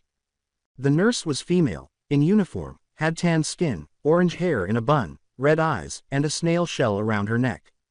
She sobbed uncontrollably, saying things like, "It's you, I never thought I'd see you again," and, "You're okay." To the utter surprise and confusion of the group, Tamura was frozen, both by the sudden embrace of a woman he had never met before but who knew him, and by the sheer bewilderment of trying to understand what was happening. She had a relieved but dejected expression on her face, but the other female nurse who brought them there appeared to be aware of it. After catching her breath, she apologized right away after stopping her tears and setting Tamura back down, who then went to support his mother. After introducing herself as June Bloodstone, who was half Japanese and half American, she gave them some startling news to add to their already long list of startling revelations this week. She was Tamura's mother's closest friend and elder sister, Ran Sakura Shimura, his biological mother. Even after presenting them with photographic proof, if this didn't startle them all, Tamura in particular, they weren't sure what would. The picture she displayed of her, an unfamiliar-looking man, and they were all dressed in cafe uniforms, including a woman with stunning fair light tan skin, ocean blue eyes, and long, gorgeous hair that matched Tamura's exact color. She told them that she had been Ran's best friend since elementary school, and that they had been inseparable ever since Ran prevented her from being struck by a truck. Growing up as sisters to one another, it was discovered that she was eccentric, but that didn't stop her from living her life in spite of the difficulties she encountered. This was especially true after she met the man who would become her husband, Hiragana Shimura, who was also an orphan because his mother placed him in foster care out of concern that he should be protected. By what means? Nobody was aware. It was later discovered that she had been brutally murdered a year after being placed in foster care, but no one ever discovered who had done it or why. Since then, Hiragana and Ran had been dating. After years of dating, he proposed to her, which she accepted on a new moon night at the Camino Ward movie theater. After the wedding, they were happier than ever together. In the picture with the two women, his father, who had light tan skin, short shaggy black hair, and scarlet red eyes, was a kind and humorous man. Despite having a short fuse that only June and Ran could control, he put in a lot of work and was a joker who would make you laugh. His mother was a hard worker who never let anyone enjoy watching her cry or react negatively. She was lovely on the inside and out, kind, considerate, sweet, and caring. She never stopped smiling, reassuring everyone that everything was fine. Despite her occasional awkwardness, she never allowed it to interfere with her work or prevent her from leading a fulfilling life. She had a motherly and sisterly demeanor around other people, but to their surprise, she was willing to forgive those who had hurt her and others. She knew when to be serious and assert herself, so she wasn't a daisy to be pushed over. An amazing lady to be around. They were all a large, contented family. If only things could have remained that way. However, it was not meant to be. Upon learning that Ran was expecting, the couple was ecstatic about the prospect of having a child. However, alarming information then surfaced that Ran's body might not be able to handle the pain and labor she would experience and be more susceptible to illnesses because of her extremely thin frame and the fact that her spleen had been surgically removed after it had been punctured in an accident during a concert some time prior to the marriage. Therefore, giving birth would probably kill her, the baby, or both, as the doctor recommended that she give up the child. However, she vehemently objected, claiming that abortion was murder. She would never do that to her child because it was wrong, disgusting, and terrible to kill a child before it was born. She would never be able to forgive herself if she did that to an unborn child, especially her own. More than anyone they knew, she detested abortion. She declared that she would take care of herself, be cautious, eat well, and do everything in her power to ensure that she and her unborn child were both healthy and happy. Despite all of the support and assistance she received from June, her husband, and June's family, things became more difficult after that. Ran's work at the Osaka cafe was difficult because, months after the appointment, she began to exhibit more pregnancy symptoms, including severe pain, morning, afternoon, and nighttime vomiting, and occasional fevers or colds. She continues to refuse an abortion while regularly visiting the doctor on Mondays, Wednesdays, and Fridays for a checkup on her health. Her mood swings weren't helpful, and she occasionally fainted without warning. The husband made every effort to provide for his wife and their family. Her smiles always made him feel better, but they didn't completely make him stop worrying about her or the fact that she couldn't take certain medications, much less larger dosages of the ones she was prescribed, for her condition because of the high risk that, given her weakened immune system, they would poison the fetus, cause something to go wrong during development, cause deformities or serious conditions after birth, or even kill it. 2. Despite the fact that June's family was very helpful, going to the hospital more frequently was making it difficult for them to make ends meet. This was particularly true after June quit her job at the cafe shortly after Ran took maternity leave so she could work at the hospital, where she could earn more money by using her college training in medicine, blood testing, and first aid. Additionally, she needed more experience to help care for Ran so that she and her husband wouldn't have to visit the hospital as frequently as sometimes that wasn't enough. 3. It was stressful for his wife to be more susceptible to illnesses and diseases. And 4. The possibility of losing her would ruin him. Despite taking on additional jobs to help pay the bills and provide for his wife, he made an effort to remain upbeat and supportive. He would make it as long as she was present. No matter what, he would love her and hope everything worked out. They found out they were expecting a son when the ultrasound arrived. Ran knew right away what she would call her son. At that moment, Tamura discovered that his true name was Tenko, which seemed friendlier and more pleasant than Tamura, who had always detested the name he had been forced to have for the first 4 years of his life. Even though it still hurts, he never became upset or depressed when his family called him that. Nevertheless, he was fortunately born healthy on the day of his birth. The situation deteriorated. The doctor's initial assessment was accurate. The amount of blood lost during the delivery, the strain it caused, and the need to cut her stomach to remove him were all too much for her to handle. They tried everything to save her, but, no matter how hard they tried, there was nothing they could do. His mother got to hold him and talk to her husband and friend one last time before she passed away 10 minutes after he was born. They found the sound of the heart monitor's flat line to be frightening and menacing. Her husband wept over her passing, and June wept too as she cared for Tenko, who wept after feeling his bond with his mother was severed, frightening him. He cried in vain for his mother. Hiragana numbly accepted the doctor's condolences and permission to spend the night with his son until morning. The deceased friend's nurse noticed Deep's eyes brim with anger for a moment, but he waved her away, claiming that everything was well with him. However, he was clearly not, as everyone in the hospital was startled awake at midnight by a loud scream of rage. Hiragana owned it. When the doctors went to see how he was doing, they discovered that he and his newborn son had left their guest room, which was completely destroyed. And they were never seen again. June was so anxious that she nearly had a heart attack. She tried calling him, but it appeared that he had severed his ties to her and her family.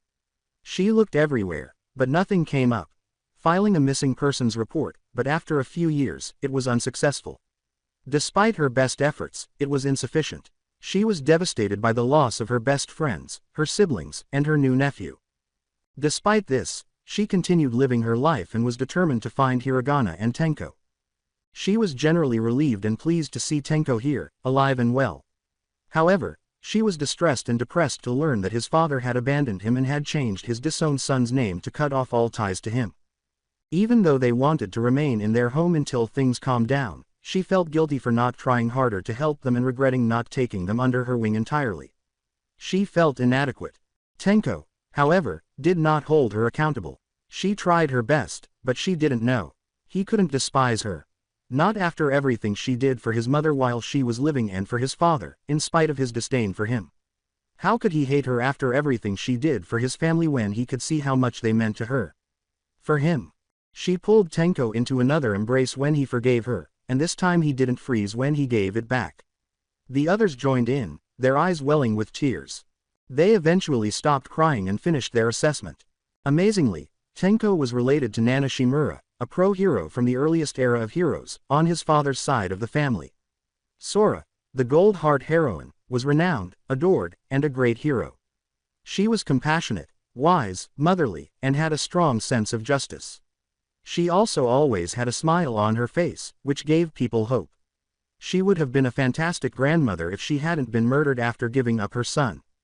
The only other member of Tenko's family still living was his father, who was ineligible to be one after abandoning and disowning his newborn son. His whereabouts were also unknown, but Tenko didn't care because he was content with his new life and family. Although he preferred to be called by his given name, Tenko Shimura Midoriya was chosen because his mother gave him his first name and Shimura was given to him by his grandmother rather than his father. On that, everyone is in complete agreement. Finally, Kurogiri remains. The two were reportedly pro-heroes like Tenko's grandmother, Kohaku and Ayumi Fujiwara, the duo, Windbreaker, and Grey Stream before that, but his family was dead because they had been murdered months after he was born and left at the orphanage, unsure of what would happen to their only son. It was easy to filter the search results for the boy's parents because wind and warping quirks were uncommon. They were both courteous, modest, compassionate, resolute, and brave. Due to their missions from their jobs and their adventurous personalities, they traveled throughout Japan, never staying in a city or town for longer than a month or less. Nobody was aware of the circumstances that led to their premature death. They were found dead in the same manner as Nana, but they were killed at Kamino Ward, where only their severed limbs were left lying at the scene, whereas Nana was killed on an island far from this city, and only her blood and pieces of her costume were discovered. Kurogiri, like Tenko, was pleased to learn that he had pro-hero ancestry. He desired to be named Kurogiri Fujiwara Midoriya in remembrance of his parents. Once more, everyone is in complete agreement. They all went home after finishing the paperwork. Everything at home was wonderful once the adoption paperwork was finished.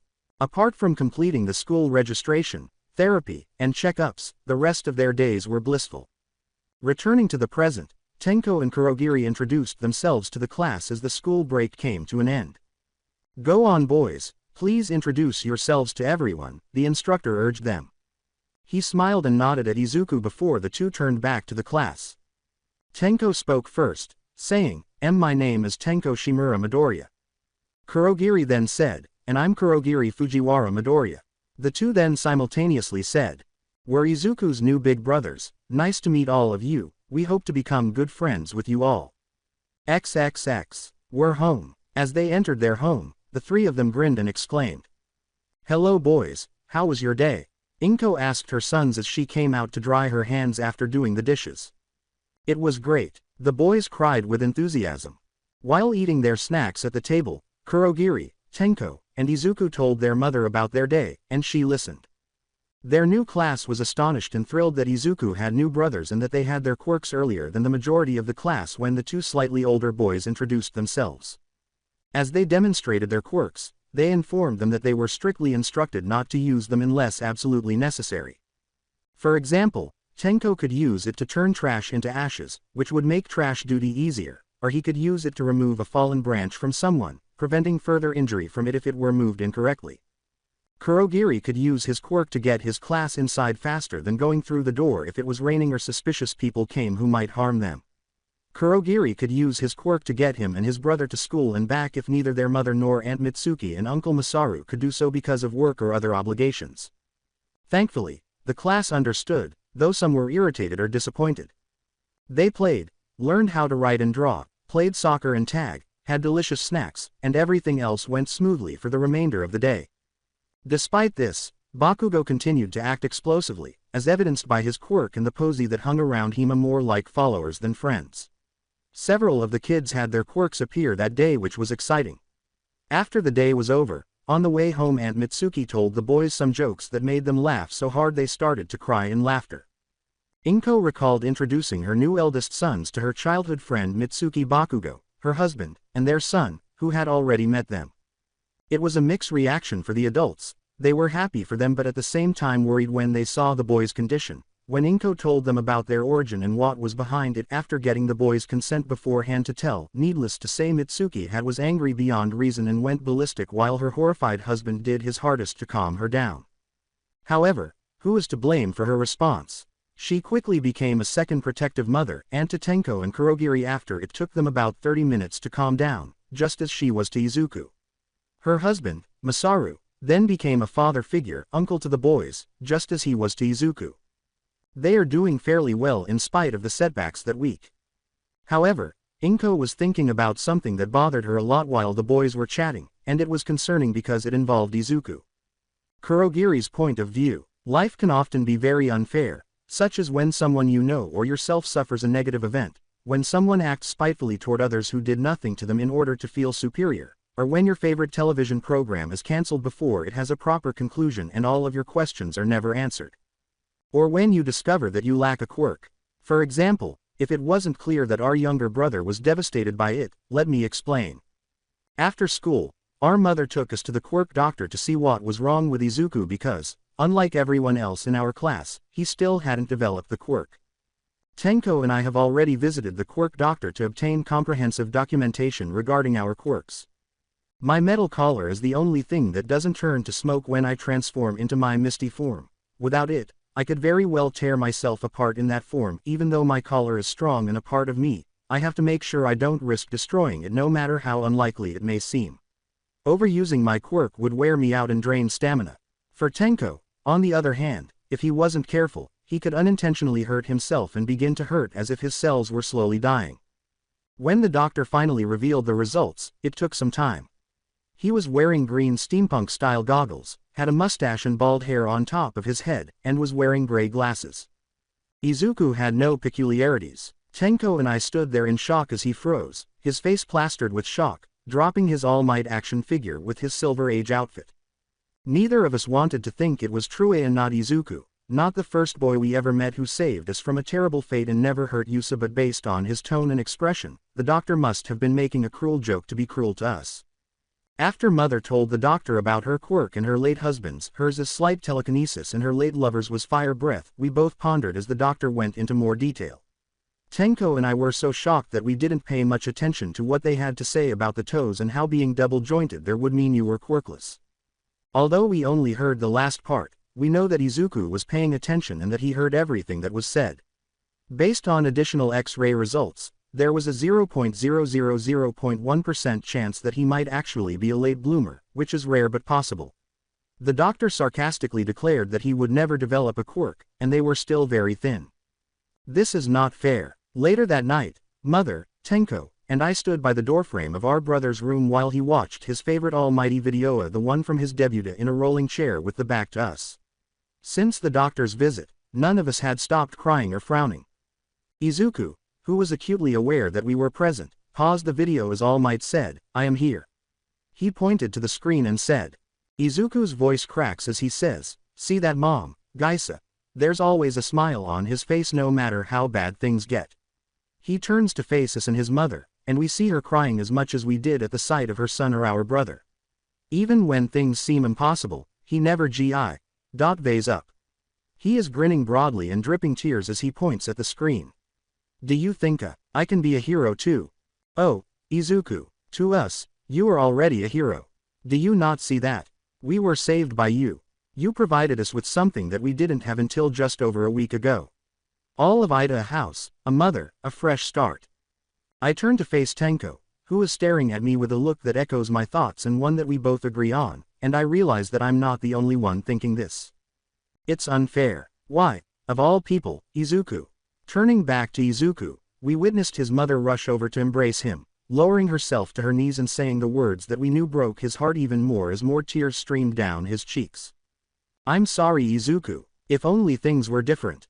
She was aware that her biological child had a strong desire to be a hero but was unable to do so due to his lack of a unique characteristic. It would not be feasible. However, there must have been heroes out there without peculiarities.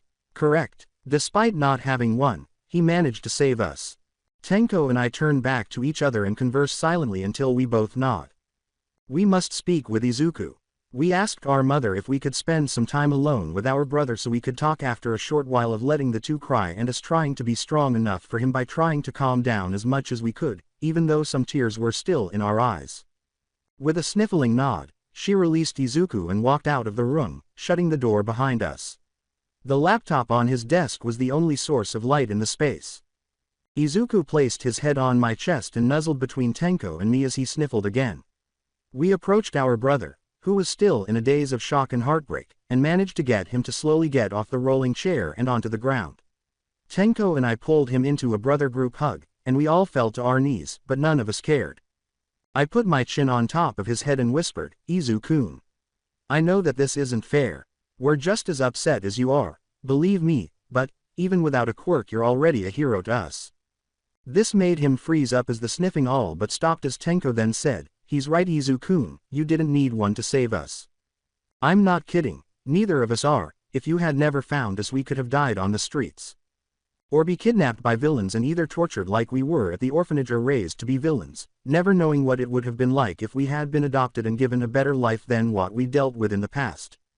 You found us, listened to us, showed us the good aspects of the quirks we had. Gave us hope and a shoulder to cry on, never got mad at us nor annoyed for crying so much nor how we used to act. You and Mom treated us like we were normal, cared for us, patched up, fed, cleaned, clothed us and taught us so much we never knew before. Showed us what it means to help people even when we were scared, played with us. You coming into our lives led to the case we were involved in finally getting solved, many lives being saved, stopping those criminals for good, both of which indirectly but still, and even finding out about our real families and getting us adopted most importantly. How can all of that not be considered heroic? Not every human out there has done all of the things that you did. He is right, you know, it was because of your intervention. Yes, that's it, intervention that we were saved from a tragic outcome and given a brand new life to lead. You may not be able to become a pro-hero, but to us, you're our hero." Izuku buried his face in it and cried harder than ever, and Tenko and I just held him close while we let him cry until he had cried himself out. I could feel more tears streaming down and my shirt getting wetter than before, but it didn't matter. Since we were aware that he required this, he requires us, in particular. We knew that because he is quirkless, things will not be enjoyable for him going forward. No one our age should have to learn this the hard way so early, but regrettably we do.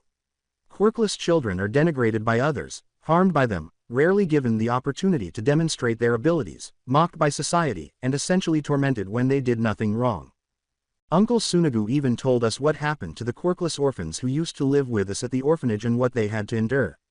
We have seen this on TV a few times and read about it in a newspaper once. It was all utterly unjust. It's really annoying. That idea just makes Tenko and I want to yell, scream, and vent about it. There was nothing wrong with them. They don't have a quirk, so why must they be tortured? It's not fair. Panting, I apologize. I didn't mean to drag on, but I had to get that off my chest. But you get what I mean, don't you? In any case, we spent the entire night with Izuku. We don't mind sleeping with Izuku to reassure him that we'll be there for him, even though our mother cleaned our storage closet and set up our own room, for which we are thankful. As we slept, we realized that nothing would be the same in the morning or going forward. Apart from the obvious, we had no idea how much so for our family.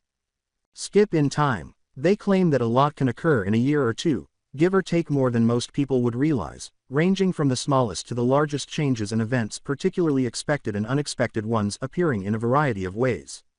About a year after Izuku was identified as quirkless, the boys found out about this. Here's the story of what transpired after that point. Kurogiri and Tenko were absolutely right about how their younger brother would be treated due to the quirk doctor's findings. When everyone at school found out about Izuku's condition, the following day, things took a turn for the worse, with the kids ignoring him, gossiping behind his back, and even calling him names. What about Bakugo Katsuki? It goes without saying that this news did not improve his mood. As time passed, his temper worsened, and he insulted and teased Izuku more than usual, much to the annoyance of the green-haired boys who were always telling the explosion boy to shut up. Worse than that, though, he stopped referring to Izuku as a friend and began to openly harass him, particularly after one incident that took place a few days after Izuku's diagnosis.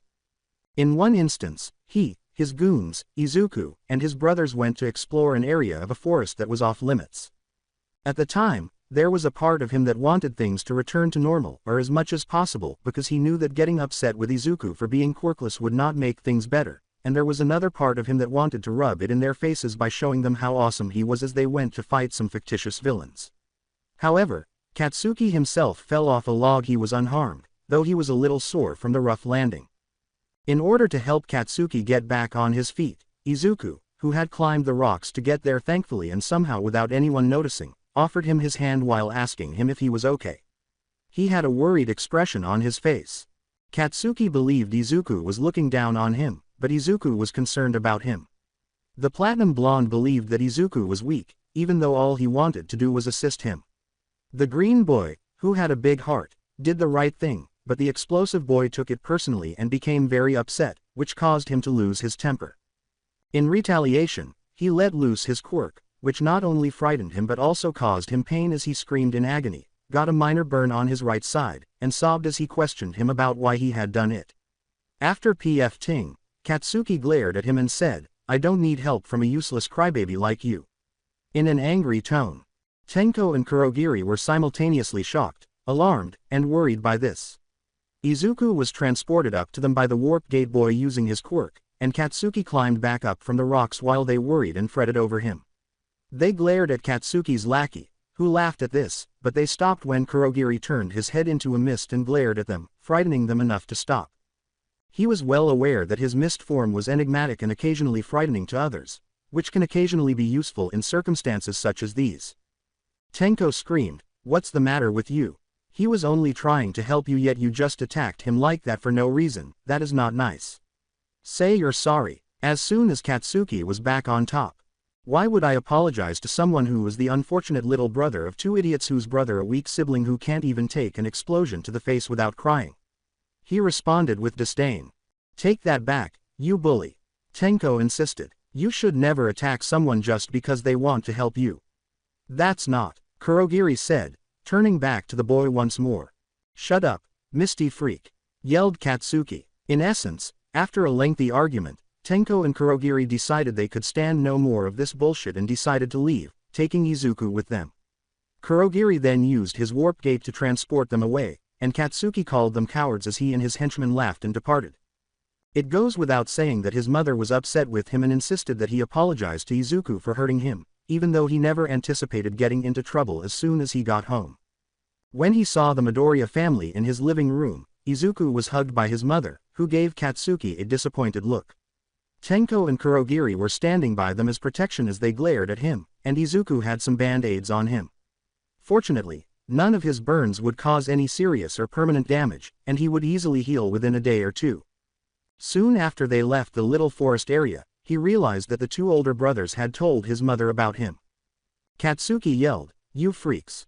You two tattletaled on me!" at them. Only to be struck in the head by his mother as she looked at him and said, "They did not tattletale, you little brat, they were doing what any big brother would do for their little sibling. I don't tolerate you accusing them of telling lies, as I know that these boys would always tell the truth. So don't you dare try to cover it up, as I know that those burn marks could only have come from you from using your quirk on poor Izuku." He got into a heated argument with his mother, but she yelled, "Don't you dare talk to your mother like that," and gave him a hard ear tug. Once more, it goes without saying that the Midoriyas watched in shock, with tears on the sides of their heads, as the two argued for a while before Mitsuki eventually persuaded Katsuki to grudgingly and reluctantly apologize to them. His mother then sent him up to his room, telling him to consider what he had done, effectively grounding him for the remainder of the day, before Mitsuki gave the Midoriya boys a big hug and apologized to them and Inko for her son's actions. Before sending them off on their way home, she offered them some freshly made sugar cookies as a further act of apology after they had all forgiven her. Although her husband wasn't home at the time, his wife informed him because he had promised her that as soon as he got home from work that day, he would have a serious conversation with their son. Even though they told him to butt out, he was the one who kept the peace between them despite being more shy than his wife. He was also a serious parent to his explosive son. A few days later, the second incident occurred at the park where Inko had dropped them off before heading to the nearby tea shop to pick up some supplies. Izuku, Kurogiri, and Tenko were having a great time playing games like freeze tag, acting like monkeys on the monkey bars, and just laughing as they played in bliss, until they heard a cry of pain. As they turned toward the sound, they noticed a boy their age on his knees, crying, with some dirt scuffs, minor scratches, and a large bruise on his left cheek from holding it. Katsuki and his henchmen were standing a few feet away, grinning broadly. He had clearly caused him pain. Kurogiri used his warp gate quirk to bring him and the others over to the group without having to say anything. Following their ordeal, they all suddenly materialized in front of the helpless child, which somewhat alarmed them. Tenko questioned him accusingly, "What do you think you're doing, Katsuki?" After getting over his shock, He glared at him and said, "Get out of our way, you freaks, we're playing heroes and villains and we're the heroes, he's the villain we need to take down. How do you call actually hurting somebody as part of playing?" Kurogiri asked him with an accusing tone. "We've played heroes and villains before, and I am very well aware that it does not involve actually hurting the one playing the villain, nor do ones playing heroes hurt them just to spite them and look good in front of others with growing egos and selfish prides. Shut up, you misty freak. How would you know what heroes can nor cannot do?" Katsuki responds, "It's his fault for being so weak while we are more stronger than he'll ever be." The boy on the ground flinched as the explosion kid and his group made fun of him, but this only made him whimper and cry a little more. Izuku was even more shocked and upset by Katsuki's bullying behavior, which included hurting people and making fun of them for being weak while he was stronger than them. He started crying. Being cruel to him was awful enough, but to be cruel to others. "Why are you being so mean? You're making him cry, Kachan. If you don't stop, I'll stop you myself," the young child cried, assuming a combat stance. Even without a quirk, he was going to protect this child from him, despite his tears and his level of distress. The two older boys were taken aback by their younger brother's response and reaction, as they had not anticipated this. However, when hasn't he done something similar before? They all assisted in saving hostages in the cafe incident despite receiving reprimands for it, and he had just saved them. They would be shocked if he didn't defend someone in need. Tenko and Kurogiri grinned at him, pleased that he had once again shown courage by standing up for someone. Katsuki, who had two other boys standing next to him, appeared stunned by the Greenette's choice before an evil smile appeared in his open mouth. "You want to pretend to be a hero? You don't stand a chance without a quirk. Deku." As he and the other two used their quirks, he with his explosion, the other boy with the enormous bat wings emerging from his back, and the other boy stretching his fingers out like branchy tentacles, he spoke menacingly. Tenko and Kurogiri anticipated this response and moved to stand up for their younger brother and the other child, protecting them both. They wanted to use their quirks against them, but they couldn't for a number of reasons. First, they knew they couldn't use their quirks in public, and they didn't want to get into any more trouble than they had with the cafe incident. Secondly, Tenko's quirk has the potential to seriously harm someone or worse, so they wanted to avoid that. Additionally, if Kurogiri simply backed off, Katsuki would become even more enraged at their flight and later turn it on Izuku by accusing them of being cowards. Furthermore, not all heroes rely solely on their quirks to survive. For instance, Eraserhead has the ability to erase quirks but also possesses combat skills, allowing him to compete in battle because the villains won't simply stand by and do nothing once their quirks are eliminated. Furthermore, Kurogiri had a plan, and the others were blind to the faint sparkle in his eyes.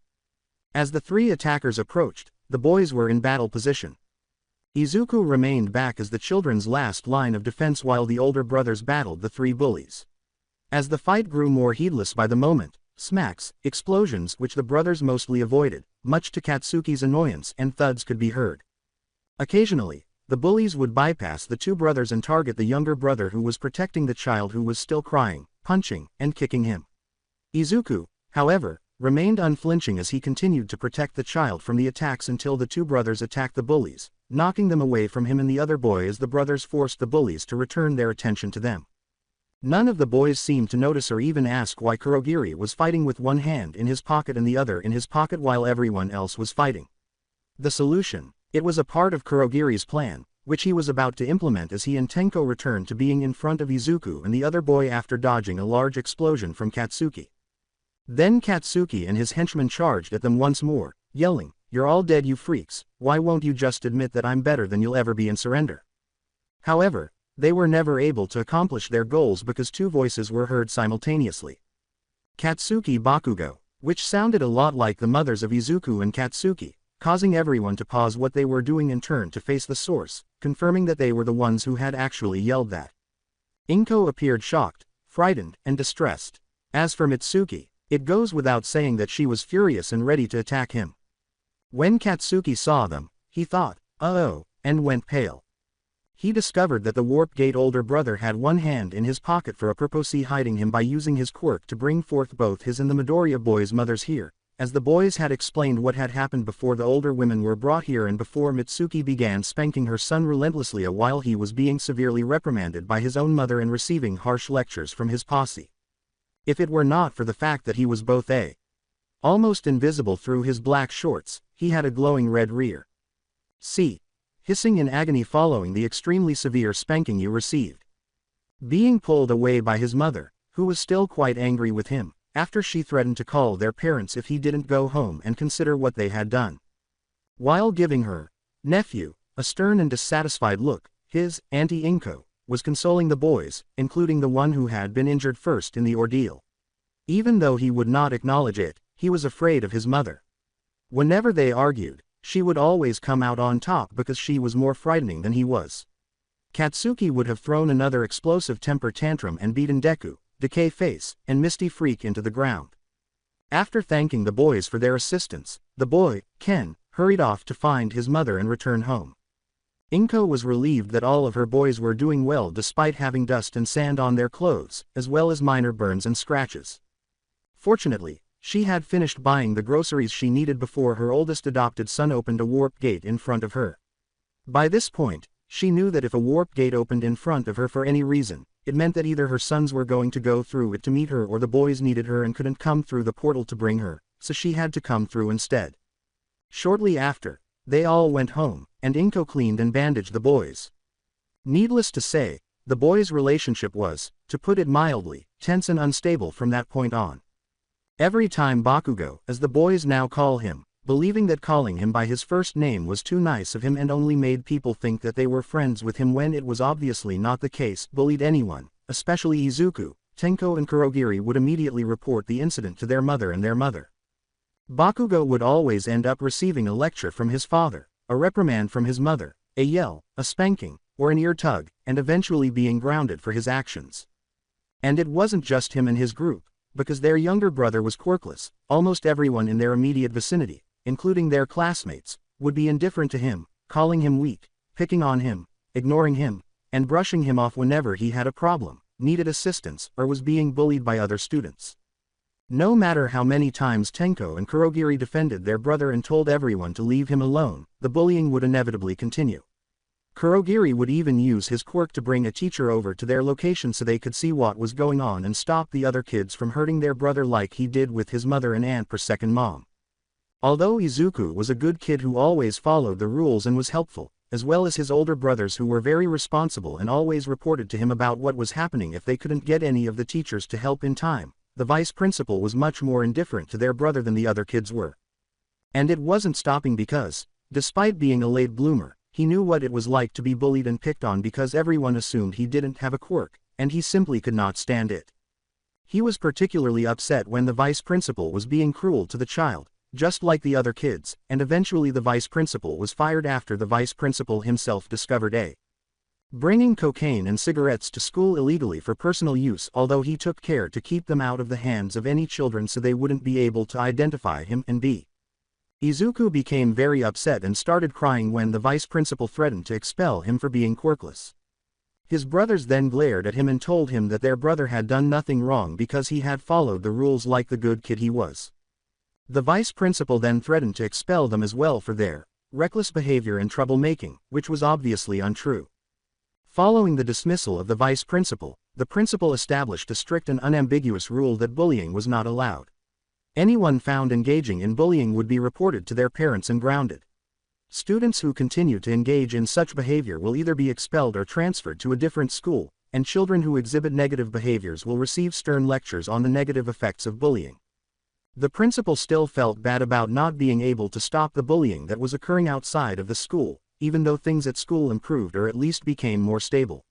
Nevertheless, he trusted Tenko and Kurogiri to protect their brother and other children from bullies as usual. Even though the bullying was eventually stopped, much to Bakugo's chagrin because he couldn't put Deku in his place with the wannabe principal sticking out for him, Izuku was left alone because no other kids wanted to be around him. Fortunately, he had brothers to play with and watch over him, so he wasn't entirely alone, but it still hurt him a lot that none of his classmates wanted to play with him or even make friends with him. Kak Bakugo, his brothers told him to stop calling him by that nickname because he was clearly no longer his friend and was bullying him badly, which he knew. After a while, his brothers were right, would always glare at him whenever people thought he wasn't looking, but Tenko and Kurogiri noticed and returned the glare. Because their brother was also quirkless, and they chose to stick by him no matter what, nobody wanted to be around the older brothers either and would either talk behind their backs or just simply ignore them, though this did not really bother the brothers as they knew that A. It was their own problem if they didn't want to be friends with them or their brother, and B. They were content as long as they could ensure their brother's safety and happiness. Fortunately, Izuku and his brothers had Yaoyorozu and Kodai to compensate for their lack of friends outside of school. Given that Izuku is quirkless, it makes sense that both of the girls were upset and shocked about how everyone had been treating him and what he had been going through for a while with his brothers. Kodai was crying over it, and Yaoyorozu was glaring with annoyance. They were sympathetic and assured the boys that, unlike everyone else, they would not desert them and would always be their friends. They understood that Izuku's lack of a quirk did not make him a parasite or an annoyance. In contrast, Izuku was incredibly sweet, intelligent, courteous, kind, and entertaining to play with. Why would they ever want to leave him and his brothers? The Midoriya boys were content with their mother and friends in spite of all of their problems, knowing that they were loved despite the clear hostility directed at them for the blatantly obvious yet utterly unjust and foolish reason. However, a year later, the boys experienced an event that would further alter their lives. It happened on a very rainy day, but it wasn't raining before. While it was cloudy that day, it didn't rain until 10 minutes after the boys got to the park, and then it started to rain quickly and heavily. If Kurogiri hadn't suddenly developed a severe coughing fit and his forehead felt quite hot to the touch, the boys would have discovered that he had a fever. Otherwise, Kurogiri would have used his quirk to warp him and the boys back home. The temperature in the house was actually a little bit colder than usual because Inko had raised it a while ago because it was so hot, but now that the weather was cooling off due to the clouds, she turned the temperature back up to normal. Earlier, they recall that he did mention that he was feeling a little bit cold and dizzy, but that could have been because he had gotten out of bed knowing that sometimes drowsiness can also cause dizziness. He had told them he was fine, but it was obvious he wasn't, so they felt foolish for not asking him further if he was truly okay. Even if he wanted to, he couldn't use his quirk in his condition because his fever made him weak and exhausted.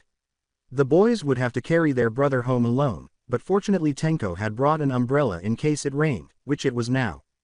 They had to carry Kurogiri together with one arm around the other while Tenko tried his best to juggle his brother's arm and the umbrella in one hand.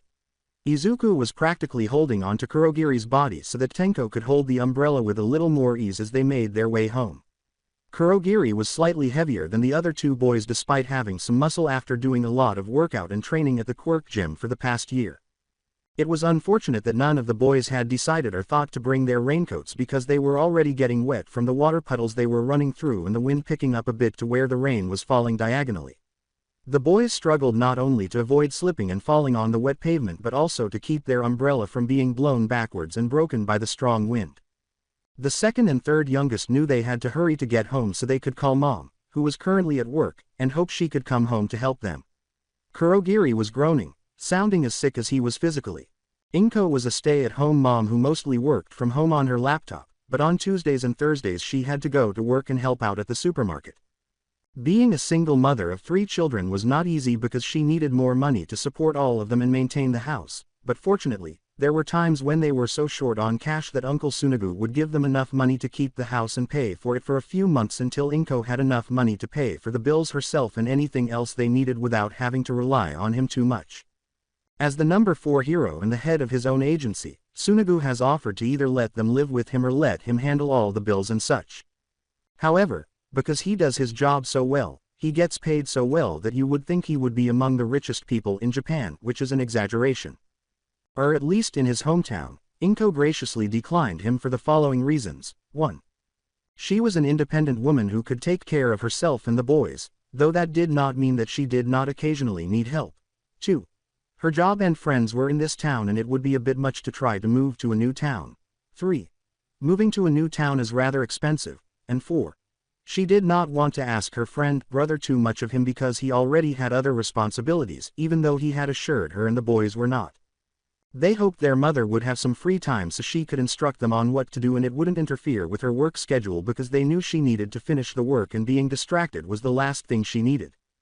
Even if one of her children was particularly ill at the moment, don't get them wrong, she could take a day off, but the boys knew she needed the work so they could get money to pay the bills, and they wanted to show her that they could easily take care of each other if one of them became ill or injured so she could return to her work without having to worry about them.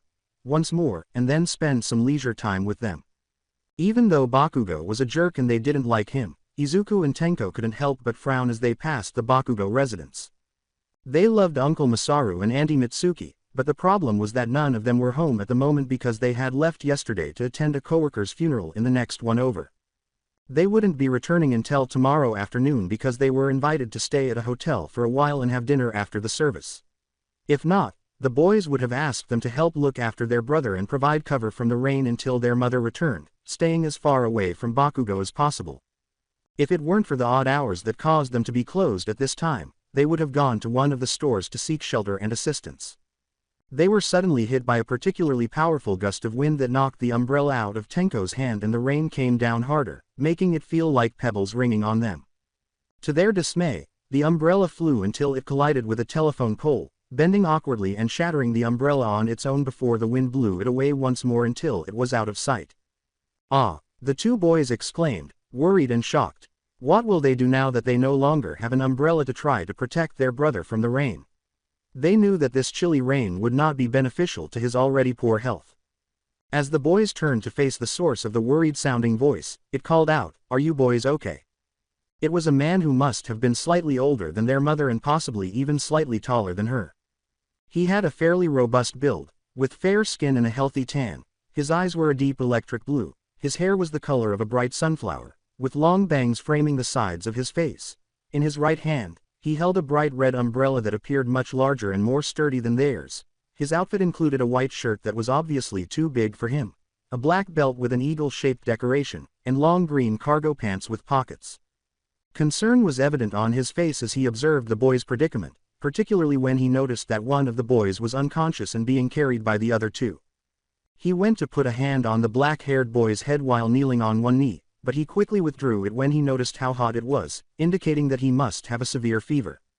When he looked at the boys more closely, he saw that they were all about 5 years old. He did not believe that they were related because they all had different appearances, but they appeared to be fairly close, almost like brothers. The boy being carried had short black hair, somewhat tan skin, a long-sleeved black shirt, a white vest, blue shorts, and white running shoes. Wearing gloves that appeared to be missing their sleeves around the ring and pinky fingers, a long-sleeved white shirt, gray trousers, and red tennis shoes, the boy holding him by the arm had light blue short hair that was combed smoothly but was now soaked by the rain. His skin was white, somewhat pale but fair otherwise, and his eyes were cherry red. The final boy, who was likely the youngest because he was a little shorter than the other two, was carrying the black-haired boy with both of his arms around his chest. He had emerald green eyes, fair white skin with a hint of tan, and small black freckles that resembled diamonds, 4 on each side of his cheeks. He wore a dark blue All Might t-shirt, tan shorts, and red running shoes. He looked very cute, if not for the obvious signs that he had worry etched all over his face, as well as the light-colored boy. The other two boys were obviously trying to get their brother home before his fever worsened as the storm got worse. Since they didn't have an umbrella, they couldn't protect their brother from the rain, which would make his already poor health worse if they didn't act quickly. With a worried but comforting smile to keep them calm, he asked, "Do you two need help getting home and getting your brother some help? Do you boys live near here?" Even though the three boys were hesitant and aware of the dangers of strangers, they should be cautious and avoid going out with strangers they did not know. This caution was reasonable after the incident at the cafe a year ago for a reason neither of them could figure out, but they could see it in his eyes, gesture, expression, smile, and voice that seemed to give off a sense of calmness and friendliness, a vibe that said, "I'm here to help you, please don't worry, you're safe." Furthermore, he didn't appear suspicious, mean, or dressed strangely. Instead, he seemed kind and offered to help them. Given their brother's current state, it was preferable to accept the help rather than refuse it and make him worse off. He asked the boys for directions, which they gave him as they headed toward their destination, and then, carefully so as not to frighten them, he scooped them all into one arm while holding the umbrella in the other. The man talked to the boys on the way there to keep them calm and distracted until they arrived because he knew that they would be very worried and might think of worst-case scenarios in a paranoid way, which would not be good. He was able to get the names of the boys: Kurogiri, who had black hair; Tenko, who had light blue hair; and Izuku Midoriya, who had green eyes and hair. He was the only one to say his name because it seemed that the two older boys saw one of them because he was conscious while the other was not, but he could tell that he was close to Kurogiri were more cautious than their brother when it came to giving their last name to a stranger. This was understandable because he knew about stranger danger and all that. Even though he would never hurt them or any innocent civilian, he knew that the boys were just being cautious, and that was okay. In order to keep the boys somewhat warm until they reached their destination, the man held them close to him and allowed his body heat to radiate off of him. They primarily discussed their favorite pastimes, favorite colors, dislikes, and favorite things to do in their free time. XXX. Among all the things that will happen today, she believed that she would be prepared for the unexpected. For example, she thought she would be able to help sort heavy groceries even though she was on break in case they were short-staffed, help a customer organize a shelf pile that a customer had just knocked over, and help her sons with school-related issues due to bullying and the trouble that Katsuki causes them.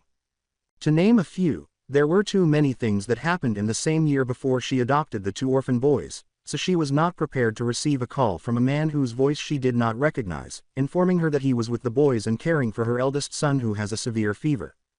She went to her boss and asked if she could go home for a day because one of her sons was very ill and she wanted to be there to take care of him and her other two sons because they were all preschool aged and not yet old enough to take care of themselves. Her motherly instincts took over, even though he assured her that everything was fine and that he knew she would be worried and that if she insisted, she could come home knowing that everything was fine and well. He gave his approval before she hurried out the door to retrieve her belongings from the locker. Fortunately, she caught a cab as she emerged and found a ride home.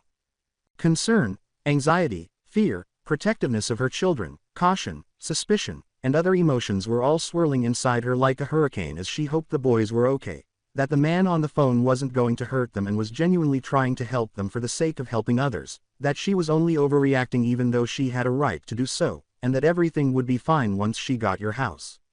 Fortunately, it only took 5 to 6 minutes to return to the house, but even so, she felt that this was too long. After paying the driver, who fortunately did not question her about her behavior because she didn't trust herself to speak calmly at the moment, she ran straight to the complex, ignoring the rain, up a few flights of stairs without stopping before she reached her door, panting for a while before she caught her breath and took the key to unlock the door. With her phone in her pocket, she was prepared to text Tsunagu and the police if things went wrong. She proceeded slowly and carefully in case it was a trap or something. When she did, she heard dishes clanking softly and a knife chopping on a cutting board. She also smelled something delicious, reminding her that she hadn't eaten much breakfast this morning. Her stomach growled a little as she held it in one hand and kept the other on the knob as she slowly closed the door behind her, being careful not to make a sound or draw attention to herself. She heard a conversation coming from the kitchen, so she carefully removed her shoes and put on her slippers. Izuku's voice said, "Is this enough garlic?" The same voice she had heard on the phone said, "Yes, actually, that should be plenty." It sounded pleasant and friendly, and it was definitely a male from the earlier call she had received at work.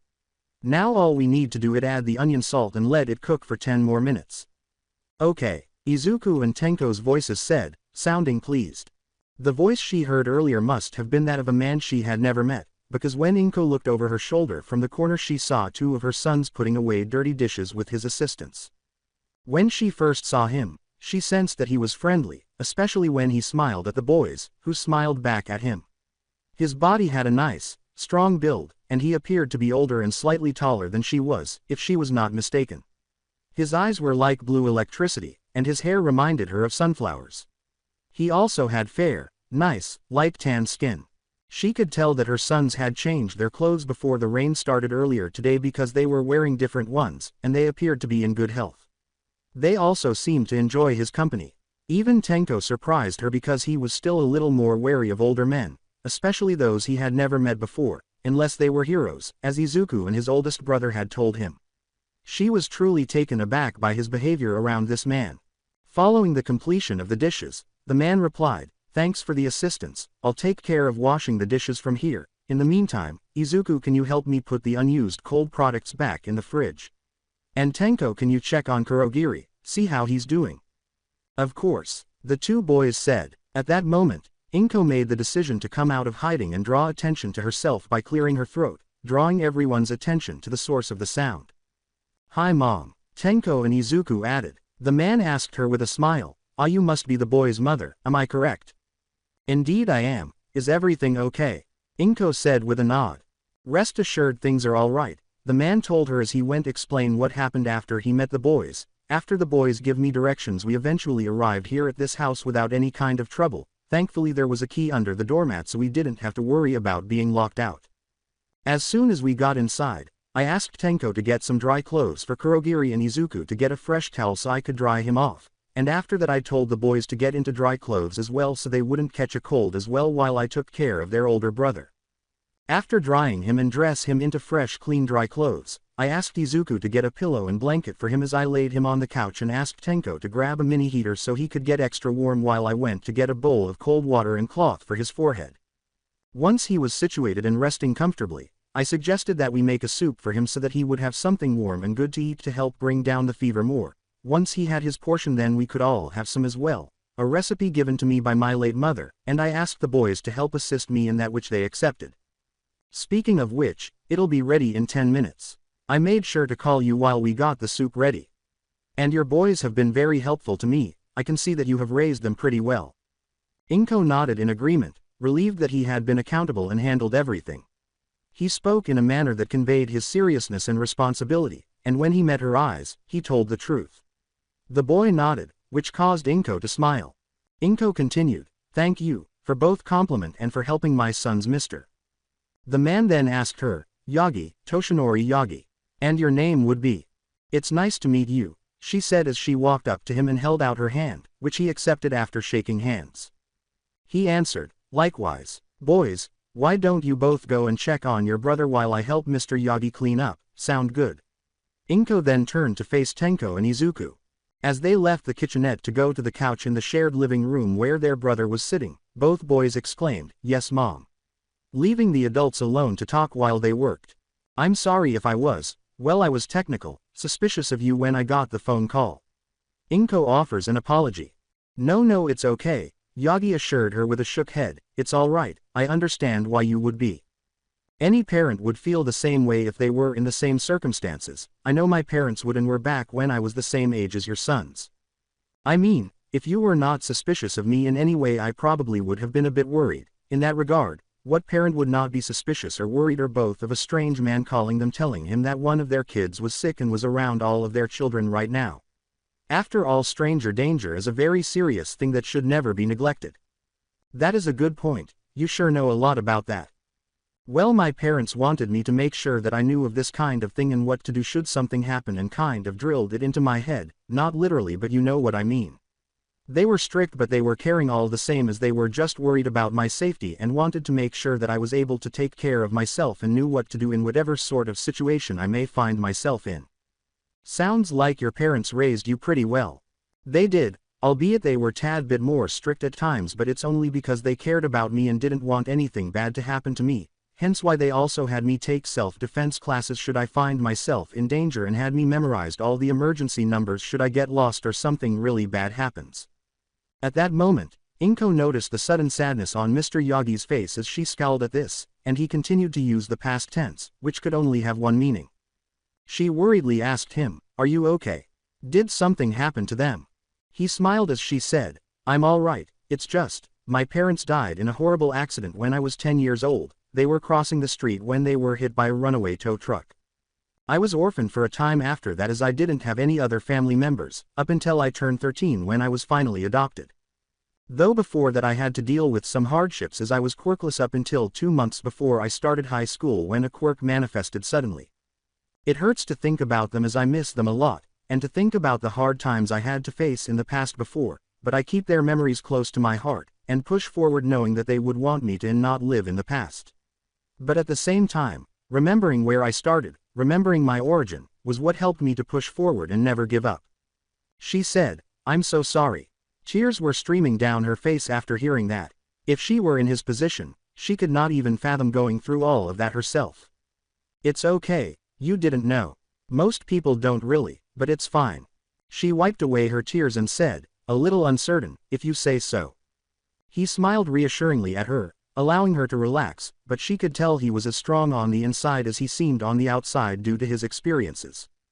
They had just finished tidying up the kitchen and putting everything away when the oven's timer buzzed to let them know the soup was ready.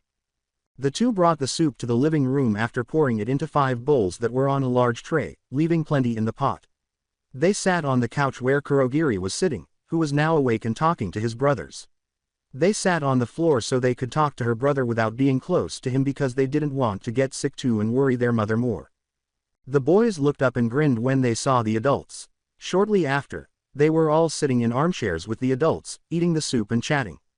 They said that the soup was delicious, which made Yagi happy. They asked Kurogiri if he was okay, and he nodded.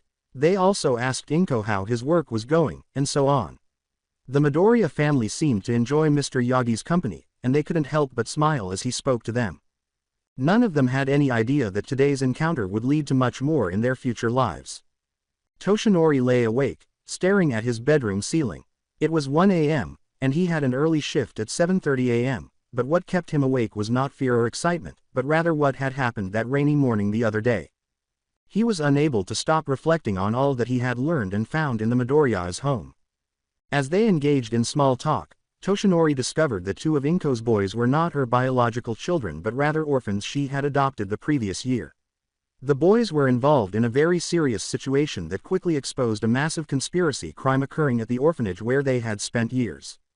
Toshinori remembered reading about that a year ago. Needless to say, he was shocked and felt ashamed of himself for not knowing about this sooner. He remembered passing that orphanage multiple times, but he would have stepped in sooner if he had known that something significant was happening. After all, he was the #1 hero, so could anyone really blame him for feeling that way? He felt sorry for not learning about this sooner, but he could not help but blame himself even though he knew it was not his fault. Made a brief note to discuss further details about it later with a certain police friend so that he can keep a closer watch for things that don't look as they seem on the outside. He was obviously shocked when the Midoriyas told him, but he was careful not to display any other emotions.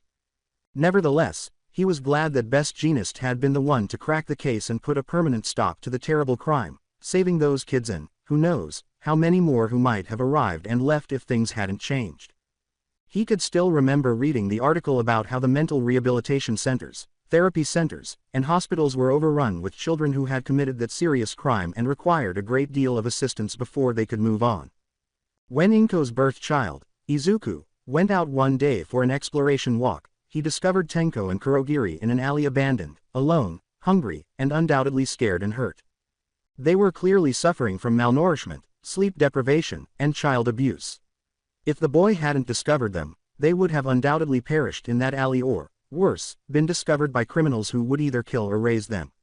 Even though their little brother didn't have a quirk, he was a hero to the 2 because he saved them in those days without the need for one. The man grinned at that, happy and relieved that the boys had been saved from a terrible fate and had found a new home with a loving family who would never harm them. He was also proud of the green-haired boy for his valiant act. He could tell the boy wanted to help people even though he didn't have a quirk. He was still shocked by what happened next. He had asked Inko the boys' last names because he was interested in knowing them before they were adopted, and he had learned 2 things. 1. Both boys had both their real and new last names combined because they wanted to preserve some of their families with them, Kurogiri for his parents and Tenko for his late mother and grandmother. Most importantly, 2. Kurogiri's last name was Fujiwara Midoriya, which meant that he was the son of the Wind Hero couple and the Warp Gate, according to what the boy had learned. The 2 left him at the orphanage to keep him safe, neither of them realizing what would happen to him, before they embarked on a serious mission that ultimately resulted in their deaths. Regarding Tenko, well, Shimura Midoriya was his last name. Shimura, it was the last name of his mentor, who had given her life to ensure that he and his other mentor, Gran Torino, could flee and live another day. One day, they might have the opportunity to confront the murderer, all for one, and put an end to his reign of terror. He had been drinking a cup of water when he heard it, and he spit out his drink, nearly choking on it as he coughed. He was rendered completely stunned. He asked who he was related to even though he wasn't sure if it was a coincidence. He then promised to explain why he was shocked. The others were shocked to learn that he was the grandson of his mentor, Nana Shimura, after Toshinori revealed that he knew her and that she had been his mentor, acting as a second mother figure in his life. Tenko in particular, who was unaware of this. Toshinori felt sad and obviously upset, not to mention remorseful, when he found out what had happened to Tenko's mother and why his father had probably done what he did after her premature death. In particular, When Tenko asked him if he had ever interacted with his family before his grandmother passed away and why he had not entered the picture sooner, he reluctantly admitted that he had not. He explained that Nana had placed him in foster care in order to protect her son after her husband was killed, and that he and her best friend Gran Torino had promised her that they would not communicate with her family in any way, even if something terrible happened to her, because she did not want anyone to find evidence that she had a family and pursue her only son by simply interacting with him out of concern for his safety and life. Even though he had a great deal of respect for her and kept his word to her, he now regrets not following through on her promise. Had he known what was going to happen, he would have stayed by Tenko's side, done everything in his power to support him, and kept the boy from being tormented in the first place. The oldest boy would have suffered alone and most likely would have found himself in a worse situation if that had been the case, but Tenko would not have met Kurogiri. Sometimes life can be incredibly unfair, chaotic, and frustrating. He tried to hide his tears, but one stray tear escaped from his hands and the family could see how upset he was at this realization.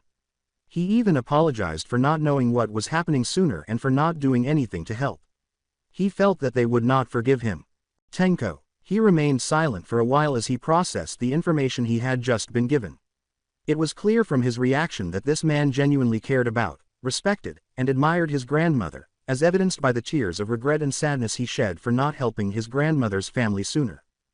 The boy, he loved her as much as a child would love their parents, and you could see it in his eyes. He didn't blame him for anything, and he didn't hate him. Even though it resulted in some negative outcomes later on, Toshinori was not at fault because he was only fulfilling his promise to his grandmother, who thought she was making the right decision. Nevertheless, it led to a happier ending for him and the others. Toshinori was much larger than him, so he did his best to embrace him while telling him that. The man was shocked by the boy's reaction. He had expected him to lash out and yell at him, and he would not hold it against him because he had every right to do so. However, that did not occur. He soon calmed down and went back to give the blue-haired boy a hug while assuring him that everything would be all right. The man was a little embarrassed because he was the adult who ought to be consoling the child rather than the other way around, but he still appreciated it. The others grinned at this, happy that everything had gone smoothly there. They were also relieved that Tenko had not reacted violently or begun scratching his neck in anger as he used to because of all the help he had received throughout the year to help him control his temper and choose the right course of action in any situation. However, he did occasionally slip when he became frustrated but would quickly let it go and would occasionally scratch his neck in frustration, though this was more of a subconscious reaction than anything else. They soon moved on to more lighthearted topics because Tenko wanted to know as much as Toshinori did about his grandmother because he was the only person who had ever interacted with her, apart from Gran Torino, who was not present at the time and had not yet met him. Auntie Bloodstone, who was friends with his late mother, didn't really know much about his grandmother, and the only information he had heard about her was that she was a well-known hero. Toshinori was all too happy to comply, so he was not surprised. He eventually discovered that Tenko and Kurogiri had quirks, which were the primary cause of their torture and bullying, primarily for Tenko, as Izuku was for not having a quirk. Warp Gate and Decay Gate, respectively. Izuku always thought that people could become great heroes with their quirks because he pointed out the useful things they could do with them. Toshinori agreed, which made them smile, and the two wanted to help others with their quirks and show them that they weren't bad. Tenko's quirk was not really appropriate for combat because he didn't want to risk seriously injuring someone or worse, but that didn't mean he wouldn't learn how to defend himself in the event that he had to engage in hand-to-hand combat. Tenko also made the decision to use his quirk on an opponent only if the opponent's quirk involved producing objects or controlling elements, like earth-bending elements, for example. Additionally, Kurogiri desired to be an underground hero, which would be ideal for him and also very helpful in that region. Even though Izuku didn't have a quirk, he still wanted to be a hero, even if it wasn't a pro hero. His brothers had suggested that he could become a support hero because of his knowledge of heroes and quirks and how helpful his notes could be. Toshinori was stunned to see how much knowledge he had in one of his notebooks, but they also wanted him to learn how to defend himself in case something happened. They also had a backup plan in case things didn't work out. They didn't want their little brother's potential to be wasted, so they thought he could work as a private detective for the police, using his knowledge to investigate and determine which quirks were being used, who was using them, and why.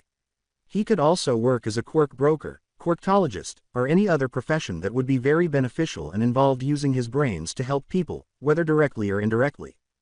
Toshinori grinned proudly at this because he pointed out that, long before quirks were invented, heroes were people without special abilities. In those days, heroes were heroes even if they weren't superheroes, and the idea of superheroes was only something that happened in fiction and comic books. Izuku's adorability seemed to soar there, and the man couldn't help but laugh at this, which made the boys smile gleefully. After a few hours they lost track, but they probably wanted to say almost 5 hours. The rain finally stopped, and Toshinori decided it might be time to head out since he had to go grocery shopping and to the dry cleaners to retrieve the 2 suits he had left there the night before. By then, Kurogiri's fever had significantly decreased because of the soup and the positive atmosphere.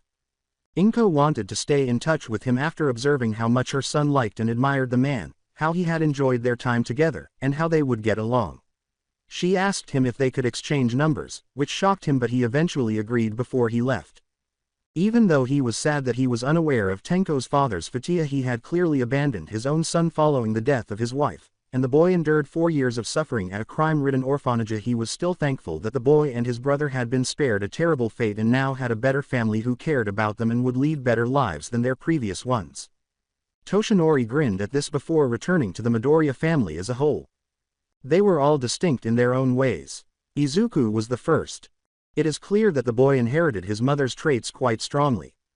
Even though he had no special power of his own, he was adorable, sweet, and very intelligent when it came to quirks. He cared about his loved ones, wanted to be like All Might, whom he was a huge fan of, had great admiration for, and had been inspired by so much. If only he knew that he had been talking to his hero the entire time. It was obvious that he was being bullied for being quirkless. He knew what that was like, but he persisted and helped others even though they didn't ask for help. However, he pointed out that the boy was a little awkward and would apologize profusely if he ended up doing something that caused a mess. In other words, he was overly apologetic, just like his mother. He didn't need a quirk to save them from their terrible fate all those years ago, and it was clear that his brothers respected him for his generosity and compassion. Even though he was a child, he was able to see that he had the heart of a hero. In fact, he reminded him of himself from his younger years, when he was quirky like him before he met Nana. Oddly enough, his personality was similar to his own. Tenko, the middle child, came next. He still felt guilty for not finding his father sooner and for not keeping his promise to go find him and take care of him after Nana died at the hands of All for One, but Tenko forgave him. It was still difficult to believe that this boy was the grandchild of his deceased master, friend, or mother figure. Hearing what had happened to him and his former family still hurt him. He knew that Toshinori was only honoring his promise to his grandmother, and he was neither disgusted nor angry with him. He was able to see that he had adored and admired his grandmother, and he would do anything for her, even if it meant hurting him in the long run. Toshinori was relieved to know that the boy had no malice toward him and that his master's grandchild was safe. He then immediately began questioning him about his grandmother's personality and the heroic things she had accomplished during her hero career, to which he was glad to comply. He was a good kid, but he was cautious and shy around strangers, especially older men, which was understandable given his past. Nevertheless, he was caring and would do anything to protect his new family, even though it was obvious that he got angry easily.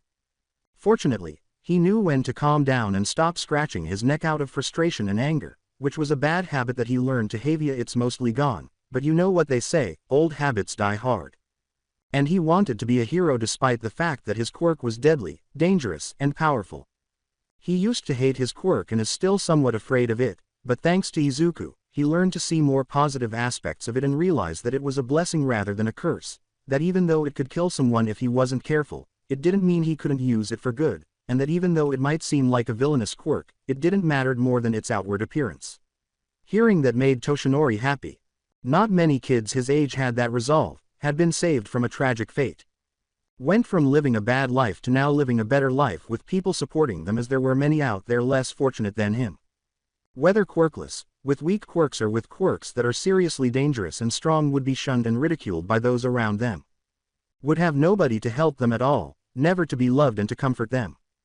To give them assurance, more often than not they would find themselves in really bad situations such as torture, getting bullied, discrimination, abandonment, driven to suicide in some way or another, and worst of all, they would slip through the cracks and end up in dark places such as being raised by villains and becoming one themselves, turn to a life of crime with the people not knowing what they had just created from their selfish acts on them, for if you hurt someone and treat them as if they were a monster, then you would end up creating a monster in the process. Toshinori cried and felt his heart ache at the mere thought. He knew that he could not save everyone. Despite all of his wonderful efforts and deeds, there was only so much he could do because he was only human like everyone else. For this reason, he would smile to reassure people, give them hope that everything would be alright, and encourage them to help others. In turn, the people would spread that to others, giving them hope and encouraging them to help those around them as he had done for them, changing their lives. He was pleased to know that, even though not everyone had the opportunity to receive such inspiration and hope, it stank that he could not save everyone, no matter how much he wanted to. At times, he would be unaware that others were in danger, and at other times, he would fail those he had promised to save because he would not be able to arrive in time to stop further harm from occurring. Instead, he would do everything in his power to reach those he could, try to make his actions inspiring, and encourage others to assist those who were struggling in their lives. Where was he, anyway? Yes, indeed. Then there was the oldest, Kurogiri, who also experienced some terrible things with Tenko. It was clear that the second oldest had endured more than the eldest, even though the oldest tried to share some of the suffering so that his younger brother wouldn't suffer as much. Nevertheless, Kurogiri survived and was now living with a loving family. Even though he was only 5 years old, Kurogiri showed a great deal of maturity and good manners. He knew some pretty big words and used them even though he was only a child. If Izuku wasn't the one making peace, Kurogiri would take over. Some would even say that he had a rather chivalrous attitude, but that doesn't change the fact that he knew how to hold his own and would step in to protect anyone he cared about or an innocent person in danger. While it's true that he occasionally lost his temper, he, like Izuku, was better at controlling his anger than Tenko, who was also getting better at controlling his feelings. He even wore nice clothes, like a miniature gentleman, which was cute and made the child blush when he heard it. His quirk, which was not only strong but also incredibly adaptable, was a partial hybrid of his parents' quirks, as he could clearly see. It's true that its nature was frightening and serious, even menacing, but just because it seems like a villainous quirk doesn't mean it was. As with Tenko, what matters most is how the user uses his quirk. Quirks like warping, telekinetic abilities of any kind, blood-related abilities, and healing, to mention a few, were extremely uncommon. You don't see quirks like this every day, so it was more surprising to others when they appeared. He stated that he thought becoming an underground hero would be a great fit for him and his peculiarity. Additionally, he was a fan of a few underground heroes, including Gang Orca and Eraserhead, to mention just two. And learning how practical his quirk was and how he could use it for more than just moving people around made the job ideal for Kurogiri. The disadvantage was that he needed exact directions to his destination and that if he used it for too long, he might eventually exhaust himself, but that didn't negate its usefulness. Last but certainly not least is Inko, their mother, who is a widow. Though she was cautious and a waterspout crier like her son, though he discovered that if the two were crying because of something really serious, the tears would just be normal tears like everyone else's, she was a hard-working single mother who was kind, very caring, and loving, supportive, determined to protect her sons and help them in any way she could. She was gentle and independent and didn't want to bother anyone or appear like a burden to anyone who offered her help, though she did accept it occasionally. Toshinori was shocked to learn that the Fiber Master hero was an uncle to the boys and a sister. She is also a mother hen, but he recognized that she had every right to be so. And even though it seemed weak and basic, her quirk was still quite useful for tasks around the house, like cooking, and he thought that with more practice, she could be able to lift and attract more objects, which would enable her to do more than one thing at once. She acknowledged that it would be useful, for example, if she had to lift heavier items like a laundry basket full of cloves and retrieve multiple ingredients from the spice cabinet rather than just one at a time. He had suggested that she do that because it could really help her in the future. She said that she would give it some thought. The boys wanted to make sure she didn't turn to stress eating and gain weight because it could hinder her in many ways. That's why they asked her to occasionally join their training and workout sessions, not only to help her learn self-defense skills but also to stay in good shape. Overall, they looked adorable, with green hair and green eyes, though it was clear that Izuku got his freckles from his late father. She was a very lovely young woman, and the mere thought of that made him blush, though he did his best not to show it on the outside. This does not imply that he does not spend time with those closest to him, such as his close friends, even if they are few in number. Rather, it simply meant that there was something about this family that made him feel He couldn't recall the last time he had been around a family like this that he enjoyed spending his time with when not on his hero work at home, despite the fact that he had only recently met them. Even though he wanted to spend more time with them, he had hero business to attend to after running errands. However, he was happy that they had exchanged phone numbers so that they could talk or call each other if something came up. He smiled just thinking about them. Who knew what the future held for him and the Midoriyas? Time skip. Before either of them realized it, 2 months had passed since their initial meeting, and everything had been going great for them. When Toshinori had some free time, he would occasionally call the Midoriya residents and ask them how things were going and how they were feeling. If they weren't busy, he enjoyed talking to them, whether it was Inko usually on her cell phone, or the boys usually on the home phone, and vice versa. Inko would occasionally ask Toshinori if he could watch the boys while she was at work at the grocery store or if something unexpected came up at the last minute and he wasn't too busy right then. He would agree, and they would arrange a time for him to come that would work for both of their schedules. The Midoriyas were happy to see him whenever he came to babysit, when they spoke on the phone, or when they all got together for an event, but they didn't see him very often because, as far as they knew, he worked at a hero agency in Tokyo, which is the next town over. They didn't want to put them in danger if they knew he was actually All Might, the #1 pro hero, and he wouldn't be able to forgive himself if anyone found out and they were harmed because of him, so it was better for their safety that they only knew that it was true. He worked at a hero agency in the next town, but not just worked there, he owned it. That part they didn't know. They all always had fun when he came to babysit. They would share with him their school day and the lessons they had learned. He would assist them with homework or explain concepts they were struggling with and offer advice on how to approach problems in the simplest yet most entertaining ways.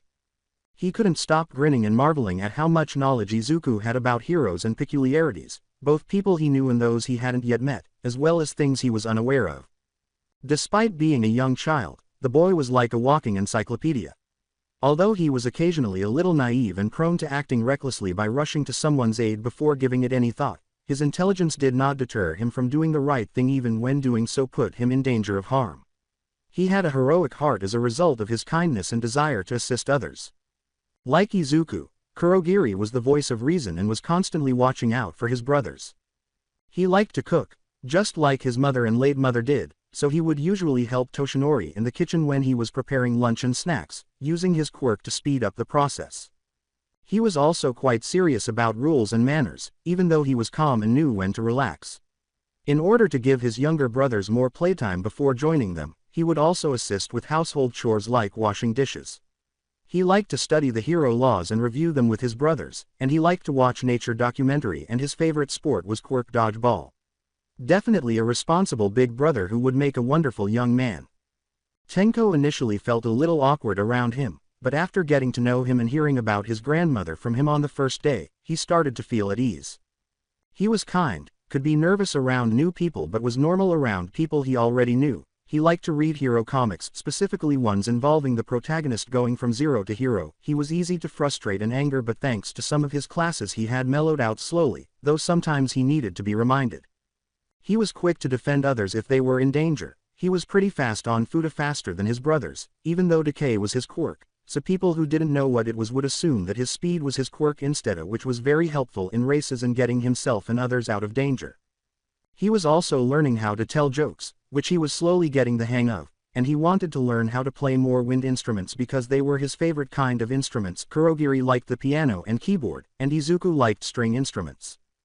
He also enjoyed watching scary movies as long as they weren't too frightening, and he was accompanied by an adult and he was always fairly good at tag, even though Kurogiri was superior due to his quirk, the boy acknowledged. The boy's admiration for his grandmother grew as he learned more about her.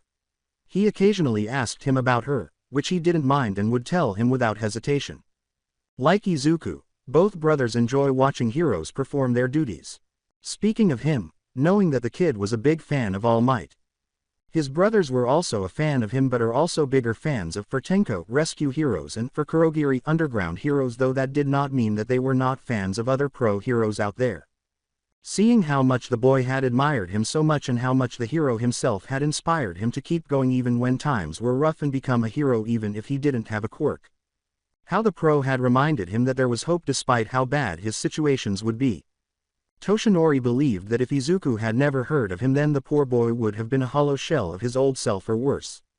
Knowing that he had given the child so much hope through his heroic deeds and actions made him glad and relieved. Toshinori could not help but tell him and his brothers a few stories about some of the fights he witnessed the pro-hero engaged in, hiding the fact that he himself was actually that pro-hero, making it seem like he had seen the pro in action himself when really he was involved in it, which amazed the boys.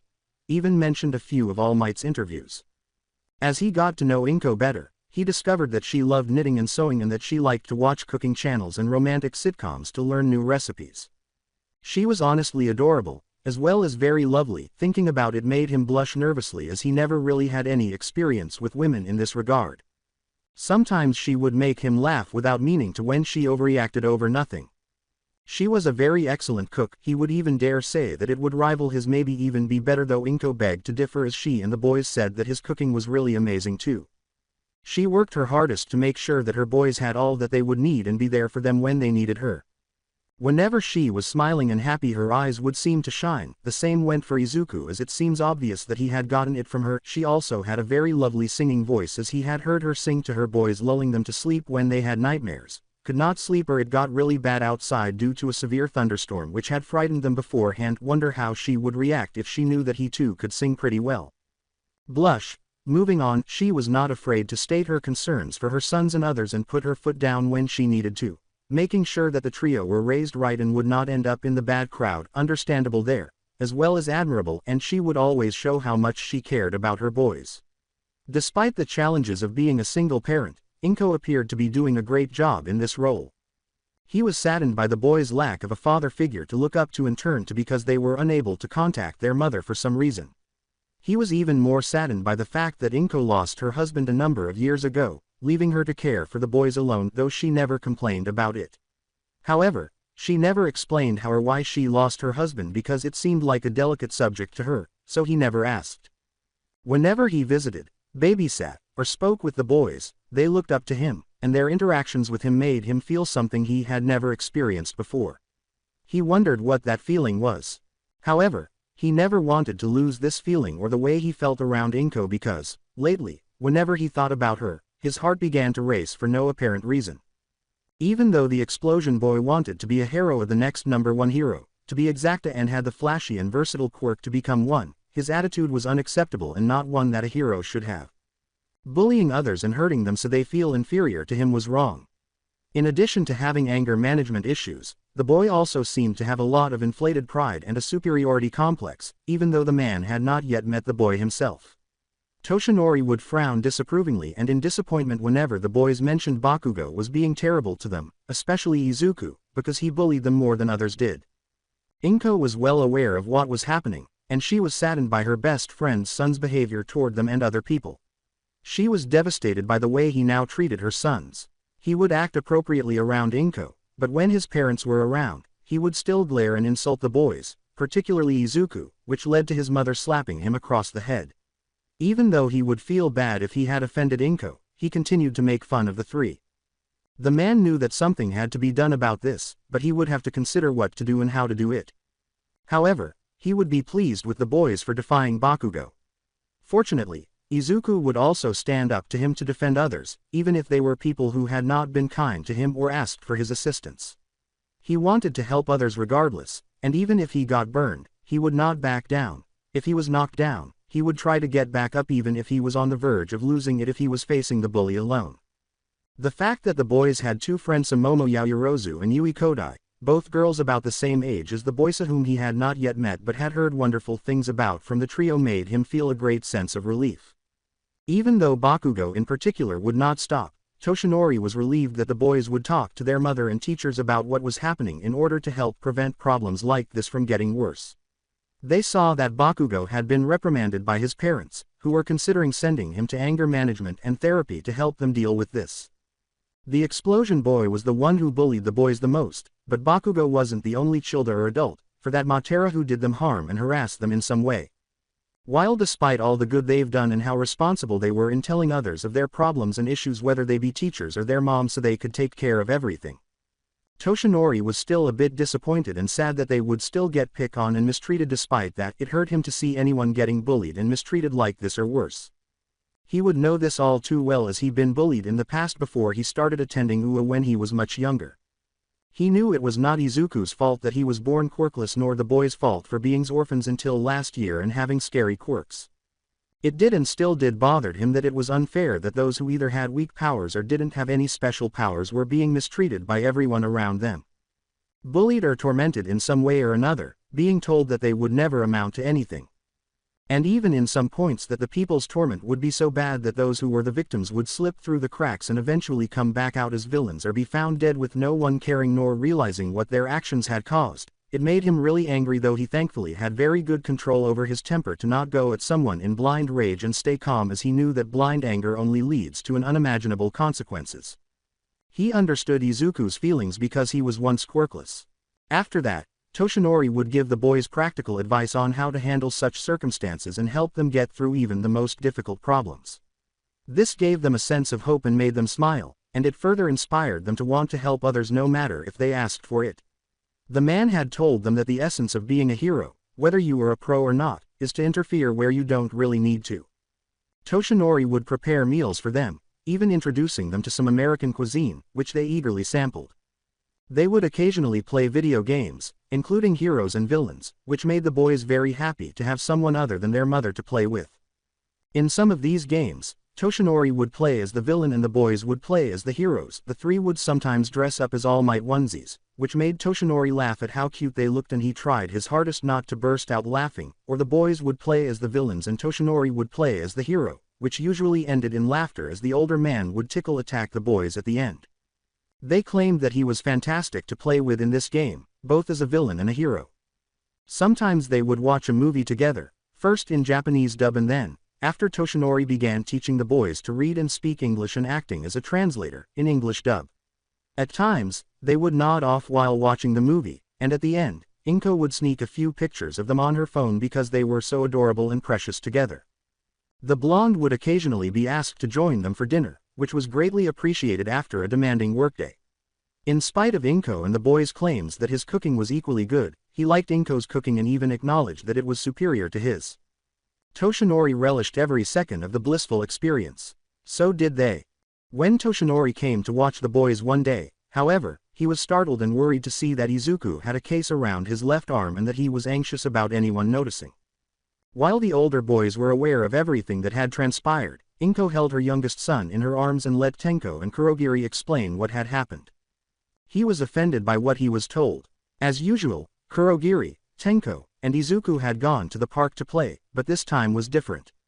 Kefu Foso, one of their classmates, had come there with his older brother, Daihui Foso. The two deceived the boys into joining them on a scavenger hunt by pretending that Kefu was sorry and wanted to be friends. Despite the oldest boy's misgivings, the boys fell for it, and Izuku was quick to forgive. The two revealed their true selves when they passed the lake in the park's little wooded area. Tenko and Kurogiri were nearby in case something went wrong when Daihui kicked the green boy roughly into the water, so hard that Izuku landed on something really hard and sharp against his left arm, causing him to cry out. The brothers were alarmed and came to his side, only to be pelted with tomatoes by Kefu as they shielded their little brother, who was sobbing hard into Kurogiri's chest and held his arm close to him. Kefu didn't stop until Kurogiri checked on Izuku's condition while Tenko shielded both of them, attempting to avoid lunging at their attackers out of rage. When Kurogiri's terrified gasp was heard, the children turned to face him and were shocked to see what was wrong with Izuku's arm. Izuku's arm was bleeding profusely and had multiple pieces of broken glass protruding from it. Horrified by what he and his brother had done, Kefu backed away slowly while trembling. He followed his older brother after glaring at the boys and telling them they were nothing more than parasites, and he insisted that they go home before he ran out of there. The brothers quickly grabbed their brother without knowing how to treat this type of injury. Kurogiri had his uninjured right arm slung behind his neck, and Tenko grabbed him from behind around his waist so as not to hurt his little brother any more than he already was. The two brothers cautiously but quickly fled the park in an attempt to get help, and when he saw Izuku's condition, a local constable who was on his daily patrol came to their aid and took them to the hospital. Before the constable called their mother to inform her of what had happened and to advise her to come to the hospital right away upon their arrival, the older brothers told him what had happened. The doctors then carted Izuku off to have his injuries attended to. It was incredibly comforting to know that, Despite the fact that the glass fragments were fairly large, they had not damaged anything significant in the boy's arm or left any indications of neurological damage because they had only just missed those crucial spots. Izuku would have to wear a cast until his arm healed completely because the doctors didn't want to risk him getting any damage that they might have overlooked, which is why his arm was in a sling and a small cast, and they were instructed to visit once or twice a day to check on him.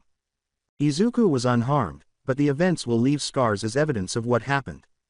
After speaking with the family further, Kurashima Fuhan, the constable, went to Kefu and Daihui's home after obtaining the address from their preschool from the principal, who was there at the time attending to some private matters, and agreed to give the officer the address because he was deeply disappointed by what had happened.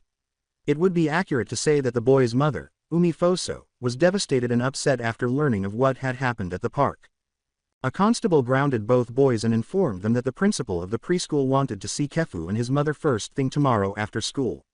The principal of his older brother's middle school also wanted to see Kefu and his mother, as it turned out that the two principals were actually fraternal twins. This was an issue that could not be ignored. Even though Toshinori was relieved that the issue was being resolved, he was still upset to learn that these boys had been bullied once more, and that Izuku had suffered severe injuries as a result. This problem simply could not be disregarded, not even by the top hero, who could not stand it any longer. Knowing that there were circumstances far worse than this case, he was afraid that if he did nothing, things would only get worse. Therefore, something had to be done before things got any worse. An idea that would work best came to him as Inko reassured him that everything would be fine now, and she left for work, leaving him to look after the boys. He was aware of what he had to do. Needless to say, it didn't take long for everyone to notice that Izuku had a case on his left arm when the three of them got to the school.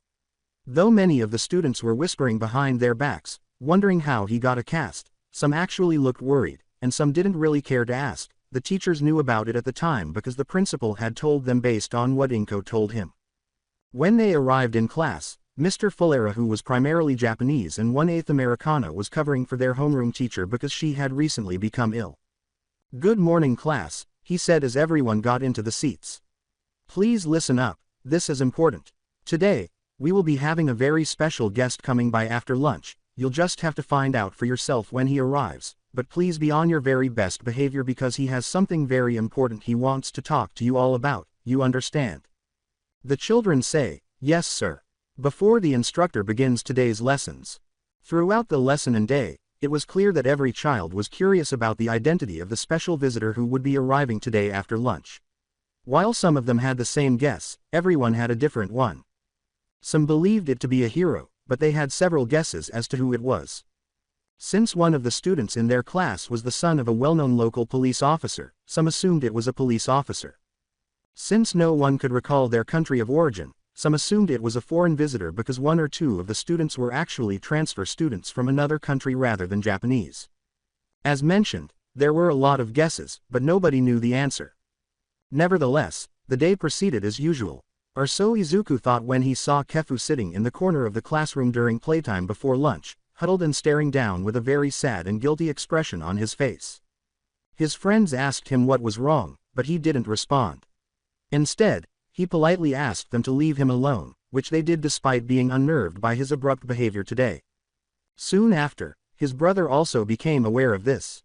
Did he feel bad about what he did? Did he feel bad about what he did? Given their class's history and the fact that he was eccentric, they hoped and wondered but weren't sure if they should ask him. Izuku went straight to him without thinking, but his brothers were a little taken aback and followed him because they didn't want anything to happen to him, especially since he had a cast on his arm. Izuku's expression was unreadable, making it impossible to determine what he was thinking. Was he angry, which was unusual because the boy was rarely angry at all?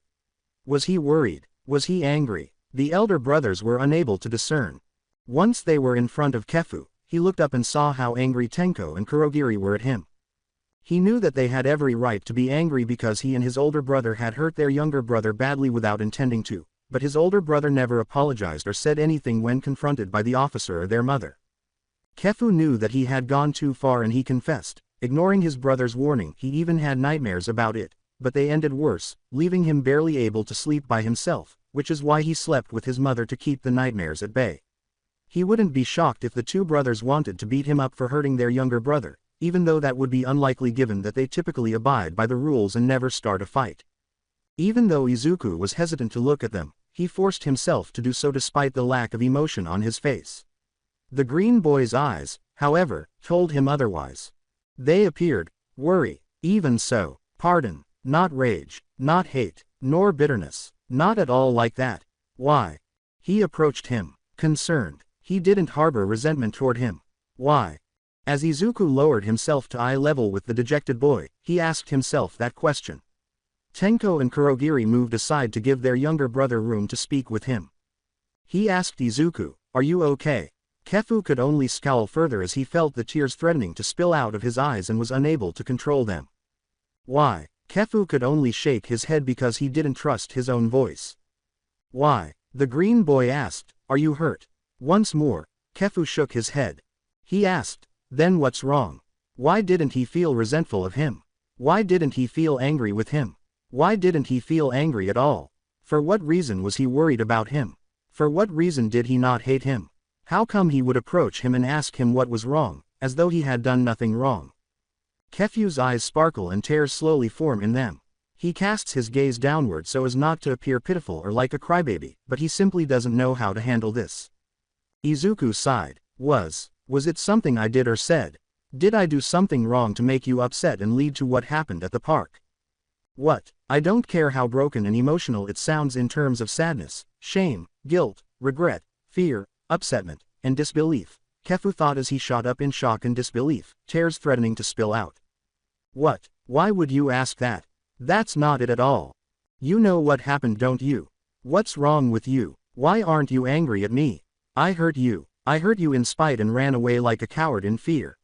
Yet you're asking me what's that matter? You should be more concerned about yourself.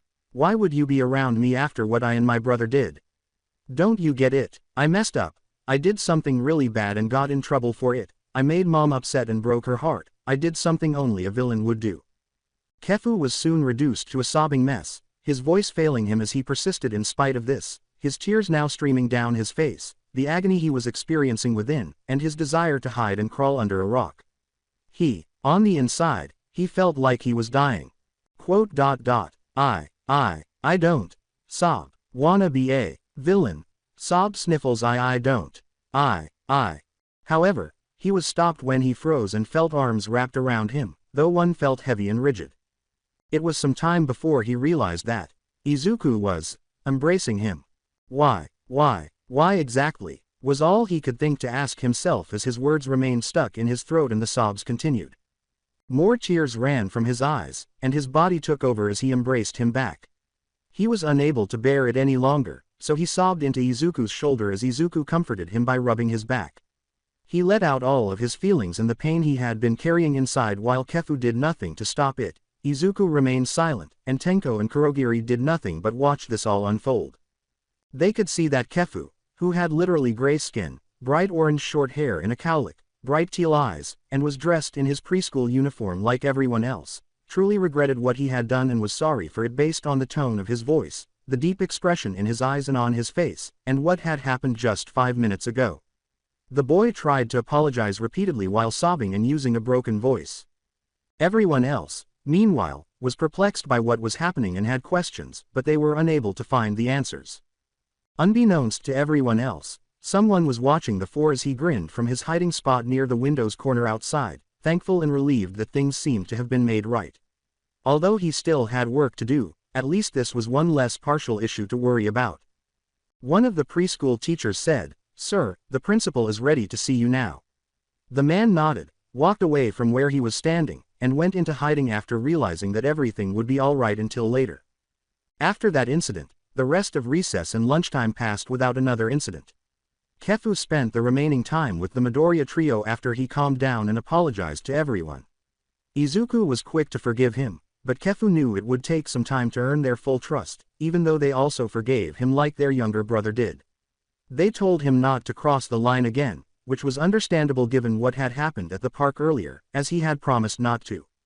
As they played and talked, Kefu actually got to know the three of them better. The more he talked to them, the more he began to like them and the more he regretted being one of the bullies who had harmed them. He had promised the boys that going forward, he would do better and be a better person. He made a self-promise to never treat anyone so badly again and lamented not getting to know boys sooner. The teachers were happy to see that one of the students was beginning to get to know and get along with the Midoriya trio after making amends, but the other students were completely perplexed and could only watch them wearily. This was especially true after Kefu reprimanded his friends for disparaging the trio and refused to leave them after making amends, which caused his friends to back off and allow him and the trio to carry on with their activities while staring at them strangely. Bakugo, however, was observing all of this for a longer period of time than the others, glaring at them before turning away in a fit. Those nobodies don't matter to anyone. As Bakugo returned to his own business with his friends, more like posy, tagalongs, he thought to himself, so they made a new friend, big deal, he's just an extra, they all are. He didn't want to get into trouble again for saying something that would get him into trouble again. The four of them ate lunch together, and it was a feast, with the Midoriya trio trying some taiyaki. Kefu's mother makes a lot of it and gives extras to her son in case he or anyone else was hungry, and Kefu trying the falafel-filled rice balls their mother made. The four of them marveled at how good everything tasted. The teacher had called Kefu's mother and the principal in the background to check on the boy. Needless to say, both were relieved and pleased to hear that the boy had apologized to the three of them, made amends, and established a friendship. It was comforting. Even though the plan for today remained the same, it was encouraging to know that the boy was trying to make amends and that he felt bad about what he had done. So far, things are going quite well. Students quickly returned to their seats after lunch as their teacher approached the front of the room to address them. "All right, class, now that your stomachs are full, it's time for our guest to arrive," the instructor stated, right about now. Everyone was startled when the door abruptly slammed open with a loud bang, just as he finished speaking. The voice of a well-known hero said, "I am here." Everyone became ecstatic as they turned to face the source of the voice, and to their utter delight, it was none other than All Might, the top hero. Coming through the door like a hero. "It's All Might." Almost all of the kids in the room cried out in amazement and excitement. Naturally, though, Izuku was the most thrilled. He had never imagined that he would get to meet his hero in person, but he had dreamed of it, and it seemed to have come true because he was giddy with excitement and couldn't stop wriggling around the seat. Tenko and Kurogiri began in disbelief. They never once dreamed of meeting the hero Izuku had been describing since their first encounter, the most adored hero and peace symbol in the world. Compared to what they saw on TV, he was taller, more muscular, and had a smile that seemed brighter and more fearless. It seems that TV did not adequately convey how incredible All Might is in real life. And with good reason. The teacher greeted him with his famous laugh. Following a quick greeting, All Might walked to the front of the class, where he was met with smiles and admiration from every child. As he saw Izuku, Kurogiri, and Tenko in the back of the class with Kefu, he said, "Greetings children, are you all having a good day so far?" He smiled inwardly because they appeared to get along better now after witnessing what had happened earlier in the day. "Yes," was the class's collective response. "That's good to hear." All Might nodded. "Now I know that all of you have a lot of questions you want to ask me, but before we do," he said, his smile fading into a tiny frown. "There's something rather pressing that I need to discuss with all of you." Everyone stopped when he scowled because they were both a little perplexed and taken aback by his slight frown. However, based on the way his voice changed from being happy to being serious, they all thought that whatever had caused this had to be really significant if he had stopped smiling at that precise moment. In addition, he mentioned that he needed to speak with them about something urgent. "It's more on something all of you should be thinking about for the future," he said. "As I believe this is an issue that needs to be addressed, told to you all so you won't find yourself in trouble as you get older. While it would be better if you all learned this when you reach elementary school, as for all of you though it isn't too far away now, I feel that it should be told now than later." What was the problem? Has something occurred? What would he say to them? Since nobody knows the answers, were the questions that everyone was wondering asked to themselves and to each other in private. However, Izuku, Kurogiri, Tenko, and Kefu were informed that it was related to the events of yesterday and earlier. Then, with a gentle smile, he told them, "As I can only imagine, many of you want to become heroes when you get older. While that is wonderful, that certainly does not mean that those who have non-combat related quirks or even none at all can't take on a different profession if things don't work out. Just because you're not a pro hero, it does not mean that whatever profession you take on isn't helping people in a way. No matter what profession you aim for, it should be one that not only is beneficial to you and everyone but also one that makes you happy. Forcing yourself into a profession that clearly doesn't make you happy is more harmful to yourself than you may realize. And it should not matter whether you do have a strong quirk, a weak quirk or none at all. Whatever job you decide to take on, it should be one that yourself chooses to pursue, not one forced on you by others, and it should be one that will make you smile regardless of what others might say. Everyone nodded, and what he said made a lot of sense because many of them knew that even though their own parents weren't heroes, they still had jobs that made them happy and supported the family. Some of them were even the most qualified for the particular position based on their unique qualities. Because many of them smiled at this, many of the kids in the room were aware that, despite having only acquired their quirks a year or so ago, they might not seem particularly battle-oriented. They will require additional training to strengthen their quirks before deciding which career path each of them should take in the future, but they would likely be better suited elsewhere, if not in a pro-hero career. Hearing the top hero say that made them feel happy and confident. Even so, Bakugo continued to doubt Izuku's ability to accomplish anything since he was a. But then All Might continued, and he scowled once more, interrupting his thoughts. Which brings up another matter that I would like to discuss with you all. As all of you are aware of, not everyone has a quirk. While that is sad, it's still true. Those who don't have one have it rougher than most people realize, actually. He stated. Quirklessness. Apart from the fact that someone without a quirk would never become a hero and would not seem special to them, that was one topic that most of them did not really think about. Even though they lacked any special abilities, they thought it was absurd for anyone to aspire to be a hero. He didn't have a quirk, but like Izuku, he still aspired to be a hero. They all teased and ridiculed him, calling him foolish for holding on to such a fantasy in spite of its obvious reality. Even so, they haven't been able to tease or pick on him much since his brothers made it very clear that they don't put up with it. If any of them ever dared to harm their brother in any way, they would be punished by the principal and the teachers. Why did they act so defensively toward him? Everyone was curious, even though they themselves had peculiarities, albeit frightening ones, and quite strong ones at that. They still stood up for a helpless infant who was a delusional, fearful cat. He still has the potential to accomplish great things, according to the two. Bakugo would refer to him as a Deku, but everyone else thought he would never amount to anything because he would always be quirkless. Why did the adults get so upset with him and his brothers for making fun of them? However, as All Might went on, their thought process was cut off. Tell me kids, do any of you know what bullying is? That was unexpected. Bullying. Other than Izuku, Kurogiri, Tenko, and Kefu, and even Bakugo, who assumed that he was just a meanie because he had been called that by other kids outside of school, but he didn't know the true meaning of the term. None of them understood what it meant. Even though some people were familiar with the term, they were not yet familiar with its definition. When he asked, it triggered something for the four boys, as though he sensed or knew something was happening and came to address it, which is why he took time out of his hectic schedule to speak with them about it. Kefu shot his hand up high in a desperate attempt to get his attention, which he received as All Might pointed to him. He was filled with hope that his hopes would not be in vain and recalled what his mother had told him after being grounded along with his brother for what they had done. She was very direct about this kind of subject, but she was pretty good at explaining what it meant despite that. He said, "Yes, young man. Bullying consists of negative acts carried out repeatedly over time against someone else. Which involves hurting them, not just physically, but mentally and even psychologically, and more often than not it causes trauma for the victims, right?" Replied the child.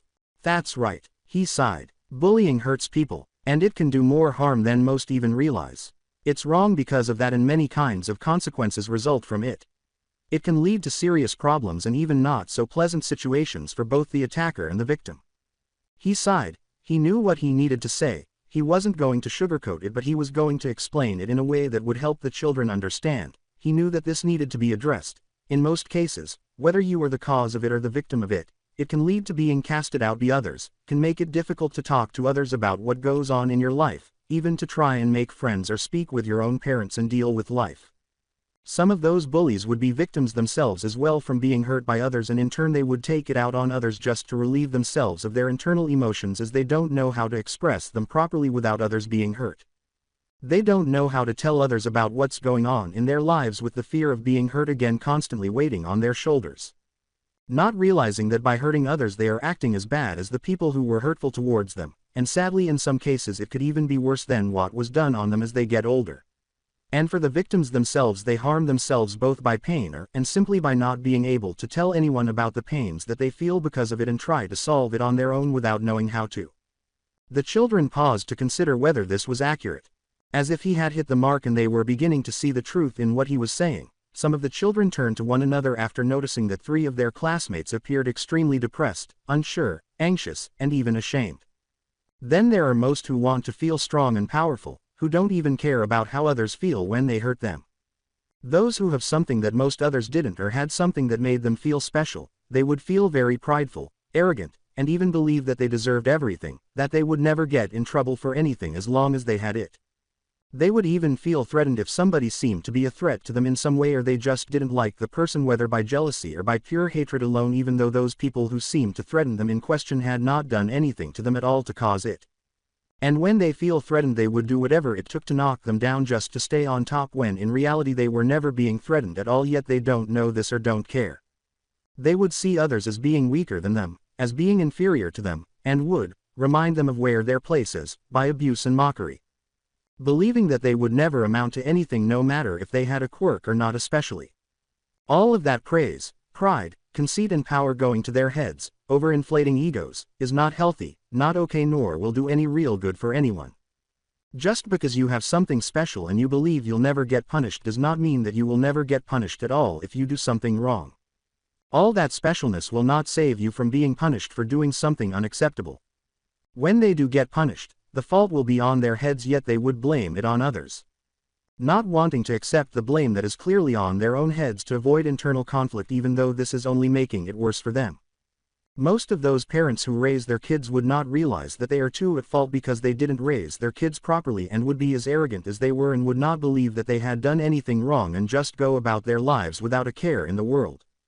The police would always get involved in those cases if it were to escalate in some way, but there are some parents who realize that they made mistakes and work to make things right, starting with how they treated their children and how they themselves interact with them and others. In most cases that matter will be resolved and the kids would start to change their attitude in life for the better.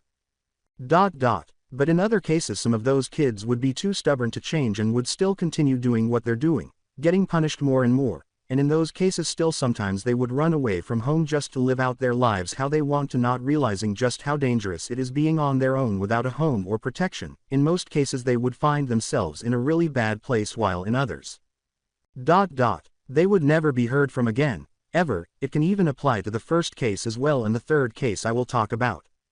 A good number of the children flinched at this, casting their heads down as some of the other children did, feeling extremely uncomfortable. Some were beginning to feel scared and ashamed, some realized what he had implied there, some were just shocked, and some were unsure of what to think about this reality being dropped on their heads. The people who hadn't lowered their heads were simply stunned, unable to move because they were so focused on what he was saying or couldn't believe what they were hearing. Even though all might saw their reactions and knew that they were beginning to understand one by one, he wasn't finished yet and felt bad for giving them all this information at such a young age, almost 6 years old. He knew that if he didn't, the boys would be in a worse situation than what had happened just a week ago and what has happened so far, and he didn't want to even consider the possibility that they wouldn't make it to elementary school before finishing preschool because of this. For Izuku, it could have been a whole lot worse, and who's to say that it won't get any worse than this? To keep themselves out of undesirable circumstances later on, they all needed to be aware of this. As they age, it will be advantageous to all of them.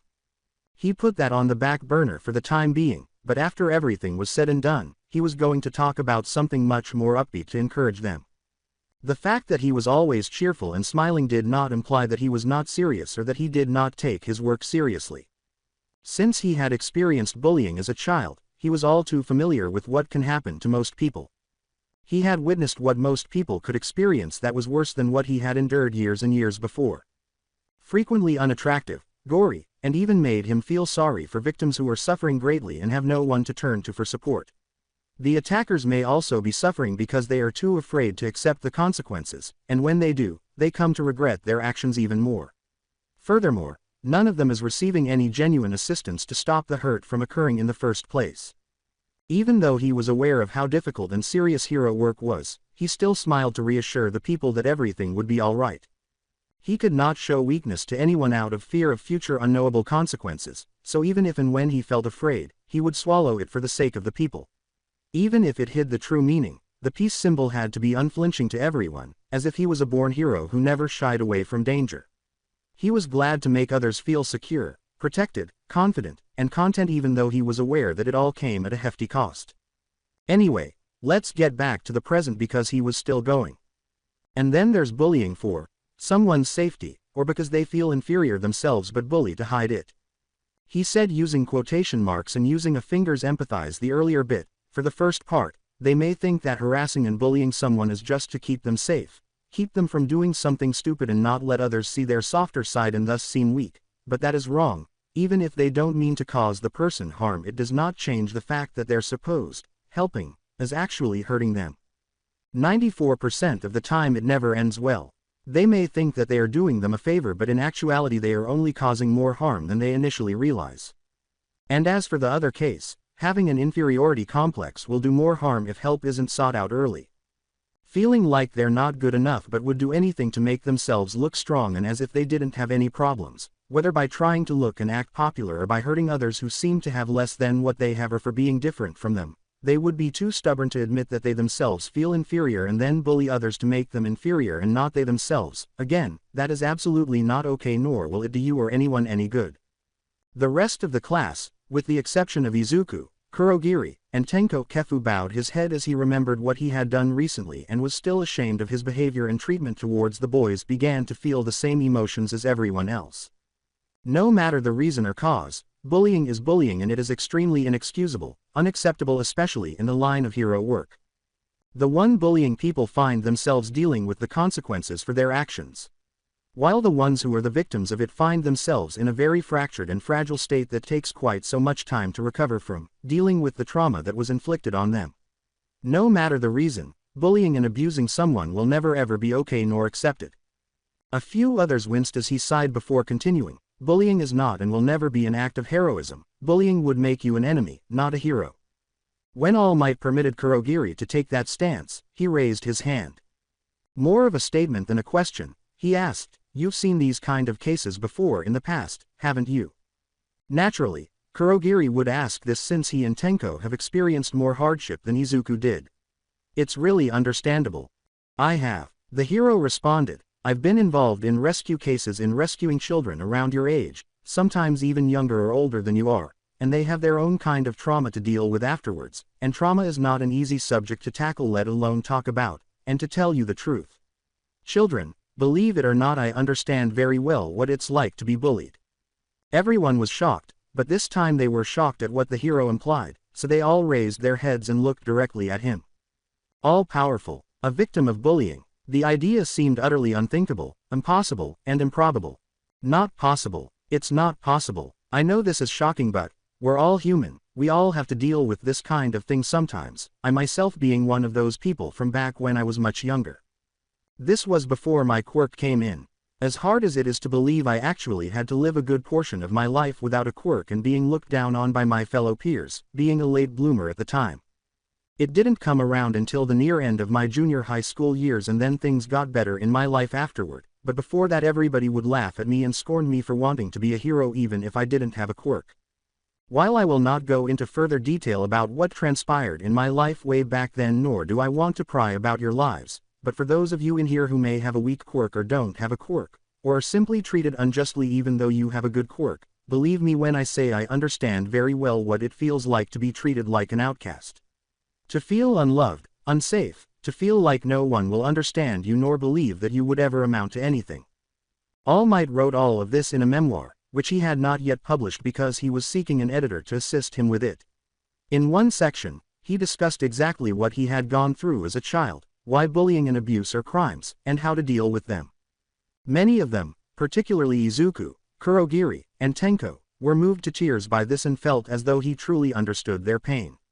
Some felt remorse for their previous actions and pondered how they could make things right, while others felt that their pain and moans were not being ignored after all in a significant way. That was when he soon smiled and told them, "Kids, you should all remember that a true hero not only saves a person's life, they also save their hearts as well. A hero must work to lift people up and to give them hope, not make them feel worthless and weak, nor alone. A hero never bullies or hurts innocent people to get what they want and win. Being a hero is not just about winning, it's about protecting others, assuring them that everything will be okay, ensure that there will be a brighter future for all of them, give them hope and pass down that hope to others. And for those of you without quirks, let me tell you this one fact to you all: many, many years ago, do you know who were the heroes? It was the people who didn't have quirks, way back before quirks ever even manifested. Whether people choose to be a fireman, policeman, doctor, veterinarian, to name a few professions, even just being a teacher, or a babysitter or a tutor, or even a mailman, bank worker, pizza delivery person, or a chiropractor, they were helping others in different ways. They gave them hope and assurance and made them feel relieved and assured, even just making them happy, just like us everyday pro heroes do today. Let me tell you this: even if you cannot be a pro hero, that doesn't mean you can't be a hero in your own right in any of those occupations. You can achieve things, become heroes in other ways, just like those with quirks can. And remember also to help others who are being mistreated, and cheer them up if they are sad, and if you find yourself in any sort of trouble, it's okay to tell you parents and teachers, even the police, about these issues so they can be resolved, okay? Everyone nodded, especially Izuku, who was crying uncontrollably and grinning with immense relief, happiness, and hope. All Might was aware. He was aware of his suffering, and his cries for a response from people other than his family were not disregarded. He imparted logical knowledge, and he would never forget this. Even though it was like a bombshell dropped on them all, Tenko and Kurogiri grinned as well, tears on the verge of spilling. They were relieved that this hero, the greatest hero, came and settled the issue. Fortunately, he refrained from discussing the more terrible outcomes that victims and attackers encounter, such as being killed, abducted, or turned into villains, or anything more profound in relation to this issue, understanding that it would be frightening for them both, as they discovered this the hard way after witnessing it and learning it at the orphanage. This had to be taken care of, and only All Might could do it and conclude it with a constructive activity. With tears in his eyes, Kefu made a new commitment to himself: he would never again bully anyone and would do his best to assist others.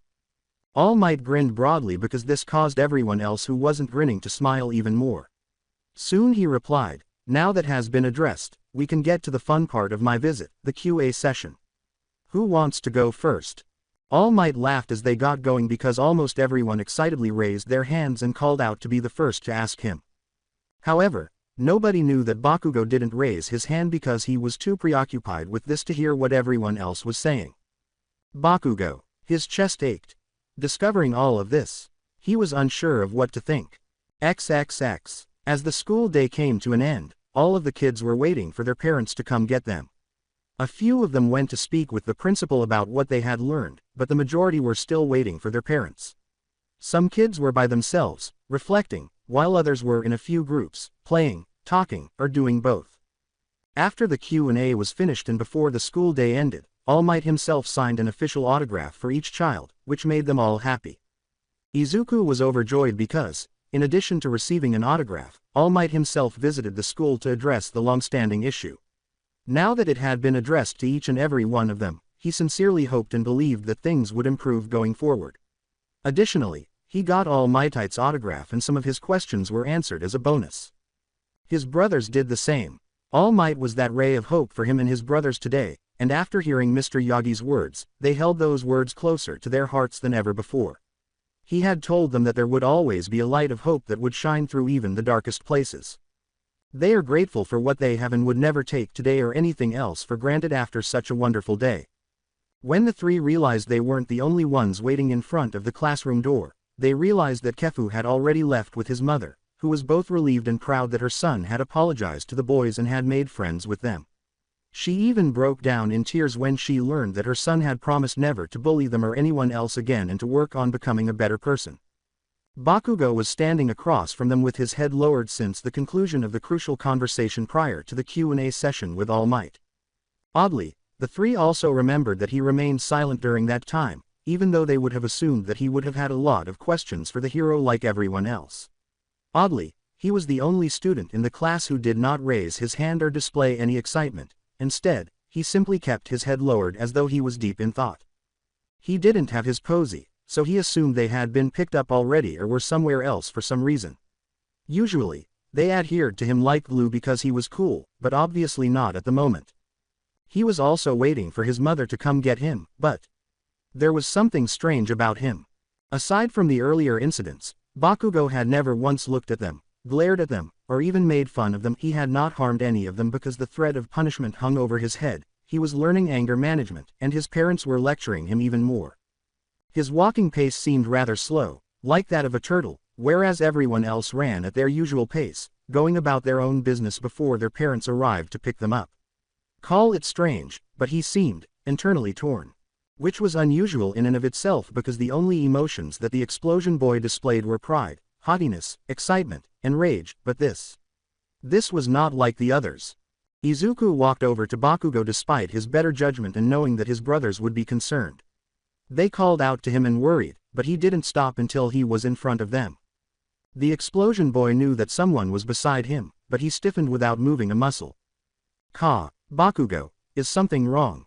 Izuku asked, carefully crafting his question after a brief period of silence. In a matter of seconds, he lifted his head and looked directly into Izuku's eyes. He and his brothers were shocked by what they witnessed, which further increased Izuku's concern for him.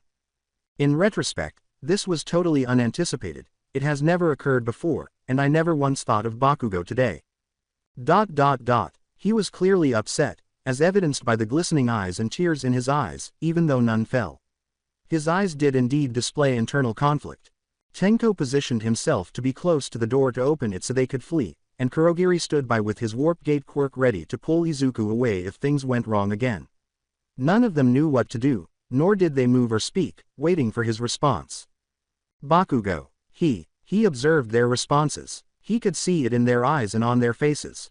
Kurogiri.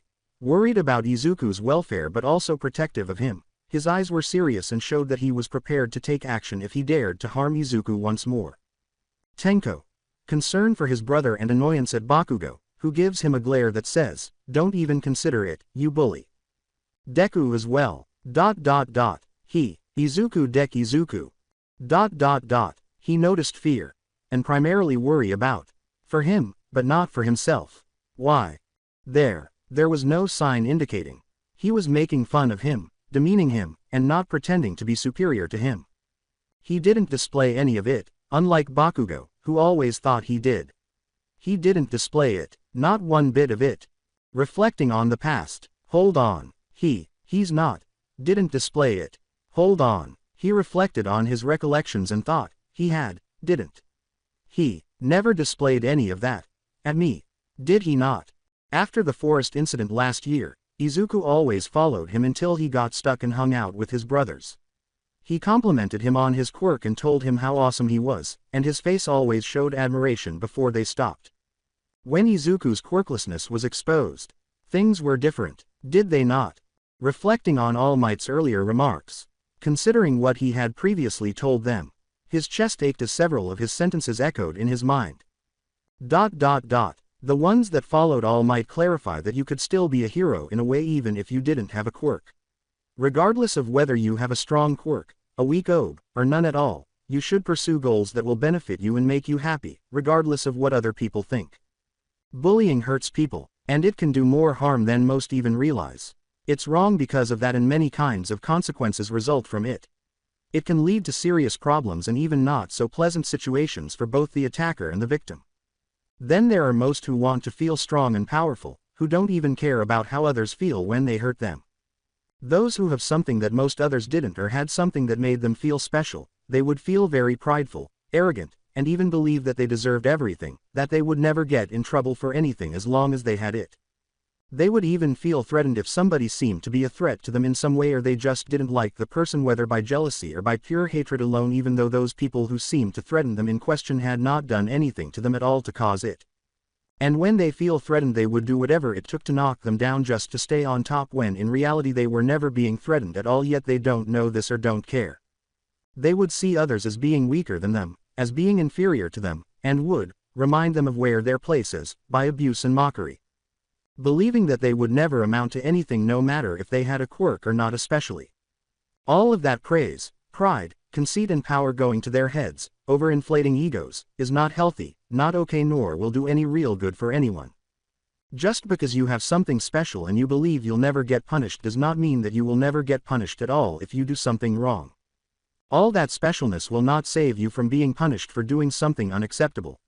When they do get punished, the fault will be on their heads, yet they would blame it on others, not wanting to accept the blame that is clearly on their own heads to avoid internal conflict, even though this is only making it worse for them. Some of those kids would be too stubborn to change and would still continue doing what they're doing, getting punished more and more. His heart started to beat slowly, but the more he considered it, the more it hurt. And then there's bullying for someone's safety, or because they feel inferior themselves but bully to hide it. For the first part, they may think that harassing and bullying someone is just to keep them safe, keep them from doing something stupid and not let others see their softer side and thus seem weak, but that is wrong. Even if they don't mean to cause the person harm, it does not change the fact that their supposed helping is actually hurting them. 94% of the time it never ends well. They may think that they are doing them a favor, but in actuality they are only causing more harm than they initially realize. And as for the other case, having an inferiority complex will do more harm if help isn't sought out early. Feeling like they're not good enough but would do anything to make themselves look strong and as if they didn't have any problems, whether by trying to look and act popular or by hurting others who seem to have less than what they have.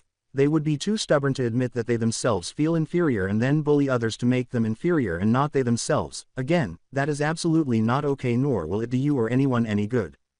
No matter the reason or cause, bullying is bullying and it is extremely inexcusable, unacceptable, especially in the line of hero work. No matter the reason, bullying and abusing someone like this will never ever be okay nor accepted. Bullying is not and will never be an act of heroism. Bullying would make you an enemy, not a hero. Bullying would make you an enemy, not a hero. His stomach churned and plunged at the sound of that sentence alone. He tried to ignore all the other thoughts that would enter his mind, but he was unable to do so because more of Might's words kept ringing. Children, believe it or not, I understand very well what it's like to be bullied. I know this is shocking, but we're all human. We all have to deal with this kind of thing sometimes, I myself being one of those people from back when I was much younger. This was before my quirk came in. As hard as it is to believe, I actually had to live a good portion of my life without a quirk and being looked down on by my fellow peers, being a late bloomer at the time. It didn't come around until the near end of my junior high school years, and then things got better in my life afterward, but before then everybody would laugh at me and scorn me for wanting to be a hero even if I didn't have a quirk. While I will not go into further detail about what transpired in my life way back then, nor do I want to pry about your lives, but for those of you in here who may have a weak quirk or don't have a quirk, believe me when I say I understand very well what it feels like to be treated like an outcast. To feel unloved, unsafe, to feel like no one will understand nor believe that you would ever amount to anything. The fact that the top hero himself had been bullied as a child seemed too unbelievable to comprehend, and it truly blew his mind. To believe that the world's most famous hero was a quirkless child before his quirk even appeared later in life, that he had been bullied prior to enrolling at UA, that everything was so startling. His head lowered once more as he tried to hold back his tears while feeling as though someone was pressing against the inside of his chest. I'm not gonna cry. I'm not. He aspired to be a hero. However, he was hurting Izuku. He detested him. No, not him, but his desire to be a hero in spite of his lack of a quirk, his heart. He was helpful to others, but Bakugo wasn't. He hurt him, again and again. No matter how many times Izuku got back up, he would always knock him down harder. He who didn't do anything to him, nor hurt him, and did nothing but admire him and gave him compliments before they stopped. And Bakugo himself, what was it that he did? He injured him. Such as, similar to A. Remember that a true hero not only saves a person's life, they also save their hearts as well. A hero must work to lift people up and to give them hope, not make them feel worthless and weak, nor alone. A hero never bullies or hurts innocent people to get what they want and win. Being a hero is not just about winning, it's about protecting others, assuring them that everything will be okay, ensure that there will be a brighter future for all of them, give them hope and pass down that hope to others. For as long as he could remember, he had desired to be a hero. However, was he pretending to be a hero? Or had he been? A hero never bullies or hurts innocent people to get what they want and win. A hero never bullies or hurts innocent people. A hero never bullies. A hero never bullies. A hero never bullies. He harassed him. Bullies are not heroes. Since All Might was the greatest hero, it was obvious that he would never put up with bullying or abuse. He stated as much himself and obviously didn't stand it at all. Of course he won't. After all, he was a symbol of justice and peace. That's what he said. Was he aware? Was he let down by him? Was he? No. He didn't behave heroically. He never did. Heroes don't bully. However, he harmed people while pretending to be a hero when it was obviously the opposite. Midoriya, in particular, Izuku, he injured him, as well as his brothers, a lot, as a villain would. Additionally, bullying was unacceptable and a crime that carried consequences. He had the impression that everything was about to blow up, that his heart was about to explode like his quirk, and that the dam inside of him was about to burst. Despite his best efforts, he was unable to conceal his past actions, the fact that he was on the verge of tears, and the intense regret visible in his face, particularly in his eyes. The boys are even more stunned by this. That was when Bakugo blurted out the one sentence that none of them would ever think that he would ever say, that wasn't reluctant or forced, but instead full of regret, guilt, and melancholy, since he simply couldn't stand it any longer. I'm sorry. Before Katsuki Bakugo fled the building, tears were streaming from his eyes, and he was afraid to turn around or confront them again. His mother had just arrived and was about to talk to the substitute homeroom teacher for the boys when she noticed her son running toward her. She was deeply shocked to see her firecracker Spitfire son crying. Her own son, Katsuki Bakugo, was in tears. It was obvious that she didn't anticipate this or believe it would ever be possible for him. She was aware that this was so unlike him and that it had never happened to him in as long as she could remember. Despite the fact that this was entirely unfamiliar to her, she was unable to ignore it and could see that he was very upset. His tears kept streaming down his face as he held on to her leg.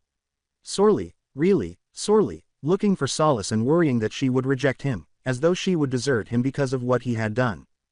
Mitsuki Bakugo, severely worried, then turned to the teacher who explained what had happened today when her son was unable to answer her himself in his violent sobs. Shocked by what had happened just moments before, the three could do nothing but watch through the glass doors while all of this was happening, even though they couldn't hear what was happening outside because they were still inside. That was certainly something none of us saw coming from someone like him, Kurogiri said as the first person to speak. But I believe he means it. Hopefully after what just happened today and what we witnessed just now, is a sign that things will start to change for the better. That he really will change. Hopefully. Guess we'll just have to wait until tomorrow to find out. Tenko concurred. Izuku nodded in agreement without saying anything. Despite the fact that the memory had burned itself into his mind and that he would never be able to forget it. Of Katsuki Bakugo showing deep regret, apologizing with no reluctance, and sobbed in their presence. After today, hopefully, he will truly change. All Izuku can do is hope he will. All Might, meanwhile, has been observing the entire event from around the corner without the boys realizing it. Even though it seemed harsh, he knew that he had done the right thing, even though it hurt to see anyone cry, especially a child. It had to be done not only for the boys' sake but for all their other classmates too, so there wouldn't be any more incidences in the future. After what happened to Izuku in the park, he would feel utterly helpless and pitiful if he had done nothing to resolve this issue.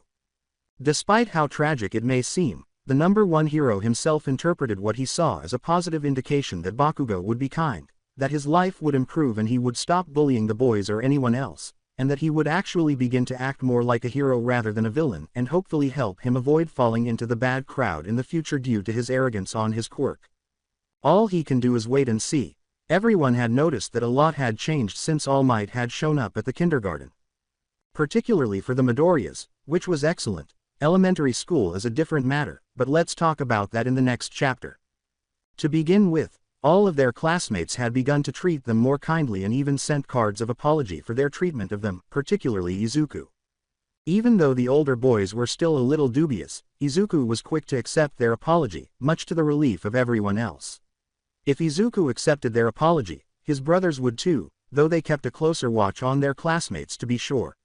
Despite all the changes, You can't really blame them for still being a little paranoid after everything they've been through, and it makes sense. The teachers were pleased to see this, and some of them even re-examined how they had previously handled the boys, particularly their oddball younger brother. It would be an understatement to say that the principal was overjoyed by this news, not to mention relieved to see all of these positive changes in the student body. From that point on, everyone got along quite well. However, a number of pupils had to be moved from their current schools for a variety of reasons. Two was as a result of parents finding new employment in a different town. Two were due to the fact that their parents were in the custody of child welfare services, to put it politely, no longer truly qualified to look after their kids. We don't know why. And two were the result of regular school transfers, one to a private school and the other to a school exclusively for a particular gender. Soon after, a few new students transferred, and to the boys' surprise and delight, one of them was none other than Yui Kodai. Since they are so protective of Kefu and his brothers, no one dared to oppose them, even though the other new students were a little uncomfortable about everyone else being friends with the oddball boy. However, there was one person who immediately wanted to join the gang and was accepted after the gang realized he was a humorous and enjoyable person. Denki Kaminari was his name. Regarding Katsuki, he had been spending much less time with everyone, including his posse, as he had been keeping to himself. Some of them had heard that he had been attending his anger management classes more regularly and seriously, which is why he occasionally skipped school and even some therapy recently. Since the three boys also found apology notes from him on their desk one day, it was clear that he had been considering everything up to this point and wanted to make things right. When he was certain he was ready, he would apologize to the boys again and ideally regain their friendship in person. Toshinori was relieved to see that his actions had influenced the boys' classmates' opinions, particularly Katsuki's, who was relieved that they would no longer be harassed or harmed. He was relieved, and so was Inko. Speaking of them, the two had spent more time together since they were a little less stressed out by what had happened but was no longer the case. Despite the fact that their jobs kept them busy, they made an effort to spend as much time together as possible. The more time they spent together, the stronger their feelings became. Their neighbors could see that the two truly liked each other, but they were either too shy or unaware to acknowledge it. Despite their best efforts to deny it, they couldn't shake the feeling that everything was fine. This was made evident one evening when Toshinori, worn out from a long day at work, slept over for the first time. Toshinori insisted that I simply call a cab to return home, but Inko argued that this would not be an issue. In addition, it was pouring rain outside, and because of his height, Inko didn't want him to get a cold or be hit by lightning. After giving it some thought and noticing the determined expression in her sparkling emerald eyes, he decided that it would be pointless to reject the cute little girl. Did he simply find her cute? The sound of tiny feet pattering on the floor woke Toshinori at 12 in the morning. Being the top hero, Toshinori had to act quickly to save the day when trouble arose, so even though he is exhausted, he is a light sleeper because almost anything can wake him up. He was groggy but alert and on guard. He sat up from his comfortable couch position and rubbed his eyes as he looked around, only to see the silhouettes of a small group of three entering the kitchen.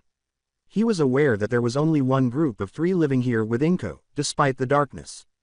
He turned on the side lamp and softly called out to the three boys. Now fully awake from his surprise. The boys turned to look at him from where he sat, startled by his voice, and yelled. Izuku was dressed in his All Might pajama top and bottoms, while Kurogiri was dressed in his Gang Orca pajama top and shorts, eraserhead slippers, and a nightcap. Both of them appeared normal, but they were trembling, though Kurogiri's trembling was only slight. He quickly realized why when he noticed that Tenko, dressed in a 13 pajama top and backdraft pajama bottoms, had perspiration on his face, breathing irregularly as if he had been panting, and his eyes were slightly red as if he had just shed tears. Knowing these symptoms all too well, he recognizes right away that Tenko must have had a nightmare and that his brothers were attempting to console him. In addition, he saw that the other two boys were trembling even more when a loud thunderclap struck them, despite the fact that Izuku was trembling far more than the oldest, and he knew that the other two were afraid of the storm. He encouraged them to join him on the couch without using words, smiling softly and offering them reassuring comfort. After a moment of hesitation, they approached and took a seat on his left side. "It's one of those nights, huh?" he inquired. The three nodded, with Tenko's head still lowered, Izuku still trembling but still attempting to reassure him, and Kurogiri the only one who looked him in the eyes, despite the fact that his eyes continued to convey his nervousness. The boys shook their heads in response to his gentle question, "Do any of feel comfortable enough to talk about it?" He was saddened when they did, but he understood and chose not to inquire just yet. He will wait until they are ready to tell him. He was aware that they needed consolation because they were shaken for various reasons. He didn't want to wake Inko because she had an early shift in the morning after dropping the boys off at school, and she was asleep. He will therefore have to fill in for her. He wasn't unhappy about it and was glad to help in any way he could, whether or not he was on duty. To get the boys to relax and open up, he needed to start with something easy, and he knew exactly how to do it by asking them. "Would you boys like to watch a movie and have some hot cocoa to get your minds off from it?" They all awoke as the trio glanced at him, then at one another, uncertain but eager to do so, before nodding and turning back to Toshinori. Toshinori nodded back, grinning. After making some decisions, the four of them sat down to watch The Incredibles a short while later and enjoyed a large cup of hot cocoa with mini marshmallows. A vintage film from before Quirks initially appeared, which is still regarded as one of the best films from that era. To avoid disturbing Inko's sleep, they kept their voices low and the volume down, but that didn't stop them from enjoying the film. The kids particularly loved it because it was their first time seeing it. Toshinori did all he could to not laugh when he saw, almost right on cue, Izuku pulled out his current hero analysis for the future notebook from the coffee table cabinet and began to take notes of the hero's powers, breaking down pros and cons and strategies for each one. Even though these were fictional people, that didn't change the fact that these powers nonetheless were very well real in reality, as there were people out there who had powers or similar powers like these in the movie. Tenko placing his hands over his mouth desperately to prevent himself from laughing out loud at the funny parts of the film, though he was struggling, especially when it came to the phone conversation and interaction between Helen and Edna and the argument between Lucius and Honey. To which eventually he couldn't take it anymore and grabbed one of the couch pillows and laughed into it to muffle his voice while kicking his feet in the air hysterically. Toshinori had also discovered late year that the boy really liked the comedy in movies, and Kurogiri pointing out aloud the pros and cons of plans that were made by the characters and what results it would have in reality if it were ever imitated. Even, it was a bit of a habit that Toshinori discovered last year too, that he tended to do whenever he was watching a movie, be it cartoon or live action. Most likely he got it from both his younger brother's observation skills and hobby. Toshinori grinned in relief as he noticed that it appeared they were returning to their former selves. When the movie was about to end, the pro heroes put away their cups from the cocoa, which they had repeatedly refilled while watching a film. Apparently, this most recent batch that Inko had purchased some time ago was the best they had yet had. As the boys talked quietly about the film they had just seen, they were watching it on Netflix on the TV. But when Toshinori returned to them after cleaning the used dishes, he saw that the boys had suddenly become quiet. When he noticed their dejected looks, he became alarmed and knelt next to the boys, asking, "Is something wrong?" But as he asked that, he briefly forgot that it was pouring rain outside at the moment. Then, a loud thunderclap and a bright flash of lightning came through the window, causing everyone to jump and yell. Their hearts were pounding, and Toshinori felt three small bodies crash into his chest, clinging to him like a lifeline and shaking violently. After shaking his daze, he realized that Izuku, Tenko, and Kurogiri were the ones who were clinging to him. Izuku was already crying, Tenko had tears in his eyes, but none fell, and Kurogiri didn't appear to be crying, but appeared to be on the verge of doing so if his sniffling was any indication. He smiled, drew them nearer to him, and gave them reassuring hugs, feeling their heads rest on his chest and rocking them a little as he took the time to stroke each boy's hair and reassured them that everything would be all right, to breathe and unwind, and that he was here. It goes without saying that whether he was Toshinori Yagi or All Might, he loved children, and he was particularly hurt by seeing them miserable, crying, in pain, in distress, in dire straits, and in need of assistance but with no one to turn to. He could also clearly see how the storm had scared these three. Children, like these three in particular, looked better with bright, beaming smiles on their faces, and he would stop at nothing to make them happy, safe, and cheerful. After a few minutes, and after realizing that the rain had finally stopped, the boys' shaking thankfully stopped as they all withdrew. Toshinori took some time to run his hand through their hair and wipe the tears from the boys' eyes with a handkerchief from his pocket. Kurogiri eventually had tears in his eyes a little before they parted the hug. They nodded, and he asked, "Feeling better?" He nodded, then looked at the coffee table's digital clock. It was getting latia just past 1 in the morning and he knew the boys had to go to bed. He said, "Better get you three to bed before your mother finds out and make a fuss about it."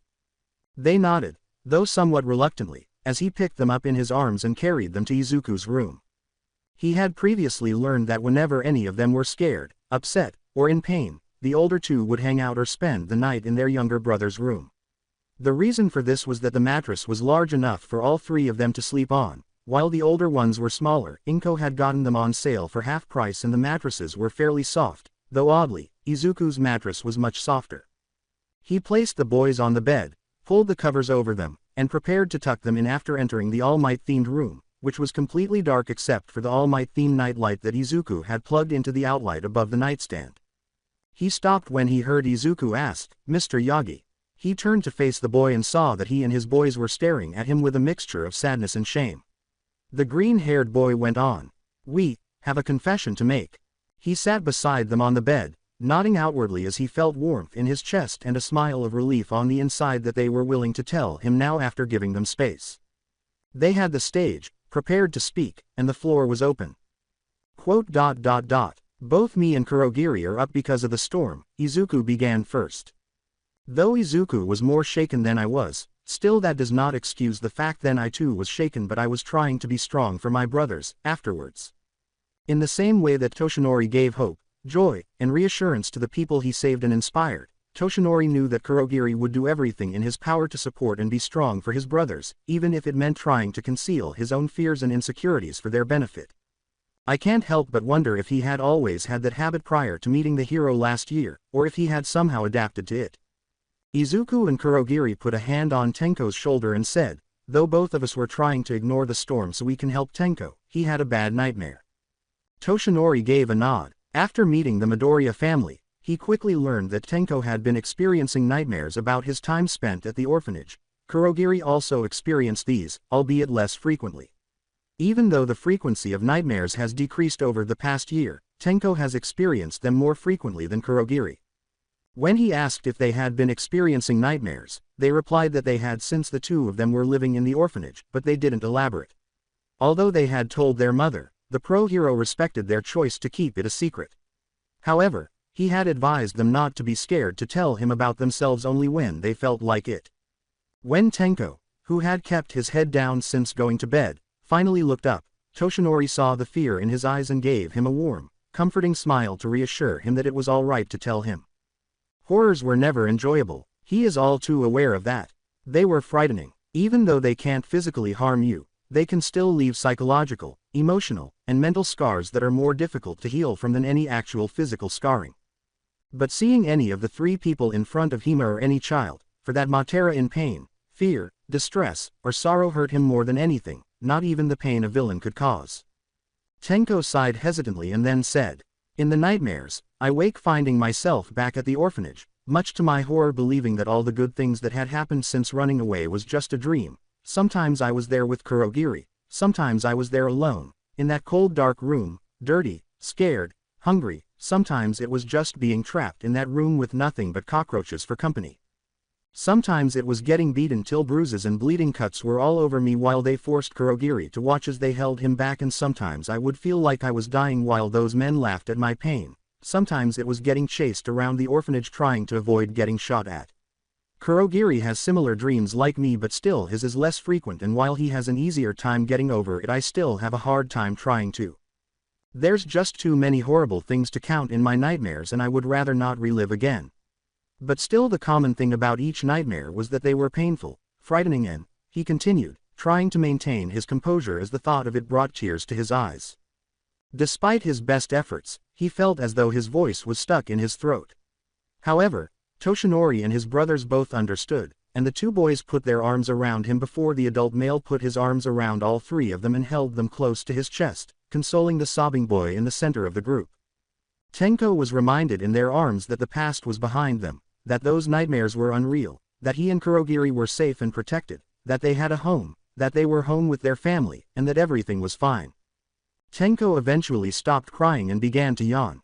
His brothers soon followed suit, and Toshinori grinned, realizing that it was time for them to go to bed because they were exhausted from everything that had happened that evening. However, before putting them to bed, he decided to do what their mother would do to help them fall asleep peacefully. This was something that his mother and mentor had done for him on some particularly difficult nights when he was much younger, and it is something that very few people who know him did. He would sing a lullaby to them as he closed his eyes. From Hushabye Mountain, a light wind blows over Lullaby Bay gently. It fills the sails of waiting vessels, waiting to take your concerns on a voyage. He rocked the three in his arms while singing softly. As he went on, the boys closed their eyes and listened. The distance to Hushabye Mountain is short, and down by the quay, your boat is waiting. The nighttime winds are sighing so softly. They will soon take your problems to sea. Before long, the boys were nestling into his chest and listening to his heartbeat, which seemed to be in time with the song being sung at the moment. Thus, go away from Hushabye Mountain. Bid farewell to the day's worries. And keep an eye on your vessel from Hushabye Mountain. Steer clear of Lullaby Bay. When Toshinori opened his eyes at the end of the song, he saw that the boys were sleeping and would soon succumb to the comforting embrace of slumberland. He grinned more as he slowly put them back in bed and then tucked them in while stroking their heads in a calming manner and watching them all smile from youngest to oldest. He rose and walked silently to the door, whispering, "Good night, boys, sweet dreams." Good night, Dad. As he closed the door behind him, he heard them all say something drowsy and soft. Only when the door closed, and after a brief moment of relief, did it hit him like a ton of bricks, causing him to freeze, widen his eyes, and feel as though his heart had skipped a beat. Did they, just? Toshinori pondered, remembering for a moment before it truly hit him. They called me Dad. Did they truly perceive him as a dad? Indeed, the boys lacked a father or even a role model in the form of a father. For them, Best Jeanist was more like an uncle, and some of the neighbors felt the same way. In retrospect, he was aware that Tenko and Kurogiri were orphans, Inko was unmarried, and Izuku never mentioned having a father or, more accurately, that he had no distinct recollection of his own father, which makes sense. The three of them always seemed to look up to him not just because he was so tall to the children, they always looked forward to his visits, and they loved spending time with him. They all seemed so content and at peace, as if it had always been meant to be. Ever since he first met them that rainy day, he had also enjoyed spending time with them when he wasn't busy, after work, or on the occasional day or two off, which was understandable given his line of work. They all made him feel needed and wanted, with a feeling he had never experienced before or felt uneasy because it felt good, cozy, simply correct, as though it was destined to be. Making sure they were safe, healthy, and happy, teaching them new things and helping them with their homework.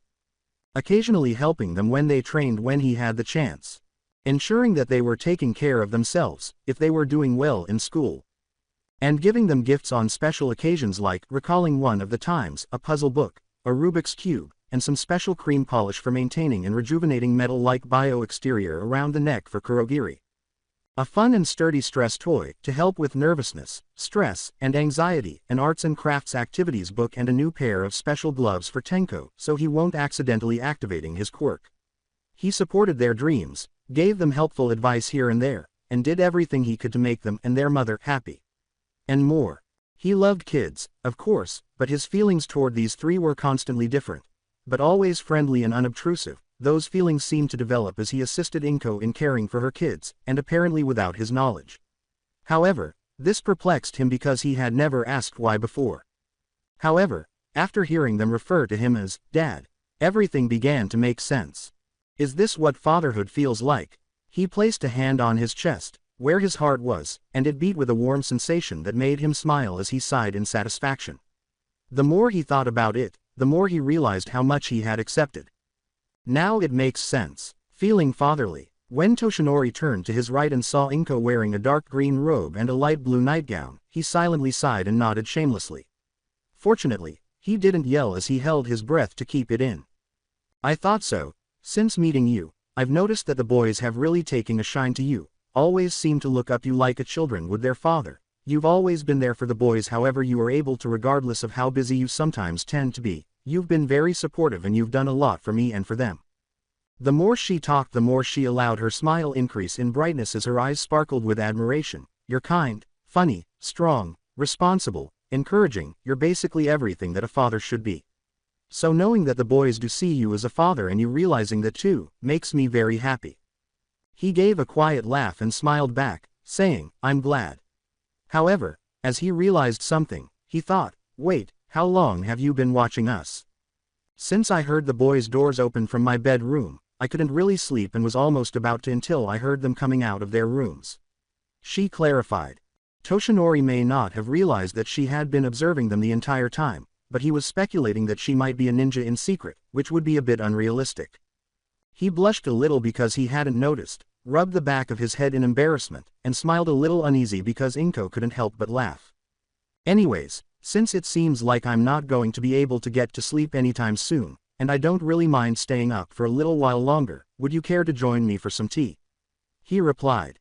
He answered, of course, if you do not mind. Not at all. The two were leaving the hallway when Inko's foot caught on something and she began to stumble forward, yelling as she did so. Toshinori saw this and jumped into action, attempting to catch her but tripping himself as well, and they both yelled as they hit the floor. The room was still dark, even though there was light coming from the living room from the lamp, but not enough to illuminate the entire space, leaving some things in the dark unseen. When they regained consciousness after closing their eyes to fall and prepare to be impacted, they both noticed that something felt off about their position when they hit the ground. When they opened their eyes, Inko was on the ground with her back against it, Toshinori was on top of her with her hands on the ground and her face between them, and one thing stood out from the others. They were both shocked and a little confused as they took it all in. Their lips were pressed together, Toshinori and Inko. In essence, kissing. Both of their eyes widened in shock as they realized that they had both snapped out of it. Alright, this is awkward. The first to act was Toshinori, whose face glowed red like a ruby as he helped her get back on her feet right away. His eyes were downcast and his voice stammered and stumbled with nervousness, embarrassment, shame, and worry. I so sorry. I didn't mean to do that. I promise. I was only trying to stop YYUFF from falling. That was. I wasn't trying to. I promise IWW wasn't going to try. He had already released her when Inko stopped him by pressing her right index finger to his lips. Her gaze was also cast to the ground, and she blushed just like him. For a while, neither of them spoke because Toshinori was still upset about what had happened just moments before. He felt ashamed of himself, the #1 hero and symbol of peace in such a situation, for doing something unintentionally so foolish and embarrassing. After that trip, he felt like a complete idiot and won't blame her for believing he was a pervert, even though he wasn't and never wanted to be. It wasn't intentional, but she is a woman, so that intentional move wasn't acceptable. If any of them found out, Sir Night-Eye would frown disapprovingly and call him a fool. Gran Torino, with whom he hasn't even told him about his recent activities or called him in a long time, would yell at him until the cows came home after giving him a good kick in the gut. Chio would then whack him in the head with her syringe-shaped cane before berating him. He wouldn't hold it against her if she now harbored animosity toward him or if she chose to reject him. His thoughts were cut short when he felt a soft, gentle left hand cup his cheek and rub it with a thumb. He turned to see who was doing it and was shocked to see that it was Inko. She smiled with a slight flush on her cheeks, but her face revealed nothing that would indicate she was upset in any way, including disgust, anger, or fear. Confidence, steadfast generosity, and a feeling he had only witnessed from a small number of the people he allowed himself to be close to. Is it possible? It's okay. She replied, I'm not mad, I know you didn't mean for that to happen, it was just a clumsy accident. She looked back down for a few moments, as if carefully considering what she wanted to say to him. Then, she looked back up at him and said, You're so sincere and sweet, earnest and very considerate, always thinking of others, putting their needs and concerns above your own. You're just so wonderful and handsome to boot, honestly it's a wonder why you don't have a girlfriend. Toshinori blushed again, but this time in surprise as Inko went on, interrupting him as he noticed that the tone of her voice began to show concern. Though I understand that with your job it would be hard to have a relationship like that, you work hard to help people in it, but surely you need a break every now and then, don't you? All work and no rest and play will wear you out and run you ragged, you know. You gotta take care of yourself as well after all. Even though it wasn't the whole truth, she really hit the mark with that one idea, and his eyes widened. He never intended to be in a romantic relationship, though, for a larger reason. His work was extremely risky, and anyone who knew the truth would be in grave danger if word spread. He was tormented and upset by that thought alone, which caused his head to drop and the sadness he had been trying to conceal to start leaking out. He had to give up a lot to protect as many people as possible, even though he had always dreamed of becoming a symbol of peace since he was very young and had already done so. He was well aware of a number of things, including the fact that he was only human and that, even though he was a hero, there would always be some people he couldn't reach or cry out to for help, and he wouldn't even know it because there was only so much he could do on his own. He also had to keep his identity a secret from the public and any enemies out there, so that his life as a regular civilian and his life as a pro-hero were kept as distinct as possible and made it appear to everyone else that he and All Might were two entirely different people. Finally, he had to give up a lot of things in order to fulfill his dream, including trying to find a significant other to spend the rest of his life with. The fact that he had to give up things in order to attain peace still made him sad, despite the fact that many wonderful things resulted from everything he had given up. When Inko asked him, "Sometimes it feels like you're hiding things from us though none of us ever really pried. Do you feel like you need to hide what things you do in your job because you don't want others to worry or feel like they'll be hurt for whatever reason?" She noticed that his expression changed, and her face became sadder and more worried. He was too depressed to really question whether she could read his thoughts, but she was right on the money once more because he nodded briefly but visibly. Allowing the few people closest to him to be in his life was risky enough, but if anyone else knew, it might lead to issues later or worse, and his heart would be broken. As is, does it feel dangerous? He nodded once more. Indeed, to a great extent.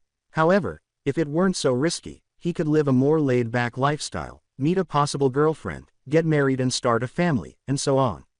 However, he is aware that such a lovely dream was not so easy to realize when you were the symbol of peace. It is more difficult and complex than simply being a pro-hero, and even more difficult than placing in the top 10 of the pro-hero bracket. He was gradually revealing his depression to the one woman he felt a strong bond with as a friend without realizing it. She asked him, "Do you feel like there are people out there who want to hurt you or others you care about because of it? And there are only a few people that actually know things about you, who you are close to but want to protect." He nodded again, losing his mind as he realized he had been answering her questions without realizing it.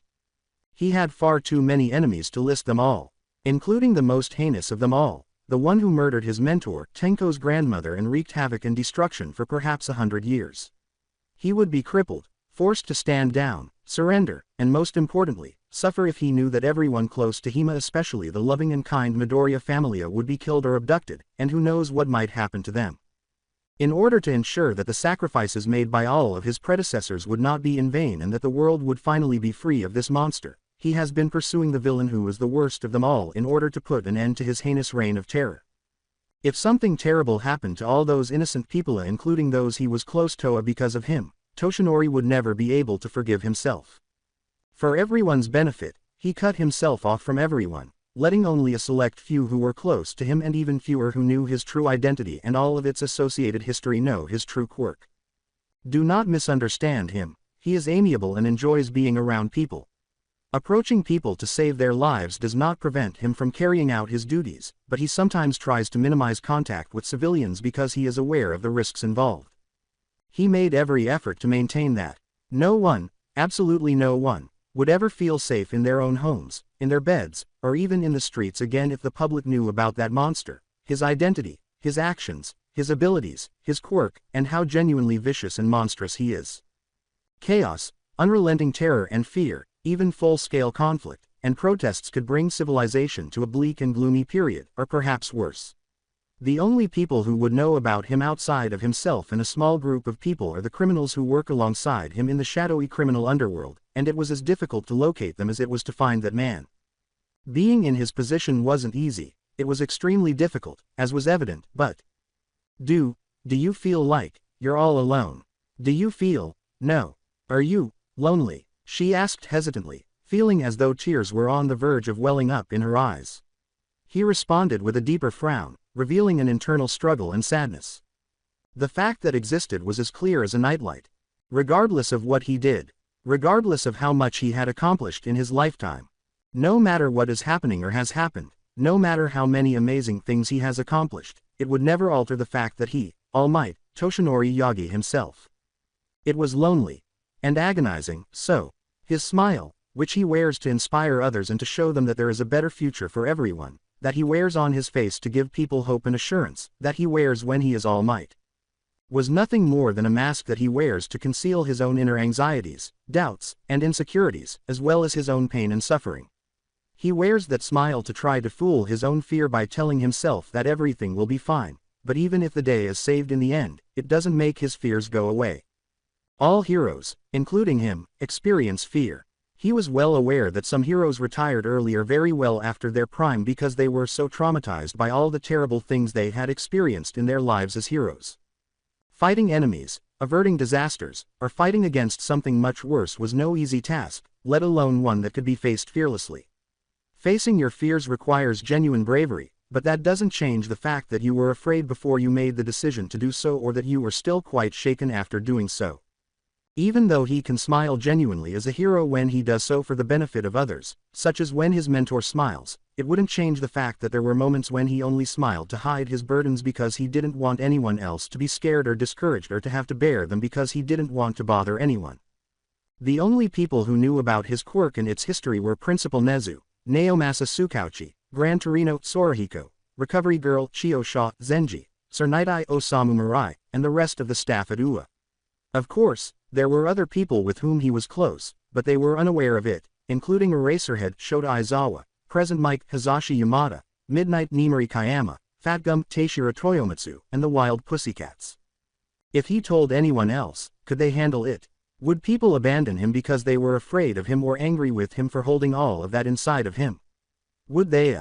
He was startled to see that Inko was hugging him and resting her head on his chest when he looked down after feeling the hand leave his face once more. He then discovered arms encircling his body and something pressing against his chest. He returned it with a gentle sigh, resting his chin on top of her head, and despite his surprise, he could see that she was attempting to console him in this way. To be honest, this felt great, and as he allowed his melancholy and gloomy thoughts to fade, it seemed as though he truly needed it. Before Inko finally broke the silence once more, they stood there for a while. It's okay if you do not want to tell me all the details, but it's not okay to just bottle up your emotions believing that no one would want to help you to lift some of those burdens off your shoulders. It's more detrimental to your own well-being than helpful. You have a right to vent out your emotions just as much as anyone else can, she said. Trust me, I had to learn this the hard way years ago. But tell me, do you at least have some friends out there you can talk to? You know that you have just as much a right to make friends and tell them how you really feel as everybody else does, right? Toshinori just nodded a few times, unsure if he could trust his own voice. Toshinori, you know that you can tell me anything as well, I am your friend, aren't I?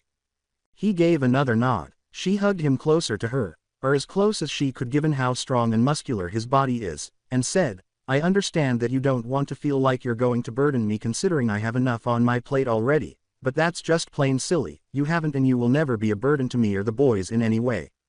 We have hugged before, but still no matter how many times I have hugged him I'll never get over the fact that he's just so strong. She thought to herself before proceeding, it's okay to let any of us know how you feel, just to let out some of your pent-up thoughts and feelings. I mean, you have done that before, you remember, right?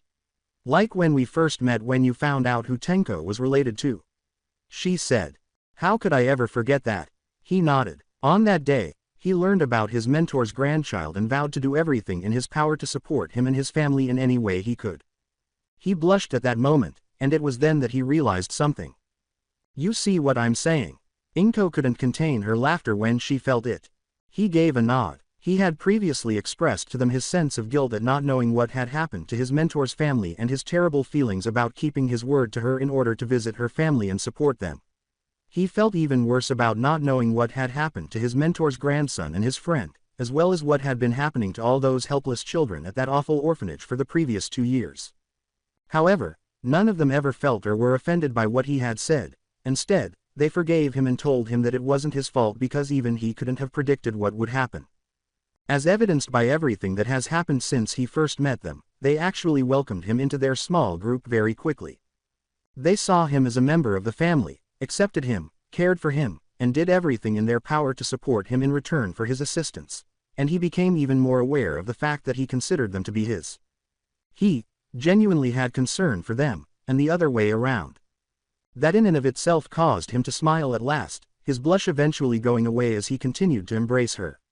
He quietly sighed when he finally said, Thank you, Inko. She said, You're welcome. He nuzzled into her soft, gentle, but thoughtful hair while she nuzzled into his robust, warm, and comfortable chest. Toshi. He had told her a few months prior that it was okay to call him Toshi because that was the nickname his friends used to refer to him. He finally told her that she could call him by that, given how much time they had spent together since the beginning. Thank you, for all that you've done for my family and I. Really, you really brighten up our days, you're just a delight to be around. You're welcome, and thank you. And I want to say thank you to you and your sons for being a part of my life as well, really I feel exactly the same as you do. I found myself wanting to spend more time with all of you. You all have a way of making someone feel very welcomed and at home, especially after a long day. You're very welcome.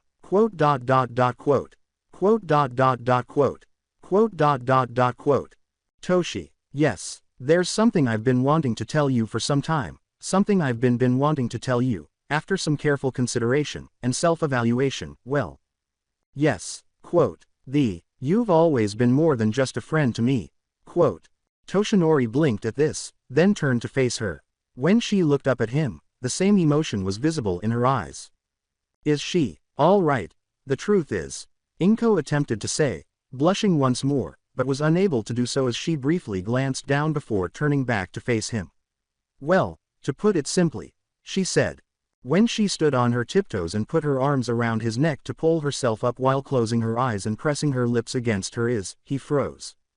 His heart skipped a beat as his eyes widened. She was intentionally kissing him. Does that imply that she truly, without a doubt, loves him? He was in complete shock and was at a loss for words. His heart was racing, and as his thoughts turned to her, a slight flush returned to his face. She was both a wonderful friend and a mother to her 3 children. She always did however she could to provide for her family and was a hard worker too. Since the day he met her it was quite obvious that she was so kind and gentle, sweet, loving and caring. At times she was not afraid to scold someone, whether her children or an adult if need be. Quite obviously she was very emotional, but that did not mean that she was weak. She may be a waterspout crier along with her biological son, but that just shows how expressive they both are. She cared so much for others' well-being and would do wherever she could to help those she cared about, and even helping a stranger if needed. Her cooking pretty much rivaled his. Just like him, she never wants to be a burden to anyone. She may look thin and weak, but inside she had her own kind of strength that he came to admire so much. So friendly and responsible, she loved her family and friends so very much that he had no doubt that if ever the situation calls for it, she would do whatever it takes, even giving up her life if it means they would be protected, upon seeing how protective she was of those she cared about. She was the one who strengthened her quirk, which had been weak at first, by training occasionally and following some of his advice. She was able to lift a basket full of filthy laundry for a good 2 minutes before experiencing any mental strain, an accomplishment she accomplished on her own initiative as he witnessed the results of her labor, figuratively speaking. Her voice was very lovely, especially when he heard her sing a lullaby to her boys once or twice, and she was honest, a very pleasant woman to be around, and she made him feel safe, at home, and like he could tell her anything. The truth is that she was incredibly cute and adorable. Her emerald green hair, which matched her eyes in color, seemed to shine as brightly as her eyes and felt as soft as a pile of silky pillows. But more than that, she was incredibly beautiful on the inside as well as the outside. Just by being around everyone, she seems to brighten the entire space. It was surprising that she didn't have a boyfriend or even a husband, even though she claimed to be single and to have been content with it. He hadn't considered asking her what had happened to her husband because it seemed like a sensitive topic to her. But in his opinion, she should have someone by her side who would not only love and care for her but also for her sons. Someone who could relieve some of her burdens so she could spend more time with her boys, and that special someone. That might be a little challenging, though, because she had told him that it might be hard to find someone who was willing to date a woman who already had 3 children. And she was a little scared to find a partner because she had heard stories about how children are mistreated by their single parents' lovers to the point where they are either abandoned by both the lover and the parent after the lover has twisted their thoughts and minds, or the children would have to flee their home, be sent away, or worse. She couldn't bear to think of that happening to the boys, and she would never be able to forgive herself if that ever happened. Even though it seemed unfair to him, he could not hold her responsible for any of that. Such things do happen, and it broke his heart just as much as it did hers. Once more, She deserves to have someone special by her side who will love and care for her and her children, nurture them, treat them well, be there for them no matter what, protect her, and spend the rest of their lives with her and her children. She was in love with him. It was as obvious as day. His heart began to race as he reflected on his past experiences with her and her boys, including their happy and challenging moments together, as well as his current feelings for her in particular. He gradually realized that everything now began to make sense. Why did he continue to feel that way about her and everything? Why did he keep returning as much as he could? Why did his heart race every time he thought about her? And why did he feel so warm just thinking about her? He had feelings for her that he had been trying to hide and ignore. It was crystal clear to him as he closed his eyes and leaned in to kiss her, putting his right arm around her body and his left hand around the back of her head to support her. He admitted that the thought of not having her in his life hurt him more, and he felt foolish for not accepting it sooner, but he also realized that he couldn't handle it any longer and couldn't deny it any longer. Who cares about keeping his distance? He also adores her. A blissful silence fell between them, and there was nothing but love and warmth. They both felt at peace with each other after accepting the feelings they had been trying to suppress and were largely unaware of. The more they accepted, the more they loved each other as they leaned in closer. Yes, actions speak louder than words, but words must be spoken just as much as deeds. When they parted ways and opened their eyes again, they both smiled softly and uttered, "I love you." It would be an understatement to say that the boys were pleased that their mother and her new partner, Toshinori Yagi, were dating. They were ecstatic. They are happy that their mother has a boyfriend who will one day be their biological father and that he loves, cares for, cherishes, supports, and respects her. They cheered and embraced them, but they were all happy except for their shock when they were told about their new relationship the very next morning. Knowing that Mr. Yagi might one day become their biological father made the boys even happier. They had always thought of Mr. Yagi as a father figure and had even wanted to tell him so but were unsure how. Spending as much time as possible with his new girlfriend and the boys he considered his own sons was a priority for him, despite his occasional busy schedule. Toshinori found himself occasionally staying at their house, but no one seemed to mind because they all thought it was fine. They talked, did the chores together, had fun together, and discussed how their day went. He did his best to assist those who had become ill or required additional assistance with specific tasks. He hadn't really told anyone about his new relationship, of course. Then, of course, it was Recovery Girl, as Nezu had told her, was the only one he had told as Toshinori wanted to tell the others on his own time. When Chio confronted him, he revealed everything except for a few people in particular. Nezu, who had deduced almost immediately that the rodent hero, was relieved to know that the hero now had someone he could spend his life with. Naomasa, who has a lie detector quirk so of course he knows, and finally gave him a slap on the shoulder after interrogation and counters. To put it simply, he was hit on the head by her syringe-shaped cane and reprimanded for not telling her sooner that he had met the Midoriya family. However, following the tirade, she expressed pride that he had someone he wanted to be with and to take care of him, telling him, I quote, "I'm getting sick of nursing your ungrateful reckless behind." This made Toshinori laugh nervously. She then forced him to swear to her that he would take any Midoriyas who were seriously ill or injured to see her right away, no buts about it, which, to be honest, made him happy and relieved. He assured them all that he would eventually introduce them to the rest of his coworkers, but only after he was certain that the relationship was solid. Don't get him wrong, he has complete faith in Inko and her boys, but he wanted to make sure that everything would work out as planned in terms of his usual schedule. Additionally, he had assured them that when the time was appropriate, he would present them to the family. And even though he knew he had to tell them both eventually, he wanted to wait until the principal himself brought up the topic of Gran Torino and Cernidai, which made the top hero pale so much that his skin looked like snow. He did this in part because he was afraid of their reaction. Regarding Katsuki, he finally apologized to everyone for his actions and for being so cruel to them all during a family dinner at the Bakugo residence. I mean this literally. Because of All Might's visit to their school that day, he had been working hard to be someone who wouldn't let All Might down or even get him into serious trouble, a true hero, and that he would try his hardest to be nicer going forward. Although the older brothers made it obvious that they were watching him, the boys accepted his apology and he simply nodded. The boys began playing together after supper until they unexpectedly sat down to watch a movie.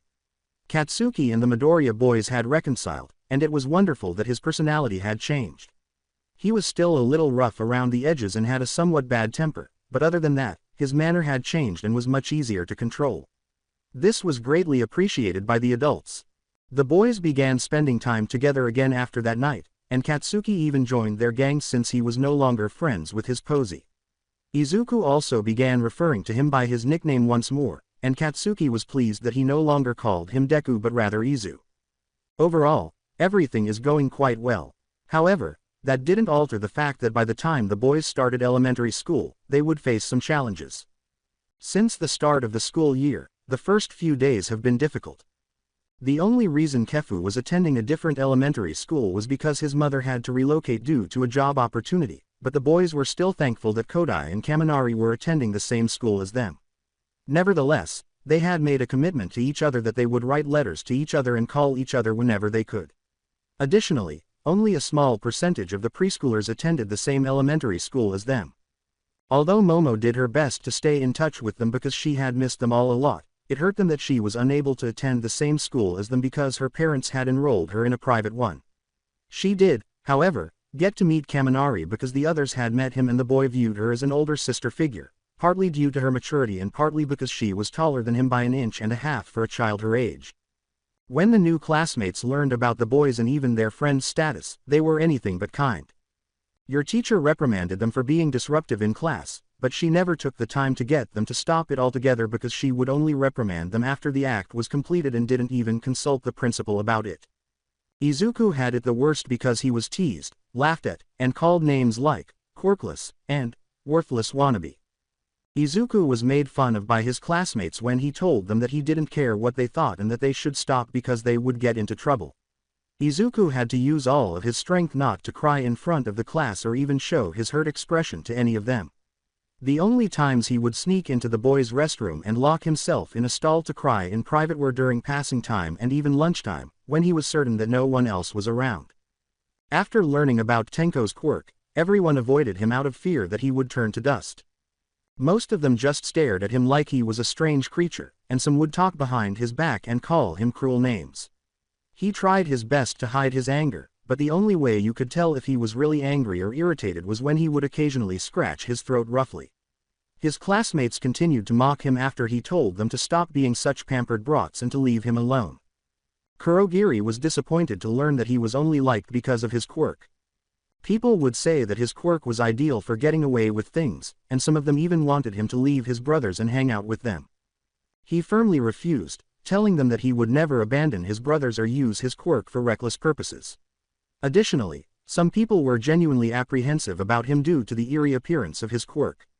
His ridiculous resolve caused him to be ridiculed. He frequently asked them all to stop their absurd antics in a courteous manner, but they refused. When Kaminari's classmates learned about his quirk's drawback, they called him a shocked idiot and called him stupid. They also said that his quirk was pretty lame. A part of him felt hurt, but he tried to laugh it off by reminding himself of the old proverb, "Sticks and stones may break my bones, but names will never hurt me." Even though he performed fairly well academically because of the boys, no one wants to be friends with someone who is a literal living ball of electricity and stupidity. Despite being gregarious and amiable with those she knew well, Kodai was shunned by everyone else. People even talked behind her back about how quiet she was and referred to her as a shrinking mouse, because of her peculiarity and the fact that she would become as quiet as a mouse when bullies confronted her and made her feel so small. Before heading to her next class, she would quickly leave them and excuse herself politely, hiding until they had left. Her classmates would yell at her when she spoke because they thought her voice sounded so foolish. She then asked a teacher to tell them to stop making fun of her, but she didn't get much assistance from the teachers after that. Many people praised Katsuki for his amazing quirk, but he was very intolerant of the way they were all treating his friends. He yelled at them to back off and leave them alone, but they frequently ignored him, telling him that they were a bunch of nobodies and that he should be spending more time with them. This infuriated him, and he threatened to blow them up if they didn't stop talking negatively about his friends, even the ones he eventually reconnected with and got away with it. He was frequently reprimanded by the teacher for his violent behavior, which led him to accuse them of starting it rather than him and of being cruel to his friends. His accusation was rejected, which infuriated him, and the teacher even threatened to discipline him if he continued his behavior. The worst part was that, despite their desire to inform the principal about what was happening, each of their teachers explicitly told them not to. threatening to place them in detention or even place black marks on their records that would make it impossible for any of them to attend any good schools, much less any hero schools, in the future. This was unacceptable and unfair. Everyone was aware of that. To their dismay, however, regardless of their feelings, there was nothing they could do. They were confined. In order to avoid worrying their parents, they made an effort to bear it. Not to mention that the staff didn't want their school to be known for having a poor reputation, and that regardless of how much they wanted to, they would all have received unfair punishment if they had told their parents. All of the teachers were courteous and pleasant to everyone else, and they treated the other students as usual, but they were all very dismissive and did not assist the gang with their situation. This was due in part to the fact that the students would always be kind to the teachers and label the gang as targets, and in part to the fact that they had given up on trying to stop all of the students, including those who came before Tama, from their bullying behaviors because they appeared to ignore them. To their chagrin, they were all in different classes the rest of the time, with the exception of passing period, lunch, and recess. When they asked the school, they said that everything was fine and that some of the children were just being a little rowdy, but they knew that wasn't the case. Their children wouldn't be acting strangely or hiding things from them without cause. Their parents and guardians knew that something was wrong because they could see their frowns and sense their uneasiness, frustration, and depression, but they were unable to get an answer from their children. They were not at all pleased with whatever was going on. Not Toshinori, in particular.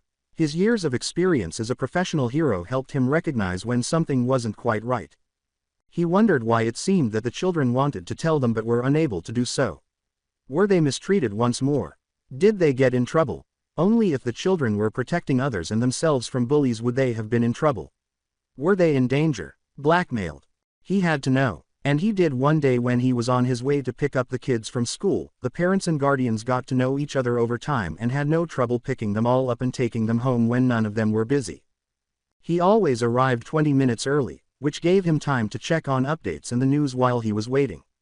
However, when he arrived at the school this time, he ran into the janitor, who appeared to be fairly young, perhaps in his early 20s, and who was clearly in need of assistance. When he asked him if anything was okay, the dam inside of him exploded, and he pulled the hero aside. He recognized him as the guardian of the Midoriya boys, and he told him everything while wearing a beseeching expression. Jin Takus, the janitor, apparently developed a fondness for Izuku, his brothers, and his friends after they helped him retrieve his supplies after he dropped them on his first day and talked with him for a while before the bell for first period rang. He shared a number of traits with each child, including a tendency to mutter a lot like Izuku, a liking of knit like Tenko, a liking of organization like Kurogiri, a liking of miniature items like Kodai, a love of spicy food like Bakugo, and a love of dancing like Denki. He even caught a glimpse of them during lunch while cleaning, and he was made to feel welcome by their occasional conversations. However, he was aware that they were all being bullied from the beginning of the school year, which devastated him. He began it by teasing the students like they were jokers and calling them derogatory names while he was sweeping past some of the classrooms, which worried him. Then, as he was walking through the hallways, he heard a number of groups of students calling the gang derogatory names. They called Izuku a quirkless monkey, Tenko a frail creeper, Kurogiri a fool for hanging out with losers, Bakugo a hot-tempered criminal because he threatened them for their cruel behavior toward him and his friends, Kodai a puny shrimp because she was the shortest member of the gang next to Izuku and because of her quirk, and Denki a babbling idiot because of his quirk. Before the bell rang for the next class, he was ridiculed for trying to call him a wimpy janitor who should stick to cleaning. This infuriated him because he had gently advised the students not to be so cruel to them. He told him that some upperclassmen were pushing Izuku and Kodai against the walls while laughing at them. This infuriated him, so he told them to stop before he took them to the nurse's office to be checked out in case they were hurt, which was fortunately only minor bruising. He wanted to go tell the principal, but the nurse reprimanded him for being a tattletale for telling on some students just playing rough. He gave the nurse a deadpan, incredulous look, as though she were making a joke, only to be mocked by her. There were also instances during recess when they were teased, and he was the only one who stopped them, only to be called names and harassed. The gang had told him, Inko, and the others about a new friend they had recently made, Himeko Toga, who had a blood-related quirk. She was cute and nice, but she was shy and nervous because she was also being bullied. It turns out that the gang was not the only students being bullied. Another student was being bullied just as badly. She was limping to the nurse's office after being accidentally, pushed down the stairs by another student one day during passing period. He escorted her there and discovered that her ankle was bruised, but that she would be okay if she walked it off slowly to avoid falling and making it worse. Since then, he had been making an effort to protect her as well. He told the gang about her in order for them to stick together as a group of misfits. She was glad to find people who shared her characteristics and immediately fit in with the gang, making new friends who would not turn her away. Furthermore, Jin felt that the abuse she endured at home was worse than what she experienced at school. Why did he think that? 1. When asked why she never wore short-sleeve shirts, short pants, or skirts, she always wore long sleeves and long pants and appeared anxious as though she was concealing something. 2. When questioned, she claimed that she didn't get much sleep because of stomach problems, but if that were the case, she would have been yawning like crazy all day. She always appeared so pale, as if she hadn't eaten much or even slept well because of some of the bags under her eyes. In order to avoid being noticed, she would only yawn in private. Furthermore, if it were merely a stomach problem, she wouldn't occasionally have a growl that would indicate starvation. 3. She always favored walking home by herself, as if she were afraid something might happen. And 4. She disliked discussing her family life. Other than the fact that she was an only child, she was lonely, her parents were constantly busy, and she didn't feel very at ease about it. He became suspicious when she said, busy, because it sounded like she was anxious, making him question how busy her parents actually were. Fortunately, the gang shared his suspicions about her family life, so he wasn't the only one who saw something fishy. However, there is no way to prove that she was being abused at home without any proof. In addition, they remained silent for the time being so as not to frighten her with their suspicions. They were all very good and nice, and they couldn't hurt a fly, well, maybe Bakugo, but only if the fly were trying to attack him and he was defending himself and his friends. He couldn't understand why everyone here was treating these kids so unfairly and harshly. They hadn't done anything wrong. The fact that the teachers weren't taking the "no bullying at school" rule seriously and weren't really doing anything to stop the bullying was another thing that really bothered him. Even when they did reprimand the other students for it, they pretended not to take it seriously. When he asked them why, he was told to either mind his own business, that they were just kids and needed to learn how to be tough on their own, or that he was reading too much into it, but he didn't believe that at all. He didn't. That was the final straw. He had to take action, which is how he got the idea to start gathering evidence. Before intervening to stop their attackers, he uses his phone to record student conversations and even videos of the children harassing them. As much as he wanted to stop it immediately when it occurred, as he usually did, it was extremely painful for him to do that because he needed concrete proof to support his claim. But as soon as he had had enough, he would put an end to the fight.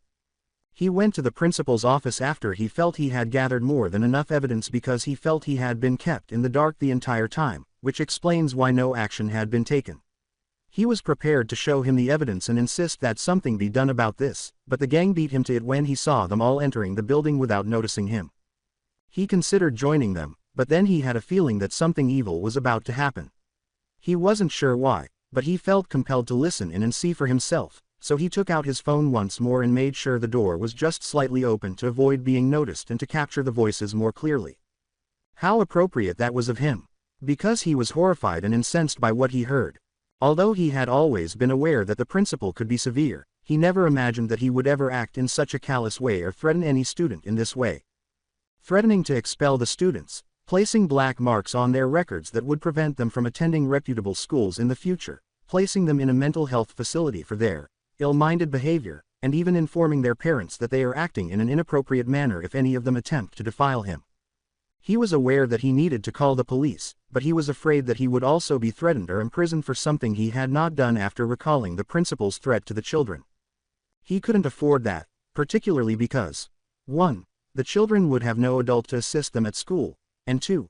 He was a married man and his wife were expecting a boy in 2 months. They were a little short on cash and needed the money for bills, pregnancy expenses, and the birth of their son. They required the funds.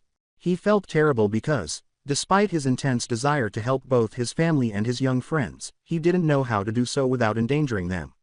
He felt confined as well. He was surprised to learn that he was the boyfriend of Izuku, Tenko, and Kurogiri's mother, but Toshinori put a hand on his shoulder and assured him that he would handle everything. He also thanked him for telling him. When he went to pick up the children and their friend, he told him to get into the car so they could go to the police right away.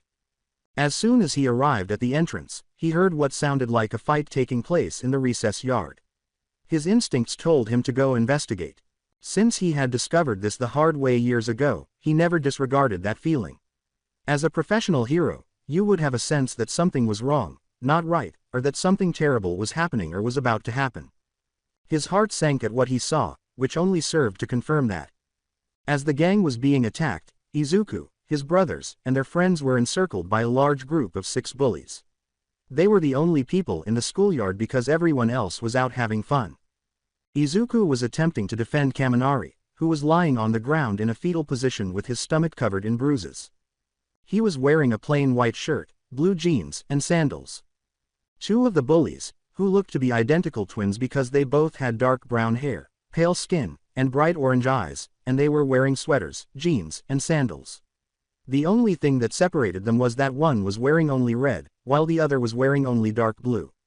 Despite being ridiculed and labeled a worthless fool, the green-haired boy got back up and attempted to defend his friend again, even if it meant getting knocked down again as the cycle continued. Kurogiri was held down by the attacker's large hand gripping his metal-covered neck, digging his knee into his back, and hitting him hard if he tried to use his quirk. The larger kid in the group, the only one with baldness, had orange skin, black eyes, and was dressed in light and dark gray sports clothes and shoes. The big kid also called Kurogiri a wimp for hanging out with losers. And lastly there was Bakugo and Tenko, who were both defending Kodai and Toga, whose hair and skin color was exactly the same as Bakugo's. Her eyes were as yellow as topaz and her hair was in 2 spiky buns, and she wore a long-sleeve sweater and sweatpants and black running shoes.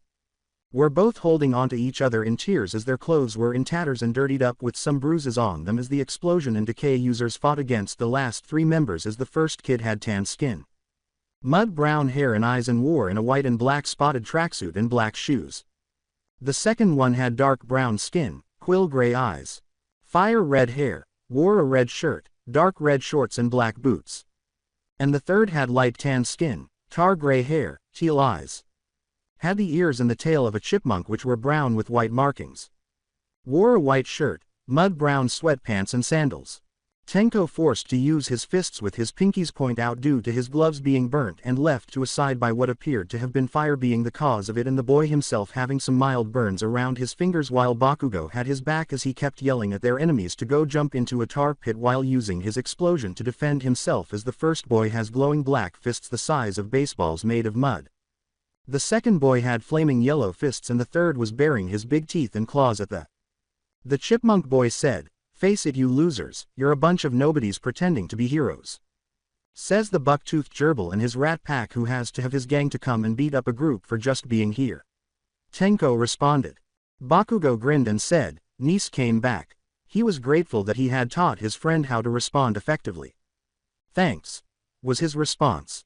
As he charged at Tenko, attempting to bite him, the chipmunk boy yells angrily, "No one talks about me and my boys like that and gets away with it, you skinny wimp." The problem is that the boy didn't intend to seriously harm Tenko, so he was taken aback when he stumbled and flew, biting Tenko's lower left arm so forcefully that it caused him to bleed.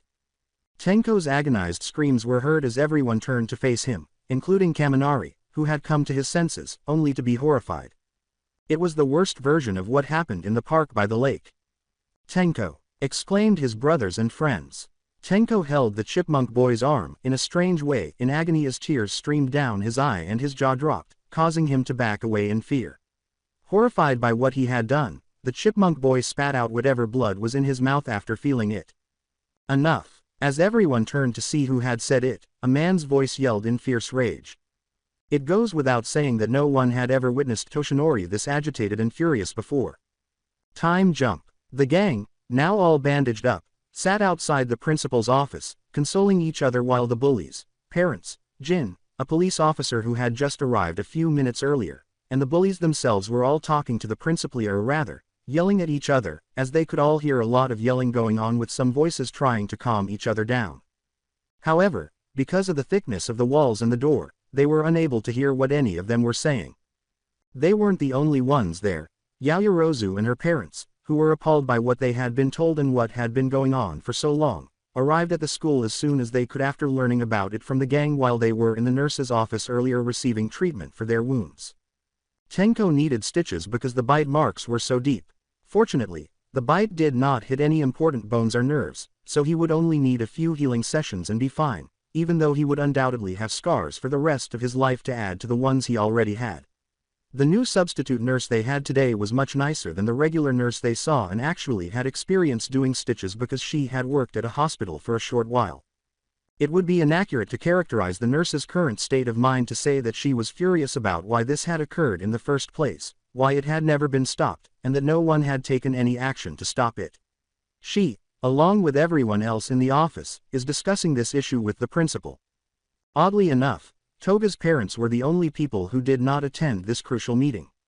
However, why are you running late? Nobody was aware. Toga was hesitant and had not spoken, but she appeared to be relieved that her parents were not present. Why? Anyone could speculate. The gang remained silent as they consoled the other, leaning against each other. Izuku, Kodai, and Toga appeared uneasy and uncertain as they received consolation from Yaoyorozu and her mother, while Kurogiri, Tenko, Bakugo, and even the playful Denki, thankful that he and the warp gate user only suffered minor injuries to his stomach, face, and left forearm, for Denki, and back and lower arms, for Kurogiri, were extremely serious, understanding that this was a matter that thankfully wouldn't be ignored or concealed any longer. However, they also understood that it wasn't that simple, as sometimes in these matters, it can sometimes end worse for the ones protesting permanently. They hoped it wouldn't be the case for their own benefit. The Midoriya siblings couldn't help but worry because their mother was already anxious and stressed out and they didn't want to cause too much trouble for her boyfriend, even though he had already assured them that they were not a problem to him. They all noticed the sudden silence, which lasted only 5 seconds before the yelling resumed. They could all hear the principal's voice shouting even louder at the top of his lungs, though they couldn't hear exactly what he was saying. After a short while, they could hear Toshinori's voice intermittently between the other men's shout rounds until Toshinori's voice was the only one that was loud and serious before the principals were stopped for a short while. The principal's office door soon opened, allowing them to hear what the principal was saying clearly. Everyone else, including the bullies and their parents, left the office with grave and stern looks. You can't do that. With everyone still facing the principal outside the office, Toshinori said in a tone that matched his facial expression, "We can and we will, and there is absolutely nothing to do to stop us."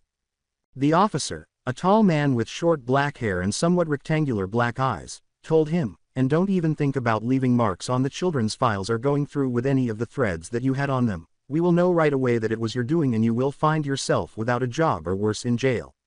He was wearing his police uniform, which included a tan overcoat on top, a matching hat beneath it, a black suit, a green tie around his neck, matching slacks, and dress shoes.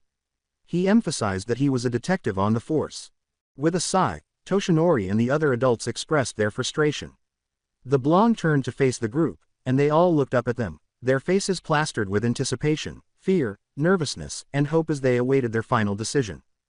After noticing this, Toshinori smiled reassuringly at them all and said, "Do not worry, children, none will have to worry about coming here ever again." After everything that had occurred, the gang was extremely relieved to know that they would never return to the elementary school. None of them received punishment, and there was no justification for thinking that the principal and staff were threatening them all and that they wanted to ask for assistance and explain the situation to them but were unable to do so. They all knew why. Tsukauchi assured everyone that he would handle this situation and that if the principal followed through on his threats, he would ensure that he was not only fired but also imprisoned with the rest of the staff if they did not decide to change their ways. They would not be surprised if the officer decided to investigate and discovered years of student abuse and neglect by the entire faculty being concealed from the public and by fellow students as a result of teachers not doing their jobs. Rumors were already circulating about the school as it was, even if they were only whispered. If they didn't get their act together, the school would be sued heavily and shut down for that reason. As they were leaving, they all made the decision to go see a movie, which was treated by the Yaoyorozu family, in order to celebrate their victory, lift their spirits after everything that had happened, and get rid of any tension they had been carrying throughout the entire episode. As they were all leaving the school, the adults began to wonder, where will the children be going to school after this? What happened to Toga's parents? Indeed, that was strange when they gave it some thought. Toshinori had told the police, who had then told the parents of the revered child about what was happening, and they were all supposed to arrive at once to address the situation. However, Toga's parents never did. You would think that they would when everyone else arrived at the same time. Given that each family lived in a different neighborhood close to the school, each about 20 minutes away, Tsukauchi did make sure to give Toga's parents a call. Was there a delay because of something? What caused the delay, as none of them have heard anything concerning a traffic jam or anything significant that occurred in the area today? Their inquiries were addressed when a woman, who appeared to be in her late 20s, approached the group. Her skin was slightly tanned, her eyes were as blue as the asteroids, and she wore a black silk skirt, black ladies' dress shoes, and a simple pink sweater. Her hair was exactly like Toga's, but it was much longer with some gray highlights and in a long braid that reached down to her back. She had a slender, hourglass figure, pointed nails, and a slash mark-shaped scar on her left cheek, but her face was stunning. They knew she was Toga's mother because of the resemblance. Where was her father, though? They pondered. When Himeko saw her, she flinched and immediately lowered her head, covering her face with her bangs to keep others from seeing her face turning pale. Her reaction was not unnoticed, though, as a few people saw this and quickly covered their confusion as the woman walked up to them. The woman asked them, "Is everything okay?" in a worried tone, but for some odd reason, she was expressionless.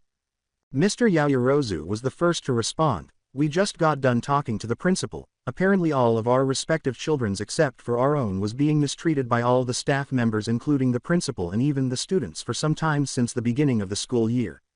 Even going as far as to threaten each of them if they even told us what was going on." She turned to her daughter and said, "Sweetheart. How dreadful."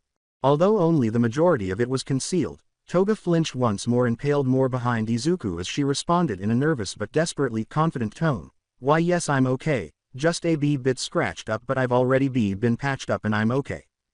"Are you free to go home?" "Why yes mother. That's good to hear." Well actually, yes," her mother asked, raising her eyebrows, making the child stand even more rigidly. Mr. and Mrs. Yaoyorozu invited us all to go to movies. Would that be okay?" "I'm afraid you can't. The offer sounds very lovely, but I'm going to need your help with cleaning the house. It's a real mess from the party that I had last night with my friends and I could use all the help." As she observed the mother-daughter interaction, Mr. Yaoyorozu asked, "Are you sure, Mrs. Toga? I could hire a cleaning crew to take care of that just to save you the trouble. Really taking you and your daughter out to see the movies would be no trouble to any of us whatsoever," he said, concealing her worry. As Himeko's eyes widened, she kept her head down to hide her face from the public. "I appreciate the offer, but I'm afraid that I must decline. Himeko and I can take care of it ourselves, really. Besides, the basement is in need of some major dusting and looking through as I was thinking of rearranging the house today. Also, this is a good learning experience for her so that she can learn how to take care of the house if I'm not around." Trying so hard to conceal her obvious trembling, she would instantly stiffen up any part of her body that was trembling in an attempt to prevent herself from doing so. All right, something wasn't right. They were Toshinori, Izuku, Tenko, Kurogiri, Kaminari, Kodai, Tsukauchi, Bakugo himself, Mr. Yaoyorozu, and Jin. Even the others, now that they've seen their reaction, realized something wasn't immediately apparent. Despite having pale tan skin, young Toga appeared even paler than she had previously. She flinched more than a child should have after what she had experienced at school, even though she was trying not to. Despite her extremely nervous, desperately reassuring tone, she smiled. Although her mother's voice sounded concerned, it was a little unsettling and odd that her face didn't reflect that. She seems determined to return home with her daughter. She didn't inquire directly about her daughter's well-being. She didn't inquire about the well-being of the other children either. Her daughter was standing even more rigid than usual when she raised an eyebrow a few moments ago. It appeared as though she was trying to conceal her trembling by making sure that every part of her body was rigid as soon as it appeared that she would tremble. Her mother had not inquired about the specifics of what had been happening, nor had she immediately asked any of them what would happen going forward, as any concerned parent ought to. However, out of all of these, 3 things stood out the most. First of all, she never brought up her husband, so his absence raised some red flags. She was obviously still married because she was wearing her wedding ring, so why didn't she mention her husband? Tsukauchi had called Toga's parents, but Mrs. Toga was the one who answered. After giving it some more thought, he was certain that she had stated that she and her husband were taken aback by this. Second, The older woman's eyes seemed to convey something entirely different from what her tone or even her face could actually convey. It appeared to evil. When the little green boy noticed that young Toga was holding her own shirt with her left hand and appeared to be tightly gripping the back of Izuku's with her right, she ducked her head down as if to conceal the expression on her face the moment she saw her. Finally, her hands were the most trembling part of her body, despite the fact that it was concealed. She tried frantically to hide it, but it was impossible given not only the obvious fact that the green-haired boy could feel her hand gripping his shirt and feeling it shake, but also the fact that the other members of their group were close by and could see the signs. She was terrified. No, she was afraid. However, why? Even though they wanted to deny it and blame it on paranoia, something inside of them knew the answer.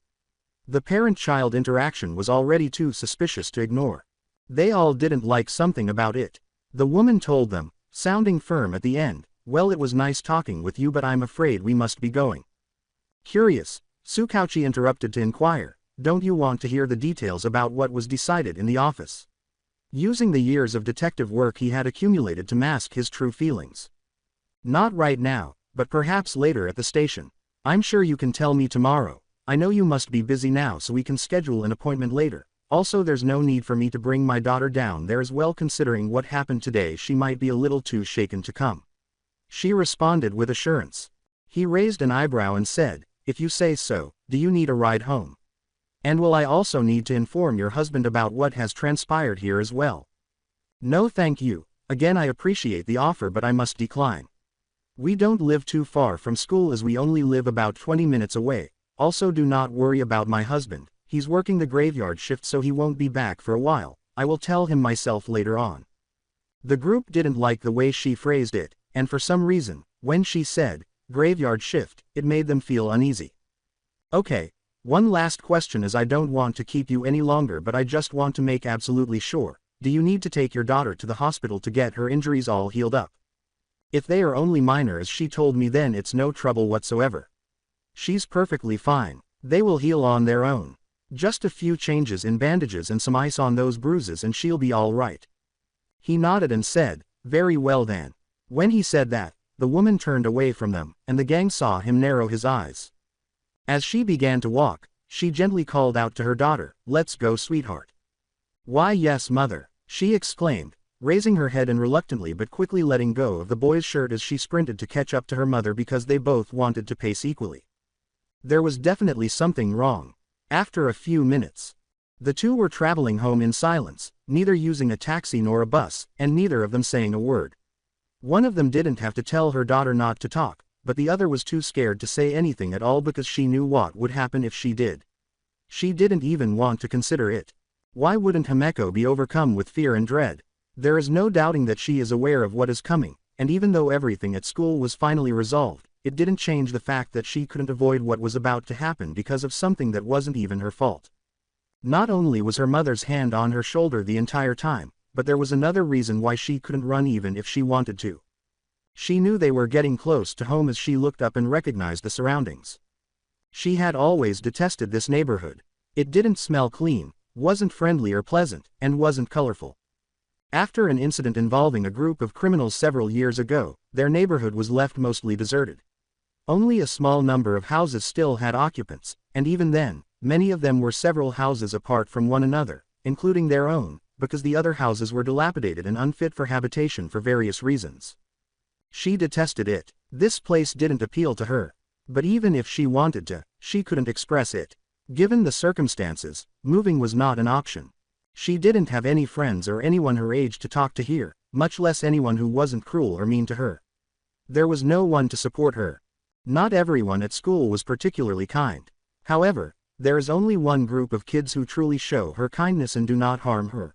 They welcomed her into their group because they were also mistreated, a group of outcasts in one building. Their concern for her is sincere. Before this group of children her age, there was Jin, the janitor and the only kind adult at school. Izuku's charm and intelligence, Tenko's sincerity, Kurogiri's calmness and older brother demeanor, Yui's artistic abilities and love of small things, Denki's dancing and hilarious jokes, even if they were so bad they were laughable, Katsuki's tenacity and bravery, and his never backs down attitude. Yes, he had a bad temper, but he's a good friend to have because he only means well. And then there was Momo. Although she had only spoken to her before her mother arrived, she felt like she had known the others. Since she was aware that she wasn't dealing with any of it alone, they truly gave each day purpose.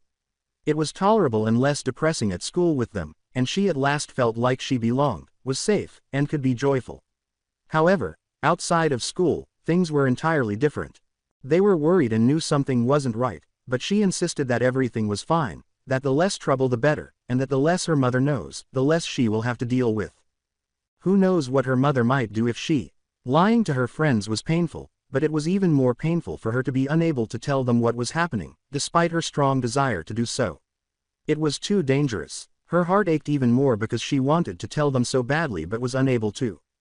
She thought, if only father were here. She missed him terribly, but there was nothing she could do about it because of what took place some time ago. Before you say anything, it should be noted that although she had made multiple attempts to flee, her mother always discovered her before she could either find a police officer or leave the city. The last time she came very close, but was stopped at the last minute. Her mother's peculiarity made it very simple to locate her, which was advantageous for her but detrimental to Himeko as the recipient. She noticed that they had reached their house before she knew it. Their house and 3 or 4 others on the side of the street they were on were the only ones that were still livable despite their unappealing appearance, in contrast to all the other houses that were extremely dilapidated, had trash scattered everywhere, and had boards over windows, some of which were broken or cracked, as well as some doors. Despite the neighborhood they lived in, their neighbors did a good job of making their homes more aesthetically pleasing, but theirs was anything but. The exterior windows appeared somewhat musty, but they were still clear enough to see inside even though the curtains were currently closed. Despite all of that, the house still looked like a home, even though it wasn't particularly pleasant to the eye. This was especially true to the eyes of others who believed that the people who lived there were impoverished, which is why the house hadn't been properly maintained. There was faded paint on the wood with bits chipping off here and there, graffiti on their brick walls, and grass that was dry and obviously neglected. When they entered and locked the door, her mother threw her to the ground with such force that she lost consciousness. In an attempt to catch her breath, she rolled into a ball and covered her face and head. The older woman screamed like a bat, "You snot-nosed beast. Do you have any clue how much trouble you've caused me? How much I had to sacrifice to ensure you won't stir trouble for us and keep anyone from getting suspicious of you to want to dig in deeper into the mattached. You freak, beast, selfish, lousy, no good, bloodthirsty." The woman yelled, kicking her daughter uncontrollably. "Now I'm going to have to jump more hoops to ensure I don't go to jail. Why had things always been this way? Why did she always act in this way? Why had she become angry at herself? Why was she so cruel to her? Why didn't she give a damn? What prevented her from loving her?" As she tried to prevent some of her important parts from being kicked and risking more serious injuries than just getting more bruises than she already had, those and other questions raced through her mind. She was accustomed to it. However, that didn't mean she liked Ida. In fact, she detested it. Why did she always get blamed? This time, it wasn't her fault at all. She didn't break a dish, she didn't use the TV without permission, she didn't interrupt her while she was on the phone with her friends, she didn't forget to clean the house, etc. Being harmed was painful, especially by her own mother. The parents of her friends. Not a single one of them treated their children in the same manner. They, in addition to comforting and embracing their respective children, they showed them love and kindness, treating her as though she were their own child, similar to how her father used to. However, her mother never did that. If she did, she didn't remember because her mom was usually at work and rarely home, and her dad was there to take care of her because he wasn't as busy as she was but still made the majority of the money. Because they weren't wealthy, mom wanted to help her family and worked harder than her husband, so she put in more hours at the zoo. Her dad was a rookie novelist and occasionally a dog sitter, and their pay wasn't very high, but it was enough to cover the bills, food, and a few other essentials. Her father died when she was just 3 years old. Her mother did it. One night, she was awakened by the sound of objects being thrown around and a lot of shouting coming from downstairs. Startled and concerned, she crawled out of bed and went to where the commotion was coming from. She will never forget that day, which occurred the day after she returned home from her doctor's appointment, where they discovered what her quirk was because it had appeared early. She saw something that would permanently alter her life as soon as she entered the living room. Her father's body tumbling over with a shocked expression plastered on his face, red stuff flying from his body and soon spilling out all over the floor as it stemmed from a wound from his forehead, caused her to flinch so much that she nearly fell in her rear end. Later, when her mother's face was plastered with contempt and rage, she would discover that the substance was called blood, which was essential to every human body, and that her father had bled to death due to a bullet from a gun she owned. She was terrified and unable to process what had happened when she saw her daughter standing there. "This is all your fault." She vividly recalled her mother yelling that at her the night before she was severely slapped in the cheek, resulting in a large, deep bruise, and being carried to a room before being locked there for the remainder of the night. Her mother ignored her cries for an explanation of what was happening and why she had done that to her and her father as she sobbed herself to sleep. It all started at that point. Hold on. Now that she gave it some serious thought, her attention drifted away from reality, and she was able to block out the pain because, at the time, it felt more like bruises than sharp pains because she was concentrating on something that seemed strange. Why did she cause her father's death? It struck her like lightning, and she had never questioned it until now. How was she at fault when all she did was enter the exact moment her father passed away? Before that night, she had no idea what was happening with her parents. She had only just entered the room when she saw her father collapse to the floor and disappear before her very eyes. She actually had nothing to do with either of those incidents. Furthermore, she did nothing to incite the severe bullying she received from everyone at school, which ultimately resulted in the events of this morning. Indeed, she received a lot of punishment, but when she considers it, minor infractions like dropping a plate while washing, failing to make her bed, or forgetting to complete her homework were all handled like major ones by her mother, who always hit her afterward. She would always receive a beating for whatever she did, whether it was good or bad. She would lose it if she even tripped while standing. The beating started as soon as her mother walked in the door, regardless of whether she was sitting there doing her chores, her homework, or nothing at all. Why? And in all the time she could recall spending with her, she never once saw her smile or show her the slightest amount of concern or empathy, unlike her friends and their parents' actions. As if it were entirely natural, none of them recoil in response to the touch or reaction. Nothing the woman deemed acceptable was permitted under their roof, including playdates at home, sleepovers, and the occasional open house parent-child parties at school. She was never permitted to engage in activities outside of her home and school. Others, however, were permitted to do all of those things and much more, and their parents never objected to it unless they were unable to do so because of a more plausible situation, such as her friends becoming ill or something. Additionally, her friends' parents, in contrast to her own mother, genuinely care about their kids when they are ill or injured. Why didn't her mother treat her like that? Why couldn't she enjoy herself as much as her friends? She hits her, but why? Even in the moments when she did nothing improper. She was even hit for trying to do something really nice for her mother. For example, on Mother's Day, she made her mother a card, but when she showed it to her, her mother tore it up in front of her eyes. She was then grounded in her room without dinner and given a slap. It nearly resembled, no, it seemed as though she detested her in the same way that she detested cockroaches, which she detested greatly and was extremely afraid of. Her mother is completely intolerant of them. What made her mother despise her? Why? What prevented her from loving her? Why? How come she was held responsible for everything? Why? It was all illogical. Not at all. As she returned to reality, she gradually began to feel angry. You insensitive. Why? Broken. Why? Despicable. Why? Disobedient. Why? Weak-minded. Why? Spawn of evil. Why? Himeko uncurls, leaps to her feet ignoring the pain in her bruised legs, and runs with her other leg, knocking her mother down as she yelled and yelled simultaneously as she fell to the ground face first. Himeko's reaction was so fast that her mother, who was about to kick her again with her left leg raised high, had no time to truly understand what was happening or react. Himeko bolted towards a table with a number of objects on it, including an old but sturdy candelabra, which she grabbed to use as a weapon to defend herself as her mother stood back up, her face more hateful than ever. In the midst of her anger and terror, Himeko managed to find her voice and scream, "Why do you hate me so much? I didn't do anything wrong and I tried so hard to be a good daughter and yet you never act like any normal parent does or even how dad acted. What did I ever do to you, you selfish, hateful, volatile, bloodthirsty pig?" It was quite surprising to her that she found the courage to scream that, feeling good to finally do something. She had never before stood up to her mother, much less called her any derogatory names. Despite knowing her too well, she didn't let her guard down. As her mother's death glare deepened, she got back up on her feet and said that the hornet's nest was about to attack her, stirring it up even more than before. Your father died because of you were born, I had to suffer because of you. Do you have any idea how much I had to sacrifice so that we could have a house and food in our stomachs? How was my birth the cause of Dad's death by your hands?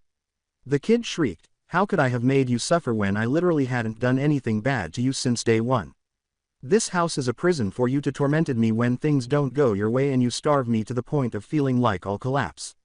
Why keep me when you could have just given me up to adoption or foster care to save you the suffering a long time ago? But you didn't. Is that any way to talk to your moth? No, shut up, you're not my mom, I don't want you as a mother anymore. I don't want to be with you anymore or even be in the same place as you. You're mean and nasty and the real ugly monster here. Just get out of my life you old vulture. Himeko screamed at the top of her lungs as she threw the candelabra at her mother, hitting her in the face as the child sprinted for the window which wasn't boarded up near her.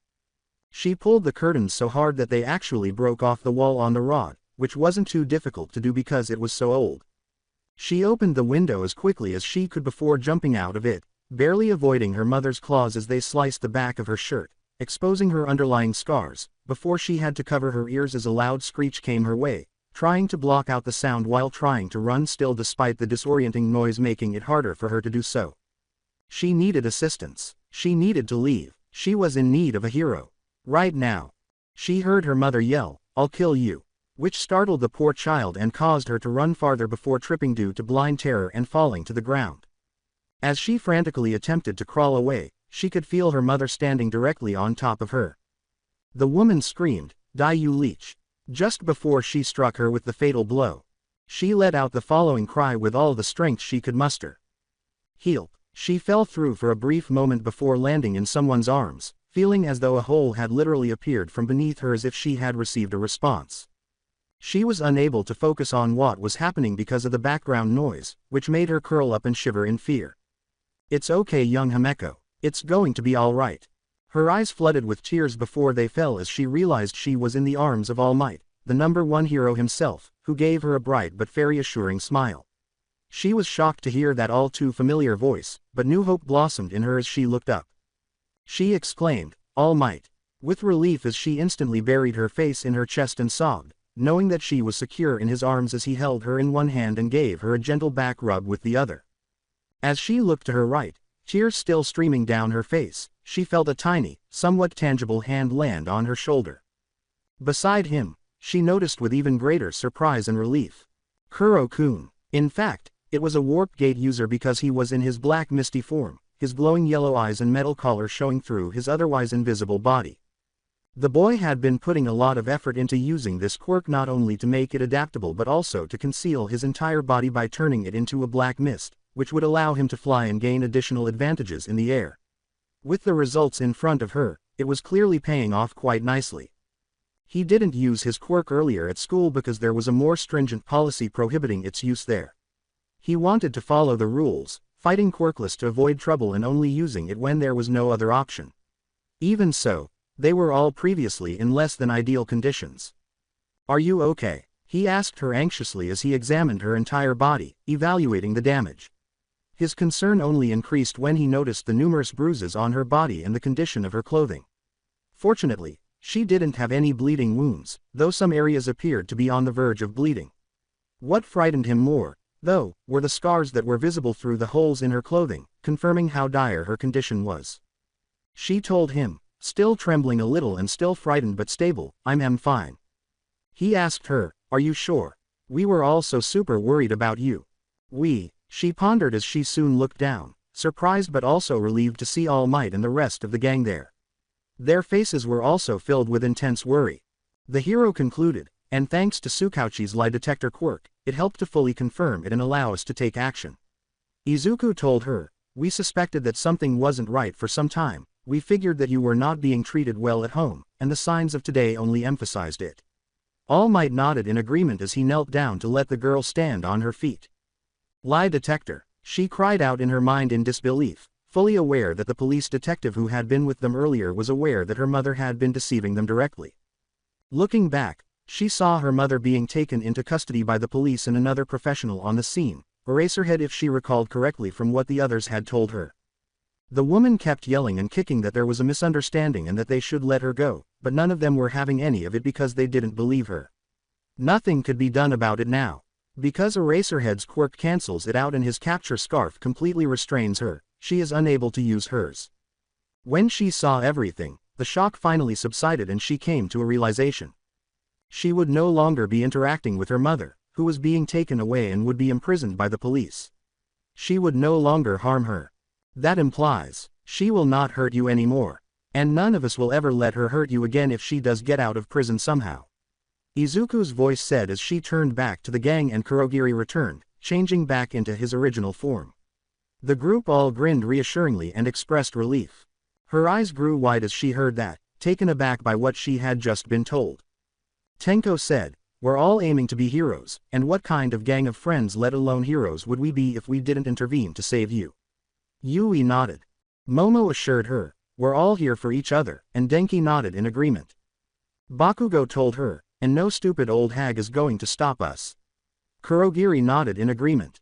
"Absolutely." Izuku nodded in agreement, and that was it. She realized that she was crying even more, that more tears that she had not realized had been accumulating in her eyes were now streaming down her cheeks more heavily. She didn't care that she was still crying, and she quickly threw herself at the gang, who gathered her in a warm group hug and comforted her while she sobbed more than ever. She couldn't believe it. It seemed too good to be true, but when she saw everything and felt their arms encircling her, she realized that it was real and that it was happening. She was spared. She had freedom. "Thank you. Thank you all so much. Thank you," she shouted, her tears of happiness cascading down like a trickle. Together, they embraced her and said, "You're welcome." Time jump. She found everything to be so bizarre. However, the more she sat on the couch in the Bakugo's living room and looked at the TV, which was playing a cartoon at the moment, the more it became the reality she was currently experiencing. She was secure. It was finished. She had freedom. She reassured herself over and over that everything would be all right from now on. There was no dream here. She can still recall what happened earlier that afternoon. It goes without saying that a lot had occurred there. She was taken to the hospital right away after being saved in order to have her wounds attended to and to determine whether she had sustained any additional injuries. She had obvious signs of sleep deprivation, malnutrition, and severe bruises all over her body, as well as old and new claw scars that were visible around her back, thankfully not near the spine, arms, and legs, which is why she never wore short-sleeved shirts or skirts and always wore long sleeves and pants. Despite her lack of actual medical knowledge, the doctors were able to heal her bruises and the damage she had sustained days earlier. Although scars would still be present, they would not be an issue because she knew enough to be able to treat her wounds so that they wouldn't be so bad that it would be too late to do anything about them. If she hadn't received any medical attention at all, the wounds would have been much worse. She was given a large, filling lunch by the hospital staff to help her get food into her stomach. She tried not to eat too much because she wanted to enjoy every bite and didn't want to become ill from eating too quickly because she had read in a medical textbook in school that eating too quickly when severely deprived would cause her to throw up everything she had eaten. She had lunch with her friends, who were left alone in her hospital room and permitted to visit her until everyone else returned. They talked for hours, offering her consolation and reassuring her that she had done nothing wrong and that everything would be fine. They soon resumed their normal conversations. Additionally, they informed her that they were all doing well because the doctors had been treating her earlier and their injuries from today had long since been fully healed.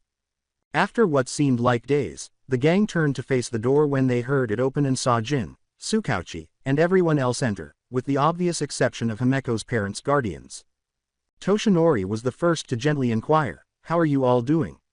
Everyone assured him that they were all doing fine. Katsuki's mother, Mitsuki Bakugo, asked her, "And you, Himeko?" She said once a week, but we could tell she was looking directly into our eyes. Yeah, she's shaken and a bit sorby but otherwise I'm okay." With a guilty expression on his face, Jin said, "That's good to hear. We're so sorry that none of us intervened sooner, nor realize what was happening. Me especially, if only. It's okay," immediately told him, despite her still somewhat trembling voice. "It's not your fault, neither yours or anyone's here. It was really bad, and I was being threatened to the point where I couldn't tell why you guys no matter how much I wanted to. And with how our situation was at school, they only made things more worse, difficult and delicate. I'm just super thankful that everything's all right now." As everyone else nodded, Mr. Yaoyorozu said, "We're really relieved to know you're safe now."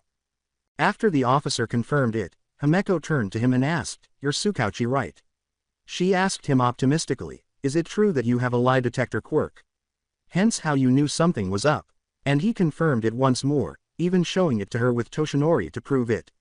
She signed in relief, relieved to know that this was definitely true. After that, he gave them a brief account of what had happened at the station, omitting some specifics so as not to frighten the kids any more than they were already. Himeko's mother was evidently in jail awaiting trial, not only for child abuse and neglect, but also for the murder of the girl's father, which Himeko confirmed because she had seen her own father die in front of her and had been threatened to remain silent about it until then, and involvement in the sale of illegal and highly prohibited drugs with a group of criminals who had already been caught with All Might's help. According to the officer, he was unable to join them at the hospital because he was attending to the situation there, so he sent her a small basket of goodies and a card wishing her a speedy recovery, letting her know she didn't need to worry any longer. In addition to what they had already been informed, it appeared that her mother had her hands deep in the workings beneath the table. However, they understood that this was a private matter for the police to handle because they didn't need to worry about it. The basket contained a coloring book, crayons, fruit, and candies. Given her actions during her arrest, which resulted in 2 officers suffering nasty head wounds each, the woman was a fighter. Okay, Mrs. Toga would primarily serve a 50-year sentence without the possibility of parole.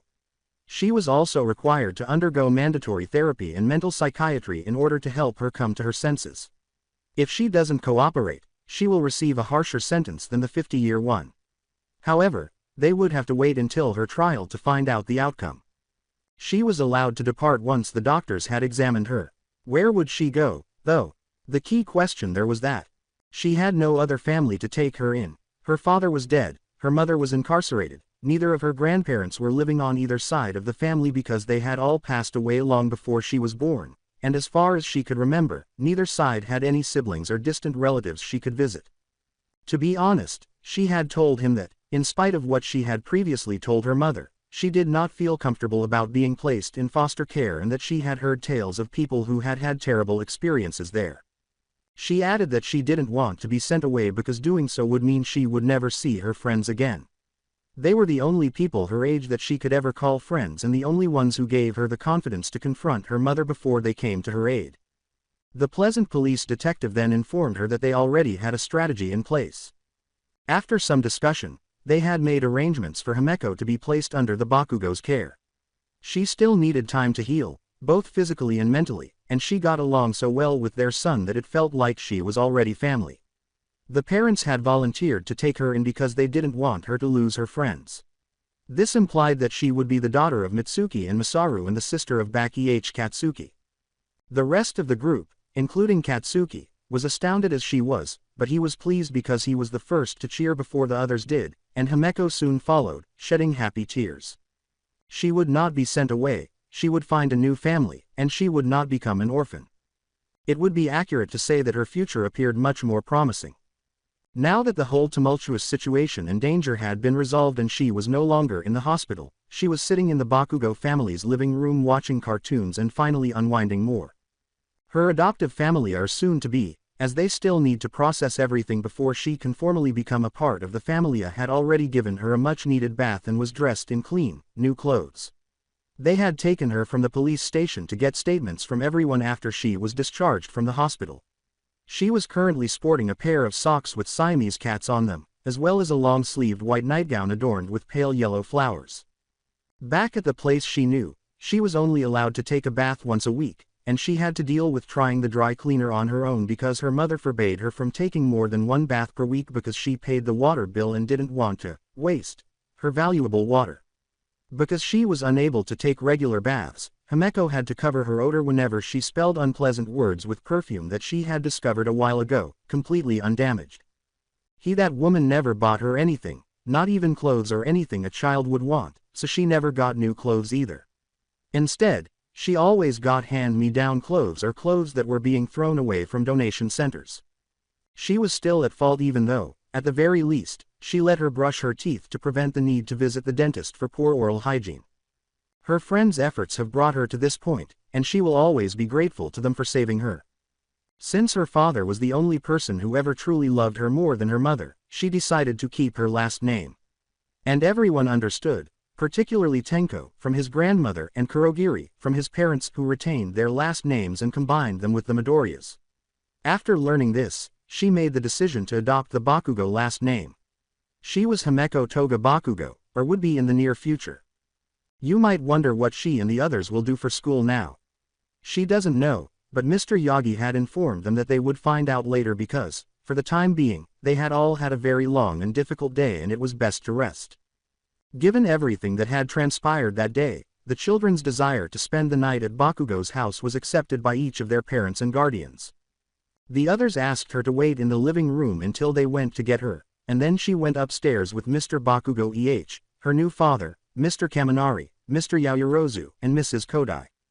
What were they doing? She was unaware. However, because she trusted them, she chose to hold off until they told her. Regarding Mrs. Her new mother, which she knew would take some getting used to, Mrs. Midoriya, Mr. Yagi, Mr. Kodai, Mrs. Kaminari, and Mrs. Yaoyorozu were all in the kitchen preparing dinner while also having a private conversation. She didn't know what they were discussing, but she knew better than to listen in. Although she was no longer afraid of being hurt, this didn't change the fact that listening in was still not acceptable, though occasionally it could be useful for finding clues as a detective or hero. I hope everything went well.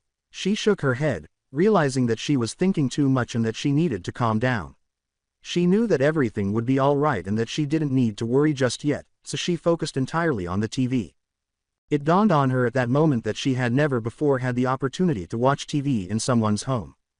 The only other time she saw something on television, even if it was only briefly, was when she passed by some electronics stores where some TVs were on showing various things like the news, a sports game, or something similar, but never a cartoon. She was always in a rush to get to school and get home as soon as possible, so she never stayed to watch what was on the TVs because her mother forbade her from doing so and kept the TV all to herself. Crypto the Super Dog was the show that was currently airing. It was from a time before Quirks, but as far as memory goes, it was one of the few hundred TV shows that were still fairly popular today. She immediately became engrossed in the first episode of Season 1 as it was airing. She gushed about how adorable Crypto was as a puppy, giggled at some of his antics as a puppy, laughed at some of his antics as an adult, and more. She thoroughly enjoyed the entire episode, and several more were shown later, much to her delight. She didn't take her eyes off the screen until after the episode where Crypto first meets Snooky Woolcombs and the Dog Star Patrol, when she heard Mr. Yagi announce that dinner was ready. She bolted from the couch and ran into the kitchen, where she sat at the table while everyone else soon followed. When she saw all the delectable food on the table, her eyes widened, sparkled, and her mouth began to water. A bowl full of slices of garlic bread, a large pot of rice and beef curry, a pot of vegetable chicken soup, and chocolate cake with strawberries on top for dessert. Everything looks so delicious and smells so wonderful that she was eager to eat it all. Everyone began to eat after a brief prayer over the meal. She was able to enjoy a genuine, home-cooked meal for the first time in what seemed like forever, surrounded by people who cared about her, without worrying about something negative happening to her. Her eyes began to well up with tears of delight as she realized how good everything tasted and how much love they had put into it all. True love. She was utterly devoid of love. As she sighed in satisfaction and rubbed her stomach with a very blissful smile on her face, she realized that she had been mistaken to believe that it could get any better than this. She rarely ate at home because all she ever got was bread and water or leftovers from the table. She also suffered from terrible stomachaches from starvation, and occasionally she had to sneak into the kitchen to get an extra bite of something to help sat her hunger without her mother noticing, or she would be punished when the pain became unbearable. On her way to school and back home, she would occasionally stop by a few local restaurants that she knew would occasionally give out free samples so that she could eat a couple on the way and get through the rest of the day without collapsing. Even if some of the food wasn't to her taste, she needed the food regardless of the protest in her stomach and taste buds, so she would stop by the sandwich shop more frequently, almost every day. To her relief, they always gave out samples every single day because they were constantly trying to promote something new every day. This was greatly appreciated, a huge boon for which she was grateful. Her voice was dreamy as she said, "That was wonderful." Mr. Yagi laughed and said, I'm glad you enjoyed that, young Himeko. As his brother nodded, Tenko assured her, believe me, Kuro-kun and I understand exactly how you feel. Indeed, they were aware. The Midoriya boys had never disclosed to anyone outside of their family group what Tenko and Kurogiri had gone through prior to meeting Izuku and his mother, but the three of them had been considering telling the others about it for a while, but they weren't sure when it would be appropriate. Momo and Yui suspected that Tenko and Kurogiri had gone through a difficult period prior to their meeting, but they never inquired because they felt that was a bit personal. Toshinori, their surrogate uncle Tsunagu, and the police who were involved in their case some time ago were the only people outside of their family who were aware of their past. The Warpgate user said, indeed. Izuku turned to face his two brothers and nudged them as he nodded to them. They turned to face the other members of their group, with the exception of Himeko, and nodded as well. Denki was the first to say, Haim-chan, we got a big surprise for you. The adults knew what they were planning. After everything that transpired, Himeko had asked them to call each other by their first names on the way to the Bakugo residence. Since she had come to view them as family, none of them objected at all because they all understood. Even so, they occasionally referred to one another by their nicknames. Denki was Den-kun, Yui was Yu-chan, Momo was Mo-chan, and Himeko was Haim-chan. Katsuki was clearly Ka-chan, just as Izuku was Izu-kun, Kurogiri Kuro-kun, and Tenko was Ten-kun. She raised an eyebrow at him and said, a surprise. The whole reason we asked you to stay in the living room for a while was so we could give a present. Yui nodded, her shyness still present but dissuaded by her grin. We wanted to do something for you to assure you that everything will be okay, since we thought you might still feel unsure. We thought it might be something that would make you really happy, further cementing that this isn't a dream. Momo added, so we all pitched in to do it. Katsuki added, with some help from our parents, but we did most of the small details. Himeko questioned, what's the surprise? As Tenko asked the adults if they could be excused, they all smiled knowingly and said yes, knowing what they were going to do. Izuku told her, follow us and we'll show you.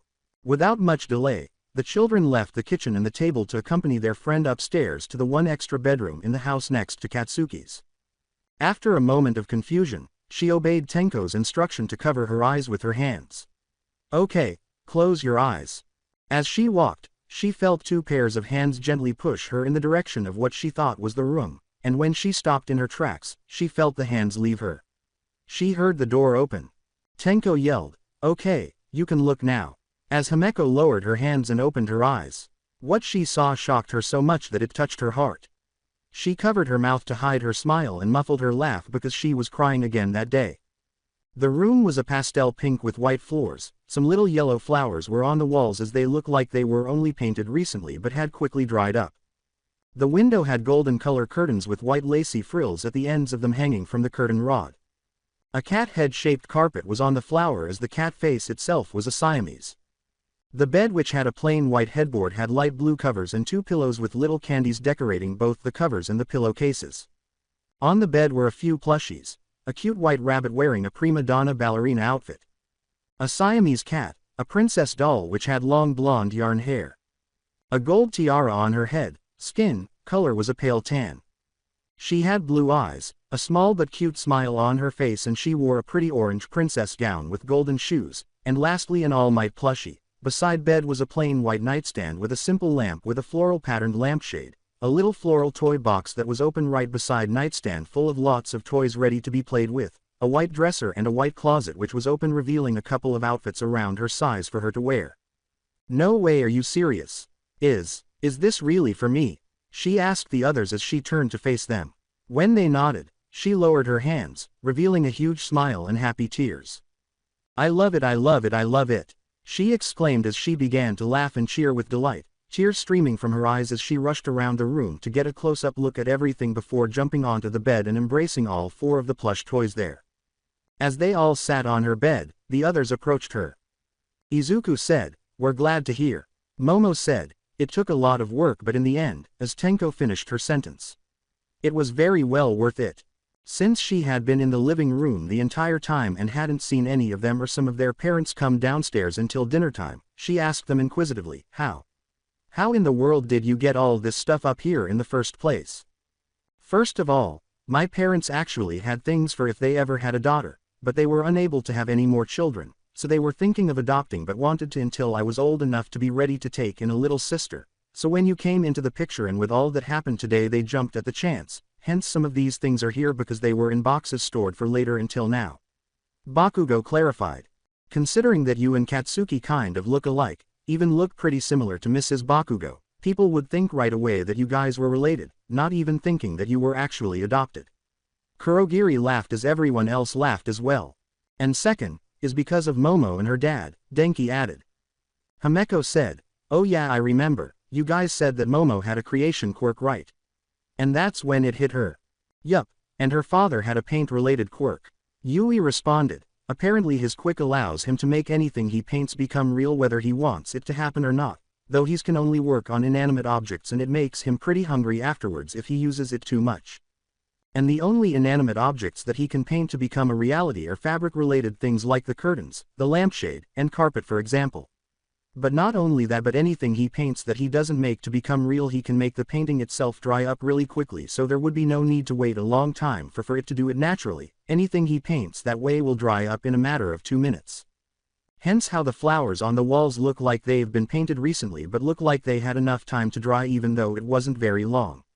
Tenko responded. It's a good thing that the Bakugos also had a couple of paint cans otherwise Momo would need to use her quirk more than she already had. As for Mo-chan, she made all of your outfits as she'd been studying on clothes and material of them for some time. Izuku responded.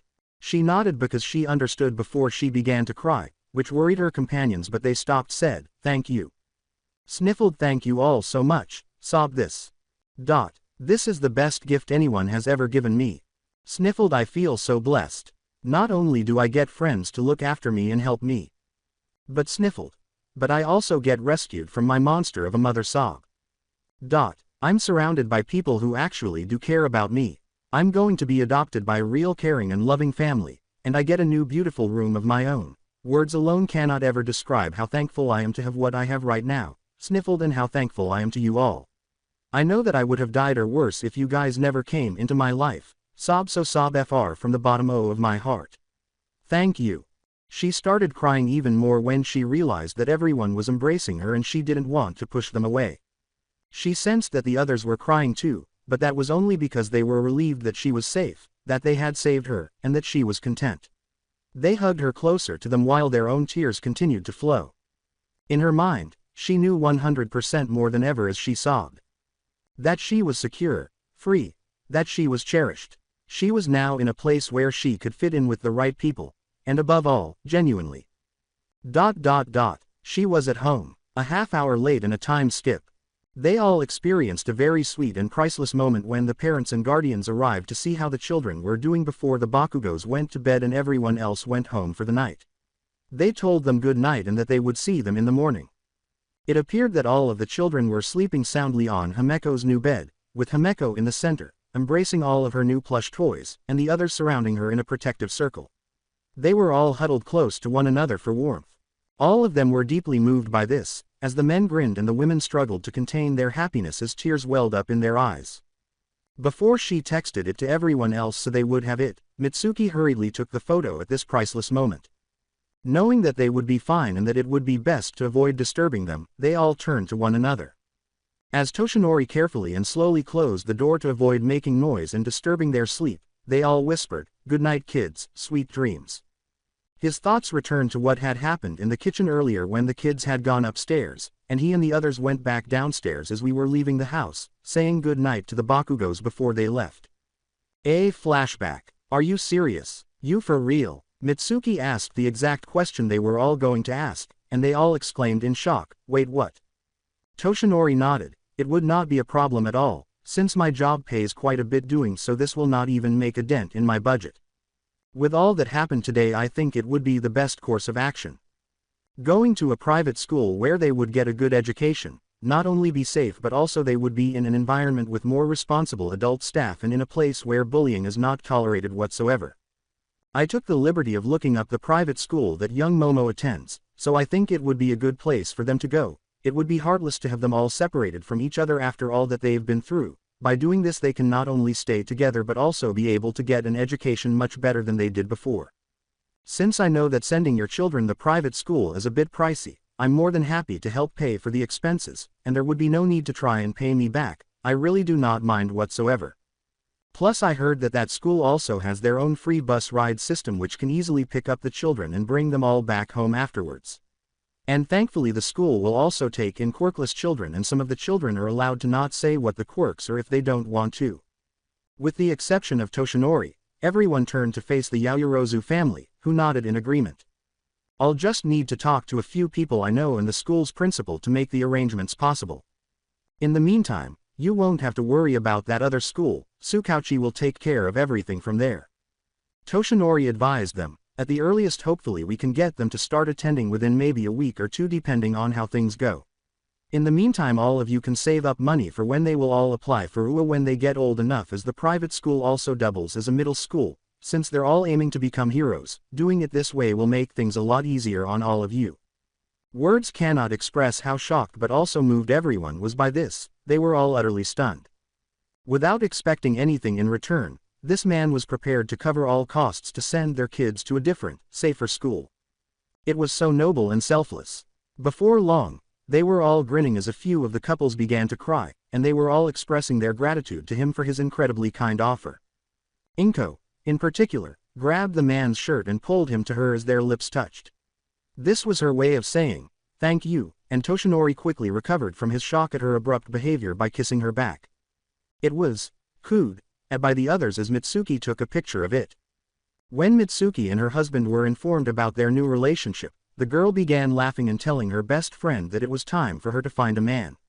She threatened to kill Toshinori if he hurt her or her kids, which scared the living daylights out of him. He assured her that he would never do such a thing and that he would take care of them.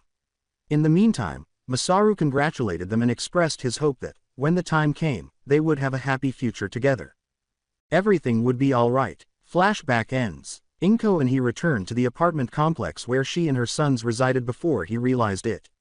She waved back as he drove off, kissed her goodnight, and hurried to the apartment to get ready for bed because she had an early shift in the morning. She was grateful that her boyfriend would pick up the boys and watch them while she was away. Toshinori's smile quickly vanished as a serious frown appeared on his face as he drove, once he was well away from the apartment. Even though everything worked out well in the end, nothing was perfect. And not because he was afraid to tell the others about his new relationship and what had happened, but rather because of the phone call he had with Tsukauchi earlier after he offered to send the kids to a private school. His thoughts were replaying what happened there, remembering what happened when he saw his friend's number on the caller ID after he had graciously excused himself from the table to carry the conversation into the restroom. A flashback. His friend said, "Sorry to call you suddenly." He went on to tell him that he didn't have to apologize because if he was calling, it was probably about something important, and he was right on the money. He sighed and said to the pro hero, "You don't have a clue as to how right you are." Then he said, "During my interrogation with Mrs. Toga, I found out something startling." "What is it?" This won't be easy to explain, but Himeko was not the first child she had abused. There were others. Yes, some of them were orphans usually while others already had families. Secretly she have been drugging children before she would hurt them so much that once they regain consciousness they would not only be left with a bad headache but also would be so aching sore that they would not able to get up. How terrible. Not only that, some of the children are still alive but are receiving medical care and therapy, others were not so fortunate. Apparently there were at least 2 children that she had killed in her onslaught of anger while 5 others were kidnapped and haven't been found. The reason why she had never been discovered was because she only ever did it at night when no one else would be awake and she was always in disguise so no one will be able to recognize her. Changing costume every time so to not be found out sooner, not to mention changing form as she never showed anyone in public what her quirk was while at night she would use it. It's a bat quirk which allows her to transform parts of her body like her ears, her eyes, nose, mouth, hands, legs into that of a giant bat, even having bat wings for easy mobility. As he combed his hair, the pro hero asked, "But why would she do such a horrible thing?" "They're all innocent," he said. Tsukauchi. It was primarily out of anger. She was ordered to do it by someone else. What? In her angry rants, after so many attempts to try and get the police off her back by spitting out lies, but thanks to my quirk none of us believed her. Even though she never revealed who her boss was, she revealed that it was because of their quirks. Quote. Their quirks. Toshinori's eyes widened. Yes. Upon further inspection, for the ones that are alive, each of their hospital records have one thing in common among any other injury that they had received, which most of them were pretty different than the other. They all had a wound caused by a needle, implying that she had either been injecting something or taking something out of their bodies.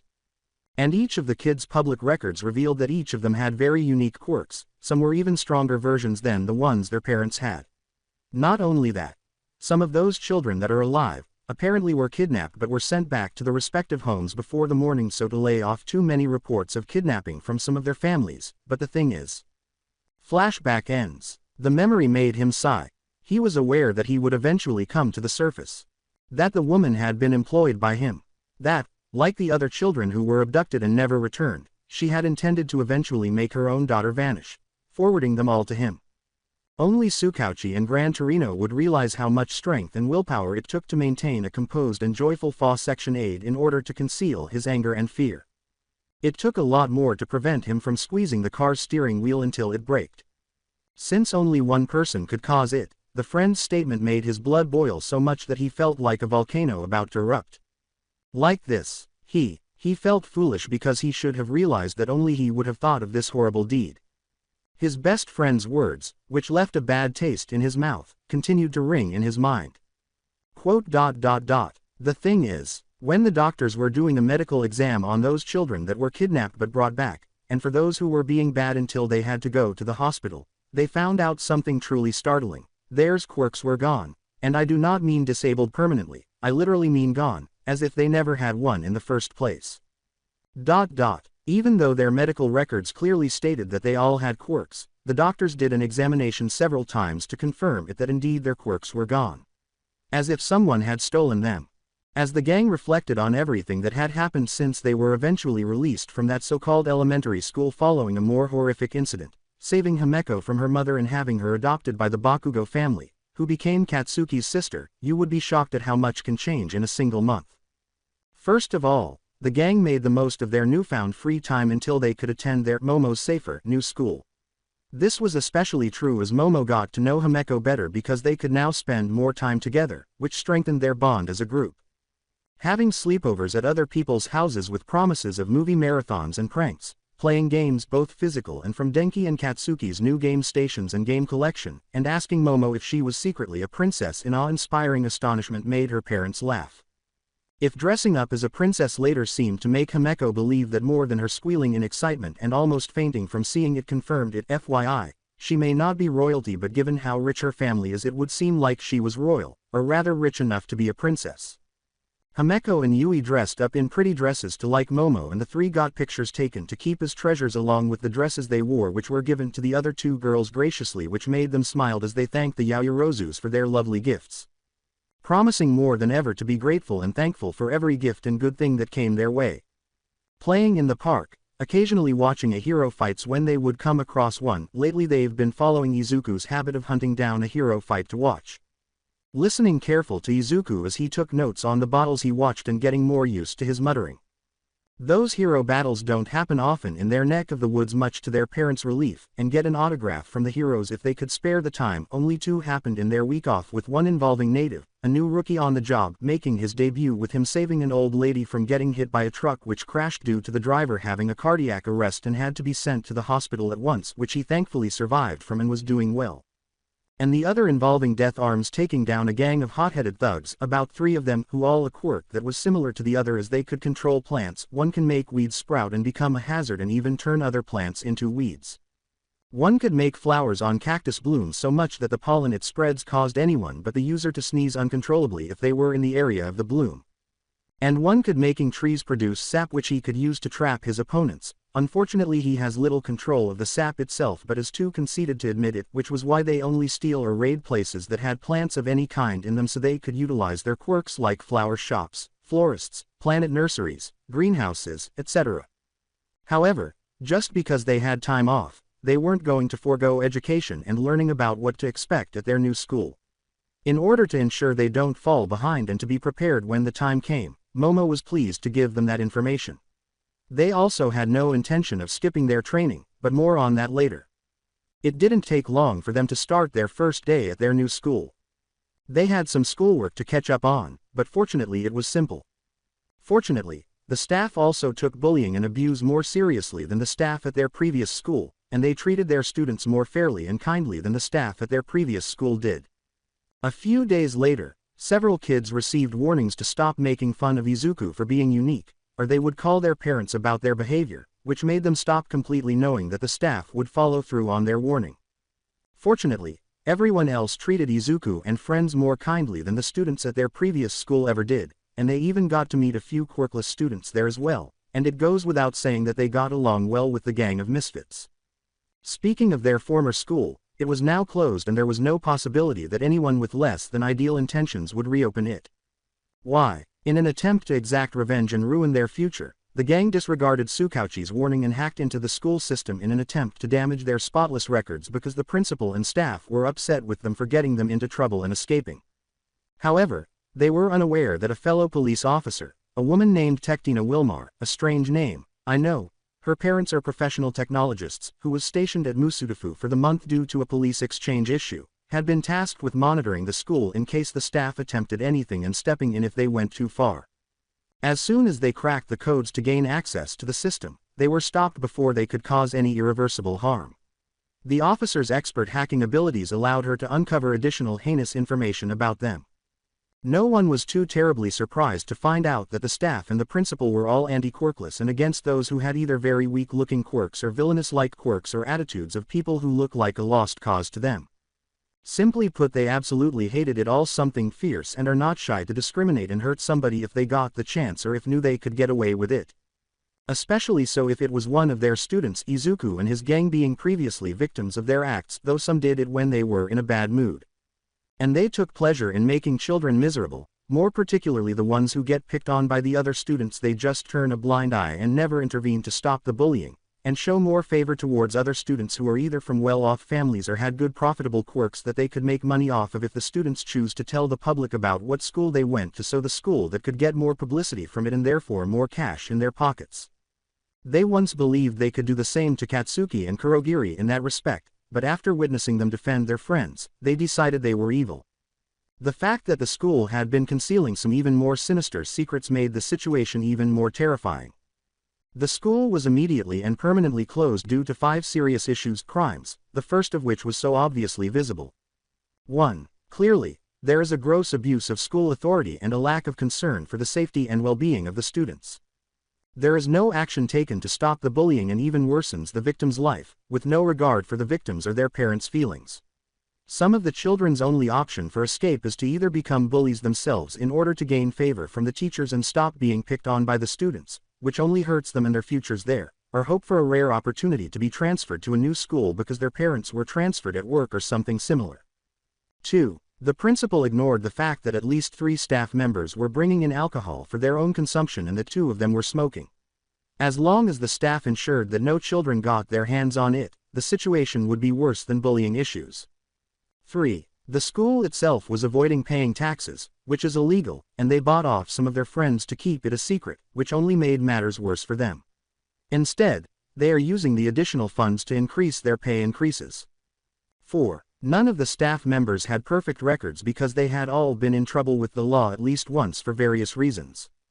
It doesn't help that they were all members of a former, somewhat illegal, club that was quickly shut down 21 years ago by a stingy senator, before he was fired and arrested for grossly abusing his position and trying to cheat out of paying his mortgage.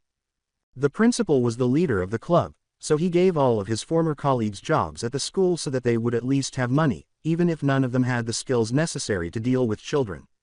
Their case is unacceptable due to the fact that they failed to assist victims and encourage the bullying to continue while passing students.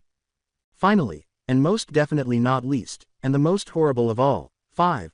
The school has been keeping a huge, startling, and terrifying secret from the general public and every family whose child is enrolled there and will either graduate or be transferred for any reason. Numerous students who had attended there had passed away. About 10 students have either been killed or, disturbingly and horrifyingly so, committed suicide as a result of bullying, negligence, and even their own treatment of those victims, 5 students each in both cases, during the last 20 years since the principal took over the position after the previous, and more compassionate, principal retired and reorganized the entire staff because they didn't like his negative attitude. Every time a student discovered a dead body, Whether it was their own or the victim's own, they would cover it up by having the audacity to tell the distraught parents that they had no idea where their child had gone because he and or his colleagues had hidden the body to hide their tracks. As a result, the victims' cases were never solved because no one's body was ever found, thus declaring them dead. Why did the employees murder 5 of the victims? The first incident was rather unintentional since one of the employees became inebriated and let the victim enjoy wine and cigarettes while intoxicated. As a result, the poor boy fell down the stairs and broke his neck. 2 of the victims, at 2 different times respectfully, had actually gotten evidence and threatened to turn the evidence over to the police for their wrongdoings if they don't make a change. Which lead to one victim being a boy being fooled by the principal who acted like he actually was going to make a change only to get poisoned from eating a cookie laced with cyanide which was given to him at the end of the school day. While the other was, after seeing that the principal was not going to concede, about to march out of the school to go to the police, only to get strangled by the principal himself. Of course the killing by strangulation wasn't really intentional as he only had meant to strangle enough to make the child lose consciousness and then make up a story to make the child who was a girl believe that all that happened was only just a bad dream and try to persuade the parents of said child to transfer her to another school within a fake yet seemingly enticingly true reason to cover up his acts. He was trying not to have too many deaths under his belt if anything went awry, which was in vain, thus this too was a bit unintentional. One victim, who was literally just minding her own business and keeping to herself reading in her desk during silent reading time, was called out by her English teacher to come talk to him privately as he discreetly led her out of the classroom before he grabbed her wrist tightly, ignoring her pleas to let go, and dragged her outside, taking her to a shed in the recess yard and accused poor girl of stealing his cigarettes and went to screaming into her face, calling her all sorts of horrible and nasty things, with somebody's lines being that she would be better off dead, which, after experiencing so much abuse from both the students and her own teachers for so long, which led to her to developing at least 3 different phobias and causing her to have anxiety problems, and with what was going on right then and there and all the bad things she experienced piled up on top for too quickly too fast, caused the poor girl to die of a heart attack. Her death was intended, but the teacher had a different plan but went along with it. Apparently the teacher himself had a problem against American people, those who had blonde hair and red eyes and those loved to smile a lot, and with the child having all 3 of these things made her a big fat target for him.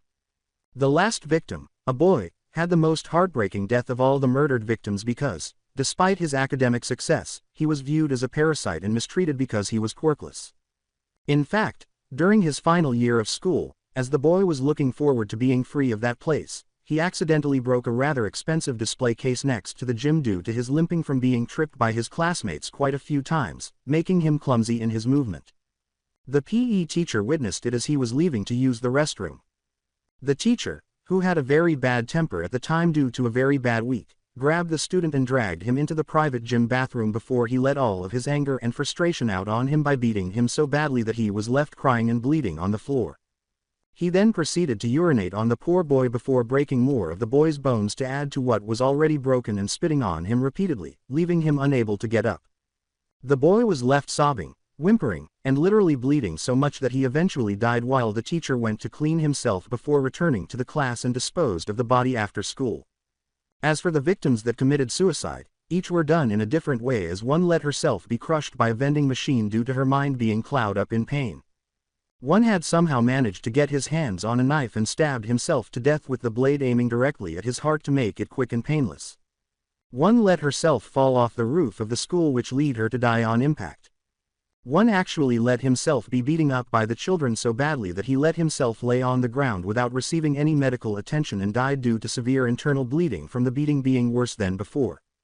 And the last one was probably sort of unintentional, as he'd been cutting himself in the gym bathroom in the shower area in one of the shower stalls while he was taking a shower in private so he wouldn't leave a mess, as his cuts tended to be messy and led to the blood getting on the floor, as one day he ended up cutting himself so badly that he actually hit an artery quite deeply, thus led him to bled to death. After his cries of deep agony from failing to stop it all died down, it wouldn't be until the next day when the gym teacher himself came in there take a shower only to find his student was dead while the shower was still running. The most unsettling thing was that the reason the school garden was so lovely wasn't because of skilled gardeners or high-quality fertilizer, but rather because the dead bodies of the children buried there were used as fertilizer. It was true to say that everyone was simultaneously horrified, mortified, shocked beyond comprehension, enraged beyond reason, disgusted, and appalled.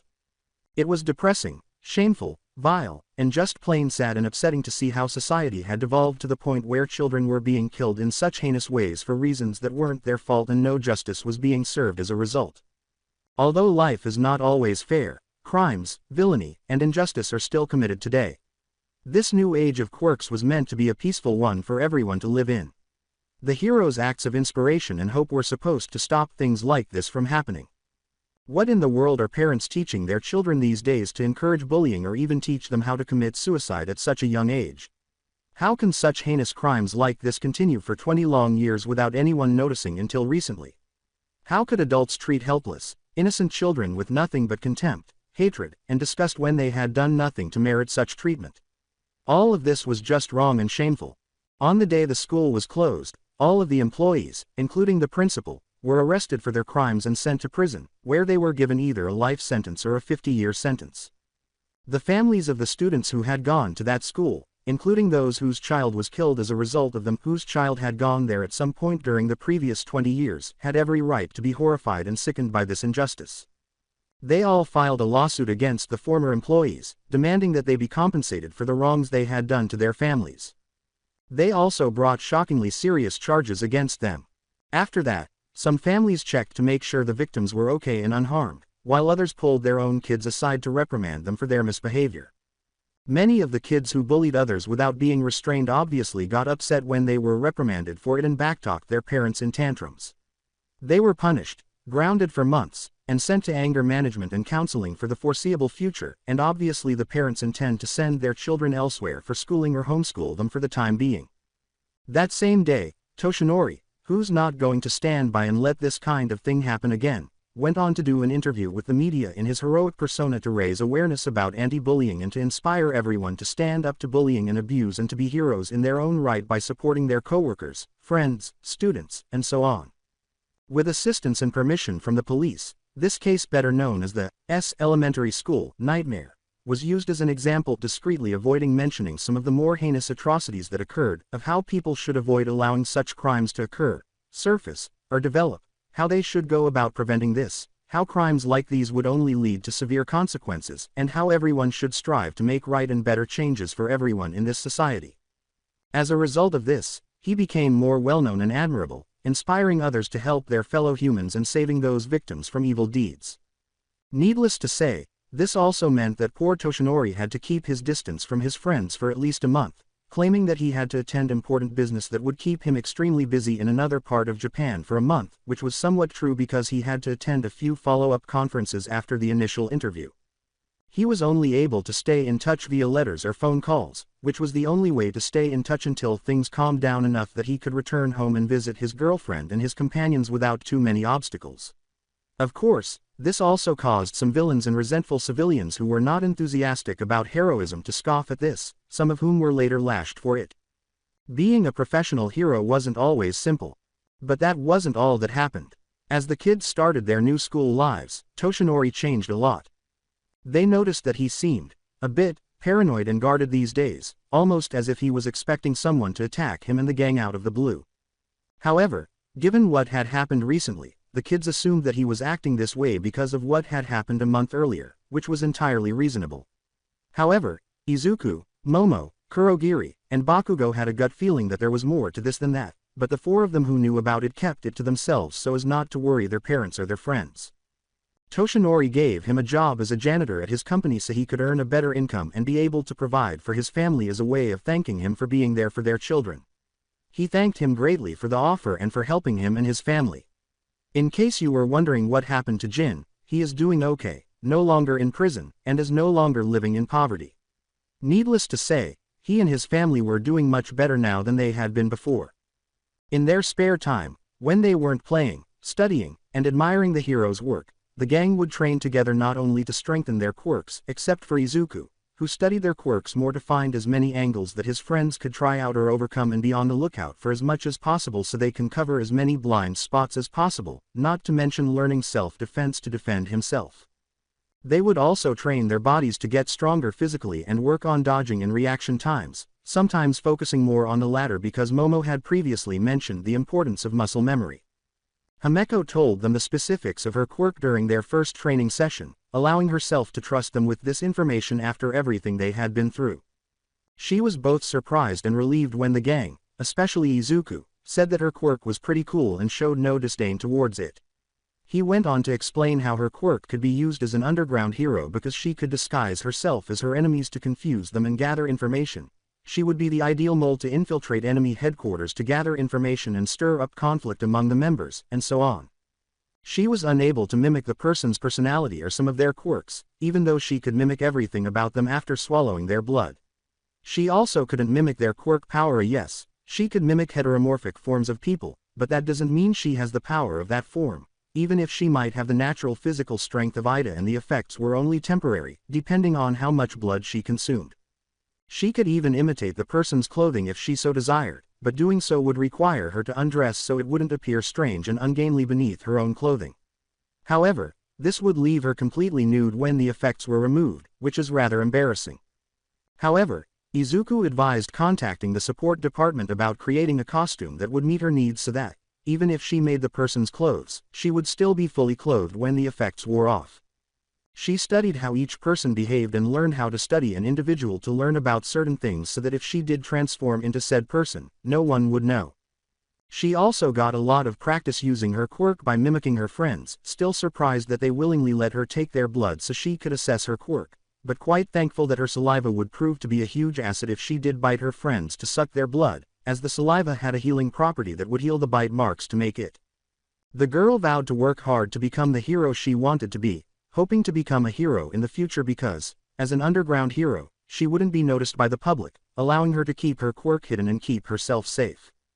They all put a lot of effort into strengthening their bodies, minds, and quirks. They engaged in tag teams, sparred, or even participated in a royale. They greatly benefited from this. As for Himeko's new home life, it goes without saying that it was much better for her now that she had a loving family with both parents who cared about her, that she was finally treated like a daughter instead of a prisoner, and that she even had a brother to look up to and rely on because she had no siblings up until this point. She did everything in her power to be a good girl, to follow instructions, and to try to make her family as happy as she could, but this time she did so without fear, despair, or dread of being hurt or worse for what she was doing. She was undoubtedly ecstatic and incredibly grateful. They were content and didn't believe they could be happier than they were right now. Everything was going well for them. They had no idea how mistaken they were going to be, and even less knew that they would soon find themselves in a situation that would alter their lives once more. Limitations. This word had numerous definitions, including the condition or state of weakness, a characteristic that is viewed as a drawback or flaw, something or someone that one cannot resist or that one likes too much, a self-indulgent fondness for anything that comes to mind. However, I have long acknowledged that this is the true definition of it. A weakness is characterized as something you are unable to resist, a lack of strength, or a flaw in your character. It might also be the same as a weakness, a vulnerability, or a disadvantage. Overall, the exact opposite of power, dominance, and strength. Everybody possesses them. It's as easy as that. Everybody has some sort of weakness, no matter how big or small, silly or humiliating, minor or serious, ridiculous yet decent or sinful and shameful, few or too many to count. It has always been obvious to me that no human being is perfect. I was taught early on in life that men are not all created equal and that everyone has vulnerabilities, even those who don't appear to have any. They just conceal their vulnerabilities for various reasons.